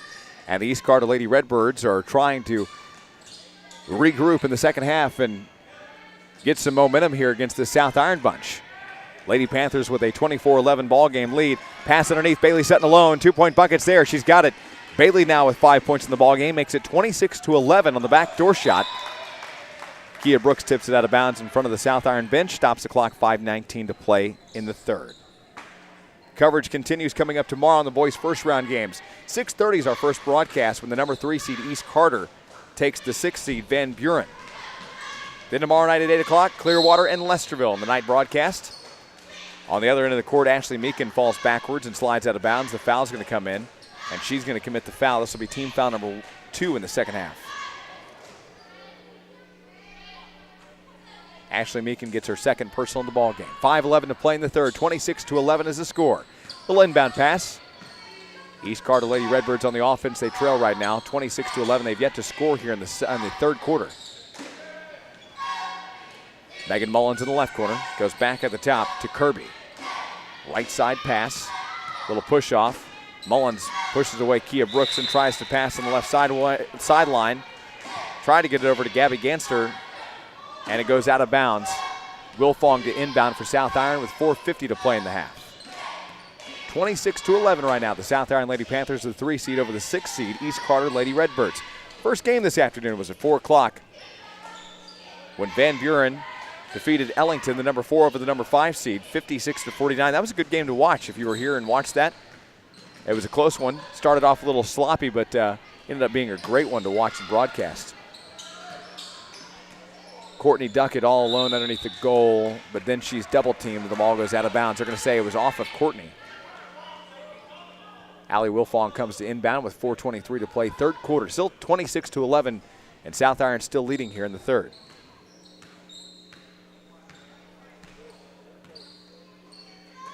On the left sideline, little bounce pass from Bailey Sutton. Then it goes to Daisha Prater at the top to Wilfong. Left side, Kia Brooks 3. Hits the rim, the backboard. Wilfong comes in to attack on the rebound, runs right into Ashley Meekin, her own player. And the ball goes out of bounds. They're going to say it's off of South Iron. Inbound pass comes from Courtney Duckett of the East Carter Lady Redbirds. Gets it to Mullins. Double teamed. And what looks like a full court press right now from South Iron. And yeah, definitely. Turnover. Ashley Meekin gets it back to Wilfong at the top to Brooks. Kia comes in, free throw line. A high one. Nearly loses the dribble. Prater picks it up on the post. Backs it to Brooks. Brooks tries a floater to the rim. Wilfong's there to save it from going out of bounds on the baseline. Pass back in the lane to Brooks. Floats one up off the right side of the window for 2. Kia, the lead scorer with 10 total points, makes it 28-11. Down in front of the scores table, a jump ball. The alternating possession is going to stay with the East Carter Lady Redbirds. Coming to inbound in front of the scores table, in front of the bench of South Iron, is Megan Mullins. Gets it out to Gabby Ganster in the backcourt. Down the front. Baseline, Duckett. Prater's trying to pry it away. Doesn't happen. East Carter stays on offense. They trail right now 28-11 with 3:18 to play here in the third quarter. Our final broadcast game of the evening. 3 on the docket for the day. A total of 4 games were played here to start off. We had 1 junior varsity non-broadcast game. Duckett tries on the post for a baseline shot, and Allie Wilfong comes right over the top and slaps it out of bounds. Substitution in for East Carter. Morgan Schaefer checks in, and out comes Gabby Ganster. Also in for South Iron is Carly Heaver. Out comes Daisha Prater. Inbound pass for East Carter, stolen away. Sutton comes down. She's all alone in the lane. Hits the left side of the window. Misses the 2-point bucket. Wilfong on the putback. Allie makes it sink for 2 on the assist. And Allie's now got 6 total points in the ballgame. It's 30-11. Steal back. Allie Wilfong again for 2. Missed it. Fights for her own rebound, but East Carter's going to get it. Lady Redbirds are trying all they can to push off this South Iron bunch. 2:38 to play, third quarter. Mullins crosses the timeline. Goes to Schaefer. And back to Kirby. Schaefer's having a hard time and then travels with the ball at the top of the key. 2.5 to play, third quarter. It's a 30-11 ball game right now. Thanks for joining us live on your radio, Kickin' Country 105, 104.9 FM as we approach the 9 o'clock hour. This is KPWB-FM, Piedmont Poplar Bluff, a service of the Dawkins Radio and Television Group. I'm Aaron Cox with coverage of the girls' first-round games, live from East Carter High School in Ellsinor, Missouri on this Monday evening. Shot on goal missed on by South Iron. Rebound. Down comes Courtney Duckett. Crosses the timeline with 2:06 to play in the third. Gets it to Schaefer. Comes into the free throw line, nearly travels with it again.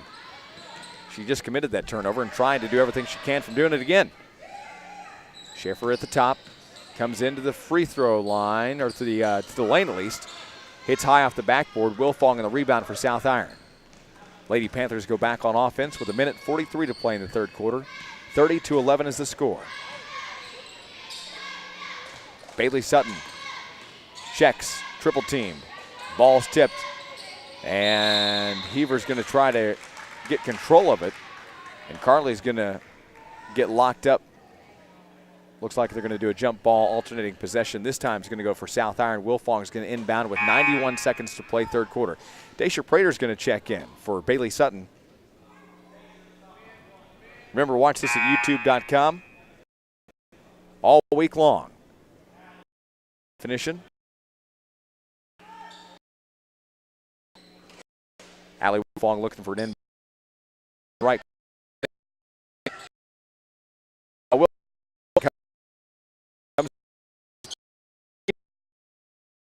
Carly hits the back and a push on Carly back to the free throw line.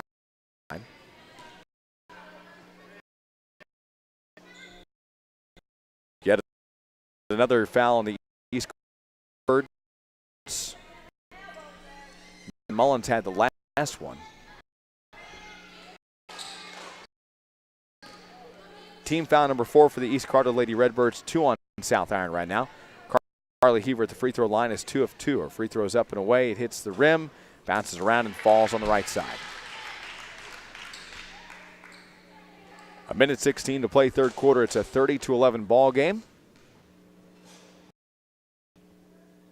Second free throw is up and away from Carly Heaver. This one's good.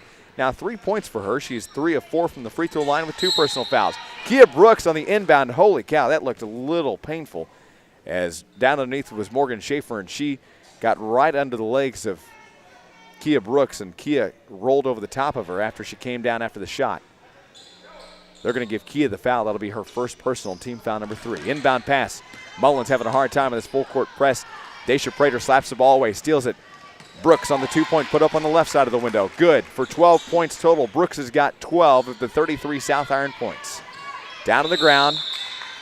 And this is turning into an acrobatic upset quickly. Everybody getting pretty aggressive down there, but in good spirit and good fun. Kia Brooks takes the inbound from Allie Wilfong with 56 seconds to play in the third. 33-11 right now. Meekin then to Brooks at the free throw line. She was a good 9 feet out. 14 points now, the lead scorer for either team. And a travel committed. A turnover on East Carter's Courtney Duckett. She's going to turn over it on the travel as she was trying to get out of the lane in the backcourt. Wilfong again on the inbound, looking for somebody open. Finds Brooks in the corner for three, left side. Hits the rim, pops high. Rebound. Carly Heaver on the rebounding putback, and she's going to be fouled by East Carter. Team foul number 5 for the Lady Redbirds. Fouls on number 3, Victoria. That's her first personal in the ball game. Free throw line, Carly Heaver puts up the first. Now 4 of 5 from the line with 2 personal fouls. Bailey Sutton checks back in. And out comes Allie Wilfong. We resume our coverage coming up tomorrow in the boys' first round games at 6:30 when East Carter will play Van Buren. Carly Heaver misses the second free throw. She's now 4 of 6 from the free throw line. 32 seconds to play third quarter. Kia Brooks steals it away in the front court. Now comes in the back. Tries a 2-point shot, but then she was, well, I thought she was fouled by East Carter's Megan Mullins, but they're going to say Megan stole the ball away cleanly and then stepped out of bounds with it. 25 seconds to play third quarter. 36-11 is the score right now. Ashley Meekin looking for an inbound pass. Gets to Mullins. Daisha Prater. Baseline. Over the top of the goal. Too powerful. Rebounded by Emily Kingston on the left side. Victoria takes it in the front court with 13 seconds to play. And a travel. Turnover on East Carter once again. Is going to go to South Iron with 10 seconds to play in the third. 36-11 the score right now.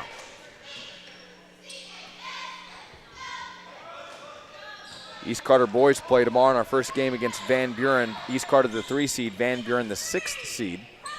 Right side, Ashley Meekin 3, just missed it. On the putback is Carly Heavey, and that'll end the third quarter at the end of 3. The number 3 seed South Iron Lady Panthers lead the 6th seed East Carter Lady Redbirds, a score of 36-11. We're headed for the final 8 minutes of this broadcast, and we'll do it coming up after this 60-second timeout. Stay with us. We've got a Subway footlong meatball marinara here. Bubbly cheese, secret recipe marinara sauce. Made to your order on freshly baked bread. Do I hear $5? $5. Sold for just $5. $800. Where have you been? What about a zesterific spicy Italian footlong sub? Pepperoni, salami, peppers, and more. How much for all of this flavor? What about $5? It's gone, only $5. Okay, $1,000. Only $5. This classic Subway footlong BLT is a fresh toasted national treasure. Crispy bacon, juicy tomato, crispy, crunchy, tasty good. Let's hear $5, $5, and it's out of here, $5. $3,500. I need that. Subway $5 footlongs taste like a fortune, but they're still just $5. All day, every day. So many favorites like the mouthwatering meatball marinara or the piled high spicy Italian. All made to your order when you order. Just $5. All day, every day. Subway. Eat fresh. Plus applicable tax prices and participation may vary. Not valid in Alaska and Hawaii. Excludes double stacked and premium subs. Visit a Subway near you. In Piedmont, see Melina, Carla, and Chase on Main Street. Subway. Eat fresh.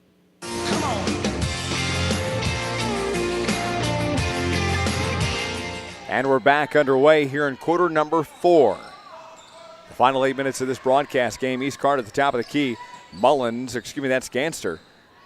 And then South Iron's going to pick it up, and on the steal, down comes the South Iron Lady Panthers. Kia Brooks gets it to Meekin, and then Bailey Sutton wasn't ready for it. On the steal is Ganster, nearly travels with it, but a bounce pass to Brooklyn Loftus, and then Brooklyn commits the double dribble there. A turnover with 7:29 to play in the fourth, 36-11.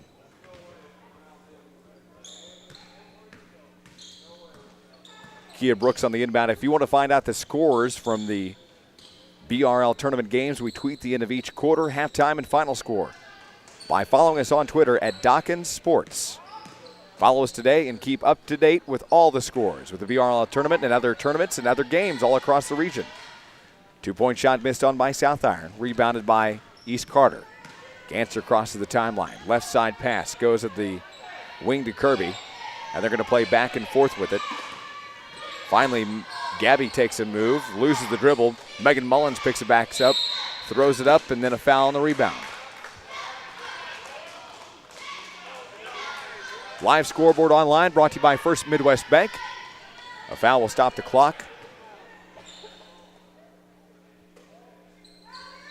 And this foul is going to be on number 3. That'll be, no, it's number 15. Ashley Meekin's third personal of the ball game, team foul number 4. And then yet another foul comes in. This turns it over underneath the baseline. Team foul number 6 for East Carter, as Brooklyn Loftus now has her 4th personal of the ball game. Kia Brooks crosses the timeline with 6:38 to play in the ball game. The number 3 seeded South Iron Lady Panthers lead 36-11. Sutton was trying to get the pass underneath, but it was hit out of bounds by Courtney Duckett of East Carter. Thanks for being a part of the broadcast on your radio and online. We appreciate you making us your choice for coverage of the Black River League Conference Basketball Tournament, live on Kickin' Country 105, 104.9 FM. Also, live streaming video in HD at youtube.com. Left side, here's a high 3. Couldn't make it sink for Gabby Ganster. And the rebound from Kia Brooks. Down the court, Ashley Meekin kicks it back to Brooks at the top of the key. Kia comes in, double teamed. Too powerful at the window. Prater on the putback, missed it as well. Heaver hands it off on the rebound. Gets it to Ashley Meekin, who puts it in the front of the goal for 2. 38-11 with 5:52 to play in the fourth quarter. East Carter Lady Redbirds trying to negotiate around this South Iron bunch right now. He's giving him a heck of a lot of hard time. Down to the ground, Sutton goes head to head, and what a scrimmage there with Andrea Kirby on the baseline. They're going to say it's a jump ball. Alternating possession is going to go to South Iron with 5:39 to play fourth quarter. And Will Fong inbounds it to Kia Brooks. Kia goes to Ashley Meekin, right wing. Bounce passes. Brooks turns around, picks it back up, kicks it back out to Ashley. Ashley comes in, triple teamed, hit the window, missed it. Rebounded underneath the baseline by Emily Kingston of East Carter.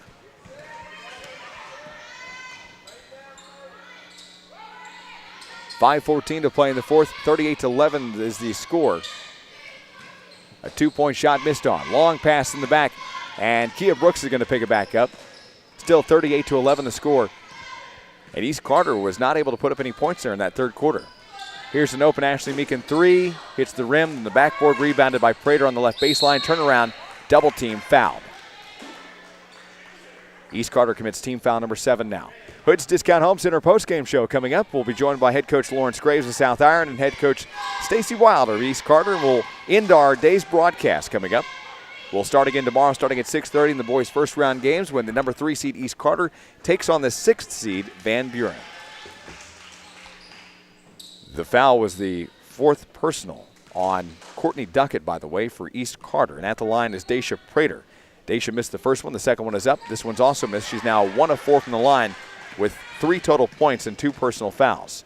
Just under 5 minutes to play in the fourth. 38-11 is the score. Outside pass in the lane. Turnaround shot. Missed on and underneath. Ashley Meekin just there to grab it away. Ashley comes screaming down the court. Now stops at the right wing. Waits. Goes to Will Fong, left wing. Allie thought about a 3, but no, she traveled with it. Allie turns around and looks at Lawrence Graves, and Graves explains the way she planted and moved the feet.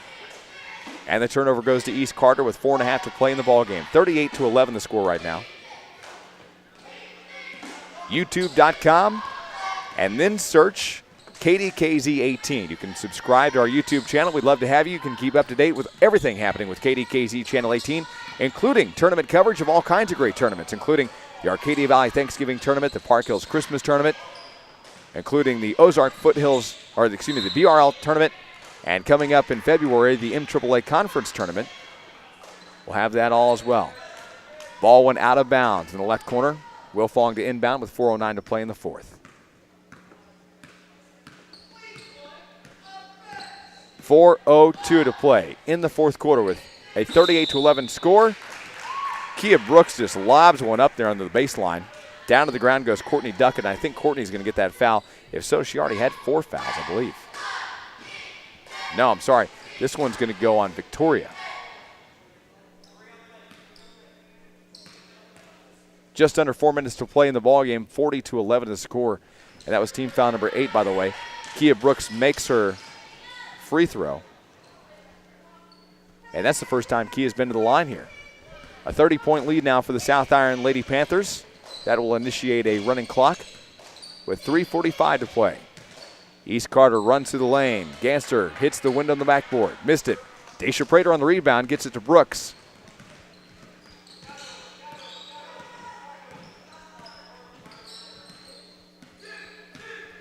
And Brooks goes to Wilfong. Open three left side through the air.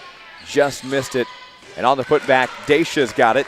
Daisha Prater on the assist on the rebound. Makes it 43-11. 3:17 to play in the ballgame. Hood's Discount Home Center postgame show on the way. We'll be joined by head coach Stacy Wild of East Carter and, of course, head coach Lawrence Graves of South Iron. Long three. Missed by Megan Mullins. Substitution into the game for South Iron. In comes Bailey Sutton. And out goes Ashley Meekin. Just under 3 to play now as a running clock has been initiated. 43-11 the score. Down the court comes Brooks. Little bounce pass goes to Wilfong. Crosses back to Sutton at the top. Then to Brooks on the left side. Prater gets the pass in the lane. Turn around. Hit the window. Missed it. Rebound by Courtney Duckett of East Carter. 2.5 to play, fourth quarter. It's a 43-11 ball game right now. On your radio, 104.9 FM, Kickin' Country. Here's a left wing three. Missed on from Andrea Kirby. Rebounded by Carly Heaver. South Iron's going to run this one down. The winner advances to the girls' semifinals. Coming up on Wednesday night at 7:30, they'll take on Bunker. 2-point bucket underneath Kia Brooks once again. Now 17 points. 2:04 to play fourth quarter, 45-11. On the steal away, Allie Wilfong all alone. And a 2-point layup makes it 47-11, just under 2 minutes to play now. Again, we start our broadcast tomorrow in the boys' first round with East Carter and Van Buren at 6:30. That is a tentative start time. It could be a little different. There's going to be 2 junior varsity games early on in the afternoon. First junior varsity game will be at 4 o'clock with Ellington, the 3 seed, and Van Buren, the 6 seed, in the non-broadcast game. 5:15 start for the second JV game tomorrow. East Carter, the 4 seed, Clearwater, the 5 seed in the JV tournament. Those are non-broadcast games, but they are before our boys' first round varsity broadcast games. If you can put all those puzzle pieces together. A minute 15 to play in the ball game. 47-11 the score.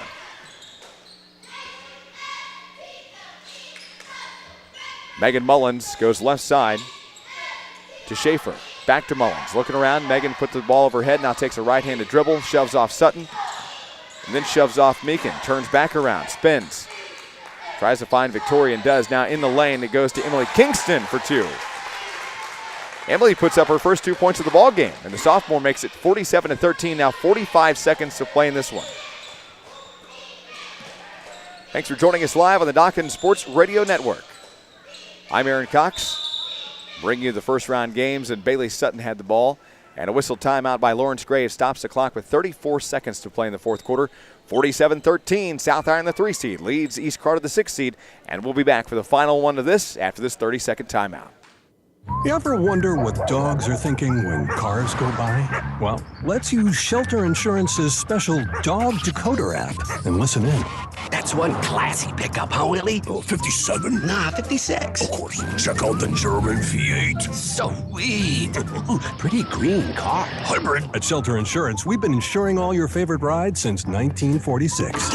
What? Mailman! Let John Bailiff show you how insuring your home and auto with Shelter Insurance can save you money. That's John Bailiff in Van Buren. Seek shelter today.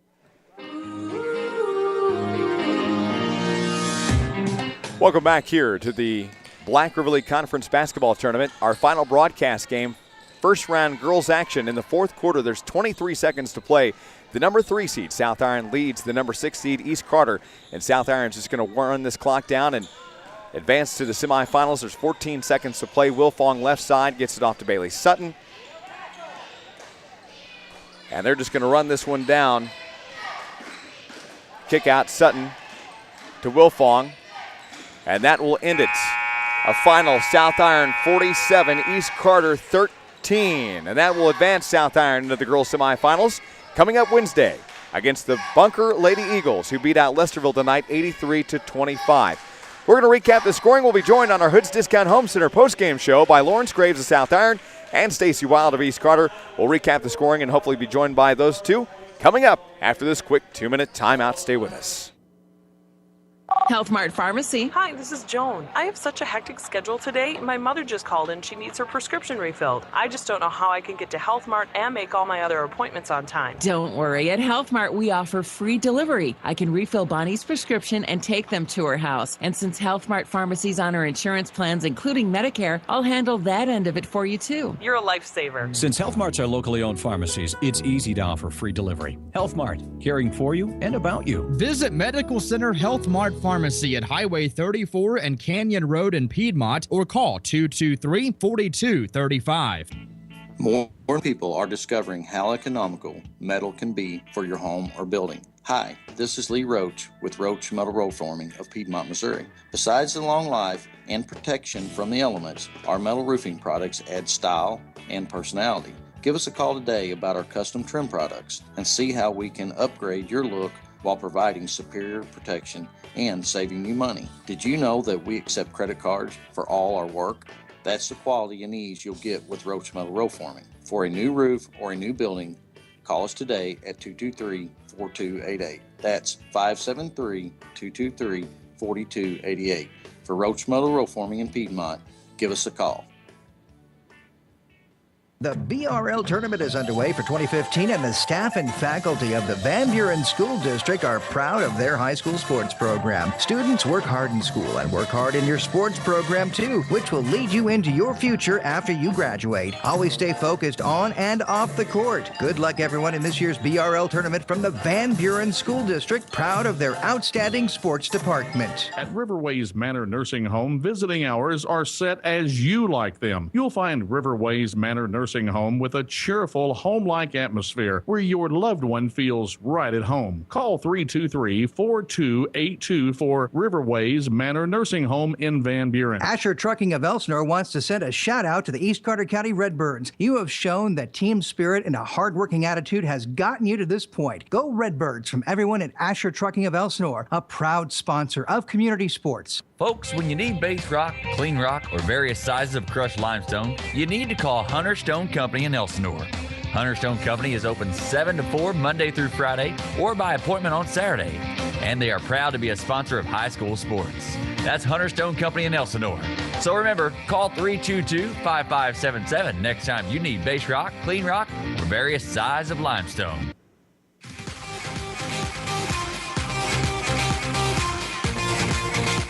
Welcome back to the Hoods Discount Home Center postgame report. Of course, hope to be joined by one of our head coaches coming up here after the game as we conclude our third and final broadcast. 4 games started out today. Let's talk about East Carter and the Lady Redbirds. Scoring-wise, Emily Kingston had 2 no free throws and 1 foul. Also, Andrea Kirby had 6 points, no free throws and 2 fouls. Megan Mullins had 3 points, no free throws and 1 foul. Also, Gabby Ganster had 2 points and missed 3 free throws, had 1 personal foul. No scoring for Courtney Duckett. She had 4 fouls, along with Victoria. She had 1. Also, no scoring for Brooklyn Loftus. She had 4 personal fouls as well. In the first half, East Carter had 7 team fouls. In the second half, in the game, they had 9 team fouls, and they missed 3 free throws as a team. South Iron was led in scoring by Kia Brooks. Kia unofficially had it for 19 points. Was 1 of 1 for the line, had 1 personal foul. Also, Carly Heaver had 4 points in the ball game. All of those came from the free throw line. Carly was 4 of 6 from the free throw line tonight with 2 personal fouls. Also, Allie Wilfong had 8 points, had no free throws and 1 foul. Ashley Meekin had 5 points, was 1 of 1 from the line with 3 personal fouls. Bailey Sutton had 5 points, was 1 of 2 from the line with no fouls. Daisha Prater had 5 points total, was 1 of 4 from the line with 2 personal fouls. South Iron in the first half had 5 team fouls. In the second half, they had 4 team fouls. They, as a team, missed 10 free throws altogether. At the end of the first quarter, East Carter had a marginal lead, 8-5 over South Iron. At the half, South Iron was up by 10, 21-11. South Iron outscored East Carter in that second quarter, 16-3. At the end of 3, South Iron was leading East Carter 36-11. East Carter was not able to put up any points there in that third quarter, South Iron outscored them 15-0. And then in the final and fourth quarter, South Iron put up 11 points and East Carter just put up 2 points. Again, the final 47-13. South Iron will now advance to the girls' semifinals coming up on Wednesday at 7:30 p.m. They'll take on the Bunker Lady Eagles, who got over Lesterville tonight, 83-25. That was our second broadcast game. In the first game, our first broadcast, it was the Van Buren Lady Bulldogs over the Ellington Lady Whippets, a final of 56-49. That advances Van Buren into the girls' semifinals in the first semifinal girls game on Wednesday at 6 o'clock against the Clearwater Lady Tigers, who got the #1 seed in the first round bye to start off this year's tournament. It's the Hood's Discount Home Center post-game report, and of course we're going to be joined by our head coach, Lawrence Graves of the South Iron Lady Panthers. They drew the #3 seed, and again a final of 47-13. And Coach Graves, thanks for joining us on the radio. Let's just kind of talk about the game, just kind of recap it. What did you think there early on in the first? East Carter had a marginal lead there at the end of one. Well, we didn't do a very good job of taking advantage of some easy baskets. We missed, I think, 17 shots in the paint that we typically would make, and so that in itself kind of allowed them to get some momentum. Then they come out and hit a couple three-pointers, and they started feeling some confidence, and we didn't do a very good job of starting the game off like we really should have. Well, it seemed to get a little bit better. And what did you guys talk at the half? You had a 10-point lead. What were some things going on in the locker room at halftime? Well, I told our girls, the shots that we were getting in the first half were outstanding. We just had to put them in the hole. And, when we make baskets, it allows us to get up and put a little pressure on the other team and gets them against the ropes a little bit. And, we just wanted to make sure that we didn't allow that first half to shake our confidence. We wanted to continue to get those same shots, and we just wanted to settle down and make those shots. Got some really good, outstanding players. It was really neat to see Carly get in there a little bit more than what she probably has in the past. Although she only had 4 points, they came from the free throw line.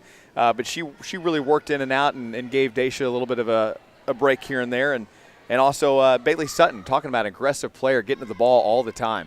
Yeah, we've got some good young girls. I'd say if there's one word that would sum up our team, it would be young. Although we got some seniors and juniors, we're not very experienced at the varsity level, and we got some younger girls that are really stepping up for us. They're learning the game, they're understanding their roles, and they come in and give us some very, very valuable minutes. You guys improved to 9-5 on the season, came into this one 8-5.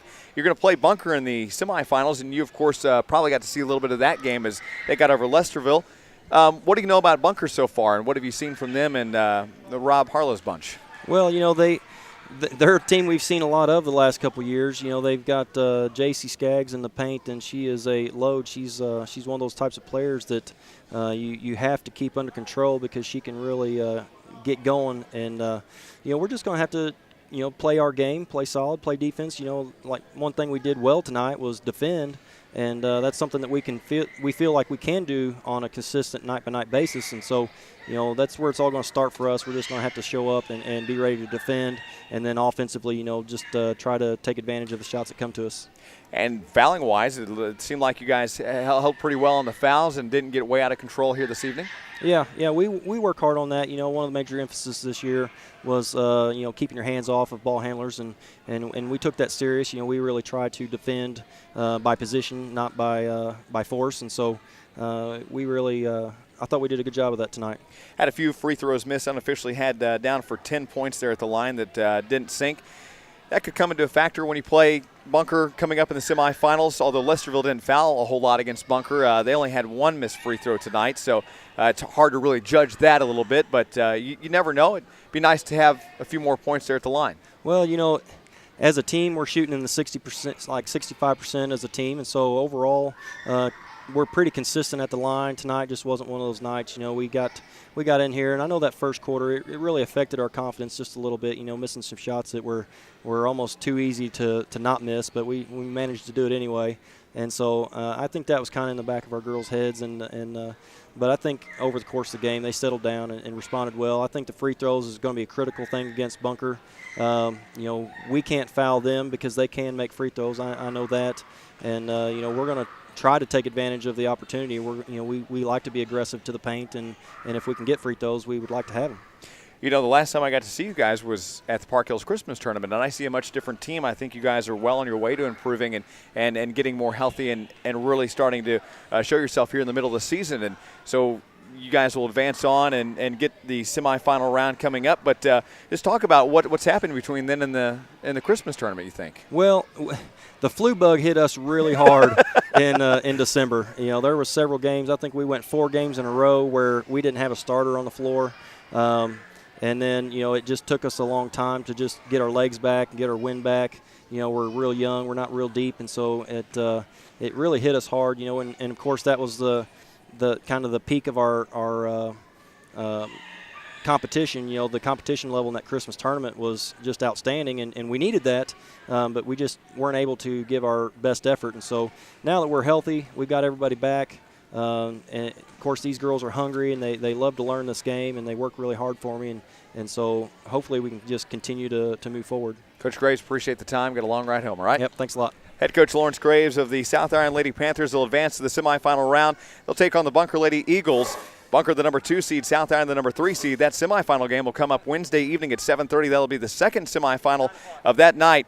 Clearwater got the first round bye. They'll take on Van Buren, as Van Buren got over Ellington in our first game of the broadcast, 56-49. I think it's going to conclude our Hood's Discount Home Center post-game reports.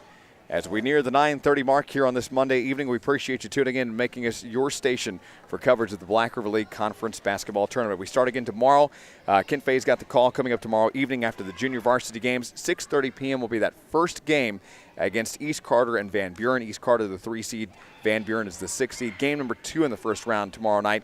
Clearwater and Lesterville. Clearwater, the number 4. Lesterville, the number 5. South Iron got a first round bye there, along with Ellington, both with first round byes. So winners of both games will play South Iron or Ellington in the semifinals.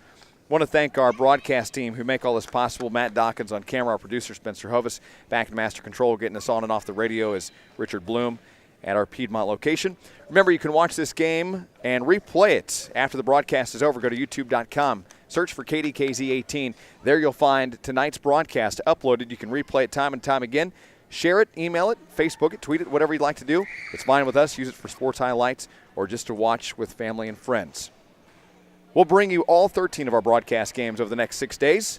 We've got 2 games tomorrow, 2 games on Wednesday, Thursday, and Friday, wrapping up on Saturday with the Boys and Girls Championships. That's going to do it for this Monday night coverage of the 2015 Black River League Conference Tournament. And we say so long, good night, and God bless from Ellsinor, Missouri.